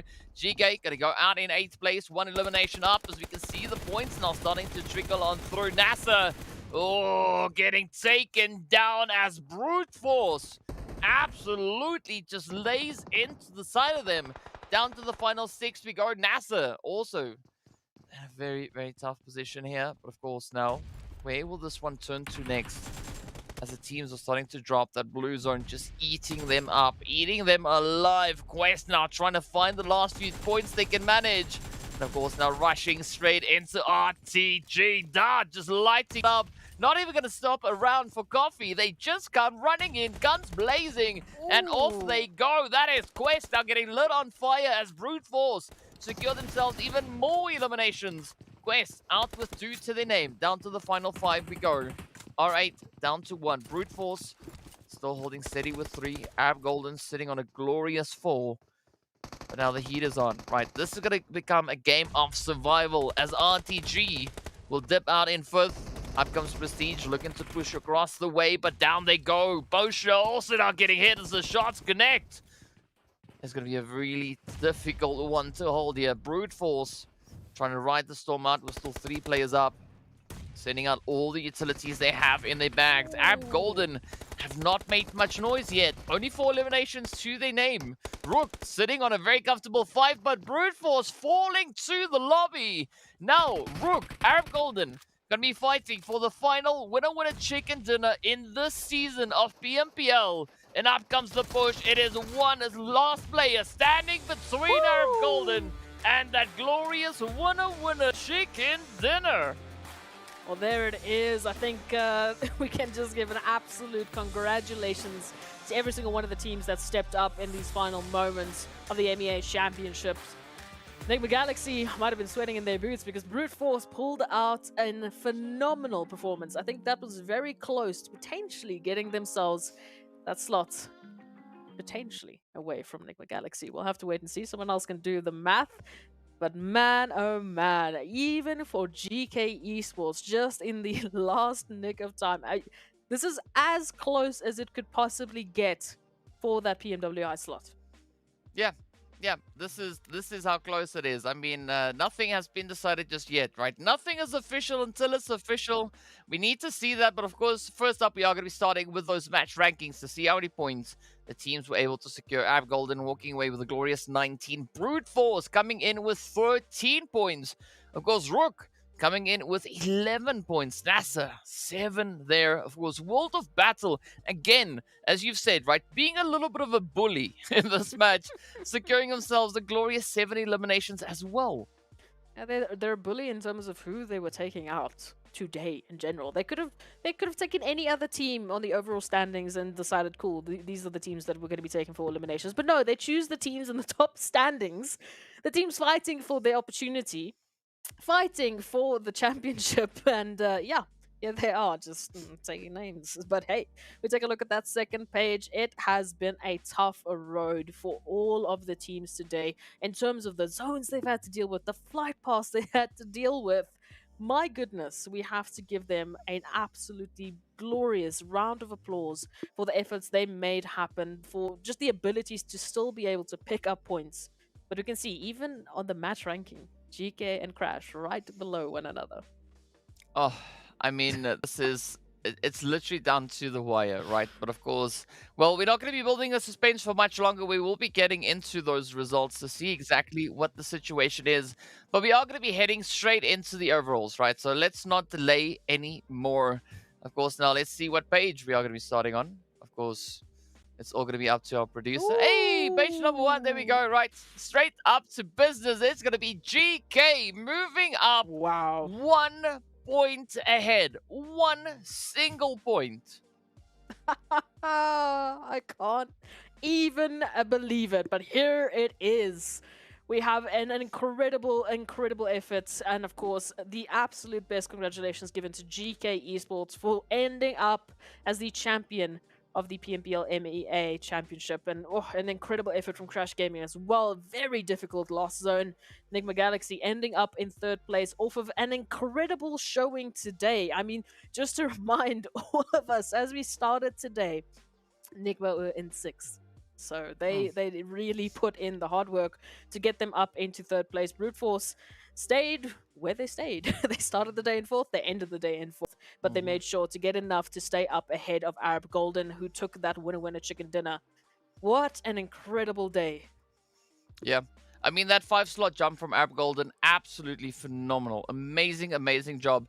But you also got to commend Brute Force, right? Because, I mean, the gap was 31 points. They closed it down to 20. And as we look down to the second page, I mean, even looking at this, it is not that big of a gap. Only 40 points, right? That's it. That's the difference between the position in which we see R8 and the spot which we saw GEEKAY securing there. So absolutely amazing job coming through from all our teams here.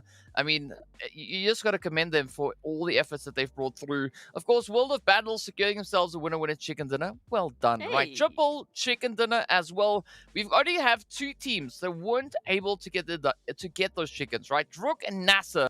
But still, some very exceptional efforts. You can see those elimination counts also looking exceptionally strong for them. So well done, right? Absolutely fantastic to see these teams were just, popping off all across the way. But of course, now we are going to be taking a look at a few other things. So I know next up we are going to be taking a look at MVP for the day, right? So if you want to give any predictions as to what it is, let us know, because we also don't know just yet. We are going to be finding out soon. So if you want to have the opportunity to drop your predictions, let us know in the chat, right? Let them come through. Let's see how accurate you are. Maybe we could have a clear runaway play. We don't know. We are going to find out, and I'm pretty sure our producer is going to help us in build the suspense on this one. Any guesstimations? Ooh, that was a tough one. Well, for the day, I'd probably say we obviously had that fantastic showing from GQ and GEEKAY specifically. I mean, they were insane. Coops, in terms of damage, I think alone could definitely be a good running for the MVP. Not too sure about eliminations. And then Ragnar for me. So those are my 3 guesses. And you, DK? I would say Bisk definitely being up there. Maybe add Rio into the mix, and let's go with Xenox. Okay, well, I'd say one of those 3. Taking a look at the chat, we have obviously GEEKAY, we've got Ragnar, we've got Coops. We also have a bit of a shout out for Walsh as well. So hey, there is some plethora of opportunities, but here it is MVP time. It is GEEKAY from Team GQ with 17 eliminations and 2.4k damage for the day. Ooh, yeah, well done to GEEKAY. I mean, we did see that exceptional effort coming through from the side of GQ for today. I mean, absolutely exceptional. And that was pretty crazy to happen right there. And well done. I mean, like I said before, I think Team GQ definitely going to be a team to watch. I mean, especially looking at the efforts that they brought in today and yesterday, looked really strong. But of course, now we are going to be moving into our MVP of the tournament, the one that's going to be picking up that $2,000. Of course, well, no time for predictions. I think let's just see who it is. Right, let's head in. Of course, it's none other than Coops, right? Well freaking done. Coops, 8,600 damage being secured on that one. I mean, that's more than double the amount of eliminations they were able to milk out of the battlefield. Absolutely exceptional play. Well done, Coops. Yeah, look, I mean, those eliminations, they definitely came in today, ringing through that damage numbers, though. It has been incredible. And a fantastic showing from NIGMA Galaxy just to secure themselves that 3rd place finish. I still can't deal with that Erangel match. I think it will be forever in the forefront of my mind. Yeah, so we've seen an absolute insane performance coming through from our teams over these past 4 days. So big congratulations to all of them. And of course, a big congratulations to GQ that's going to be moving through into that PMWI. But on that note, we want to give a big thank you out to all our viewers that have joined us across this journey as the teams have been making their way through the PMPL Africa, through PMPL Arabia, all the way to the very end of the MEA Championship. We appreciate all of your support for the teams. We absolutely love you guys. And of course, we look forward to seeing you all back again very soon. Until the next one. Big shout out going out to the production team as well. You guys are absolute legends. S-Proxy, thank you to you as well. And of course, on that note, before anyone can say anything else, I'm going to say stay fresh, stay frosty, and we'll see you all later.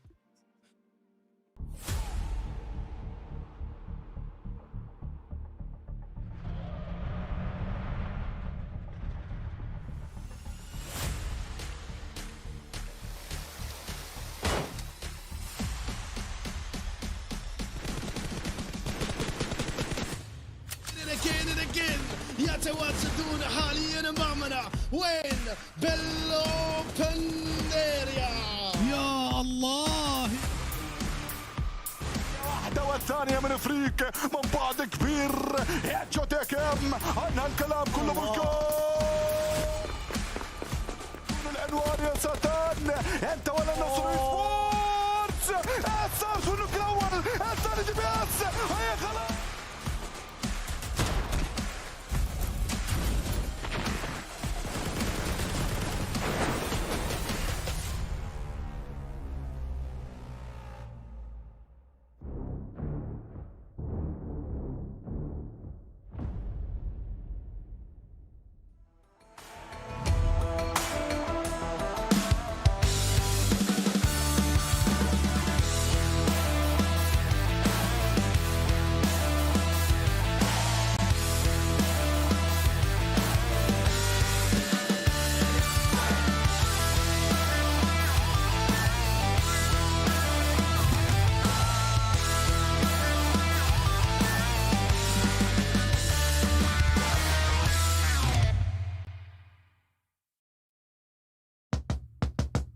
Bring the band in.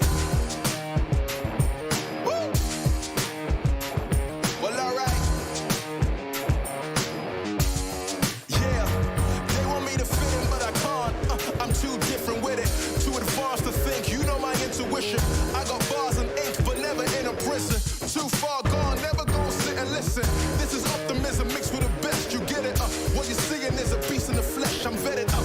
I don't need to try to speak for the rest. Always keep it abrupt. They wanna keep it a mess, you know. This is what you get when you're sitting as a vet. But everybody know that you're a threat. With the rest, let's go. We won't fit in your box. We don't quit, we won't stop. Ride us all to the top. We won't fit in your, we won't fit in your, we won't fit in your box. No, we don't quit, we won't stop. No, ride us all to the top. Whoa. We won't fit in your box. No.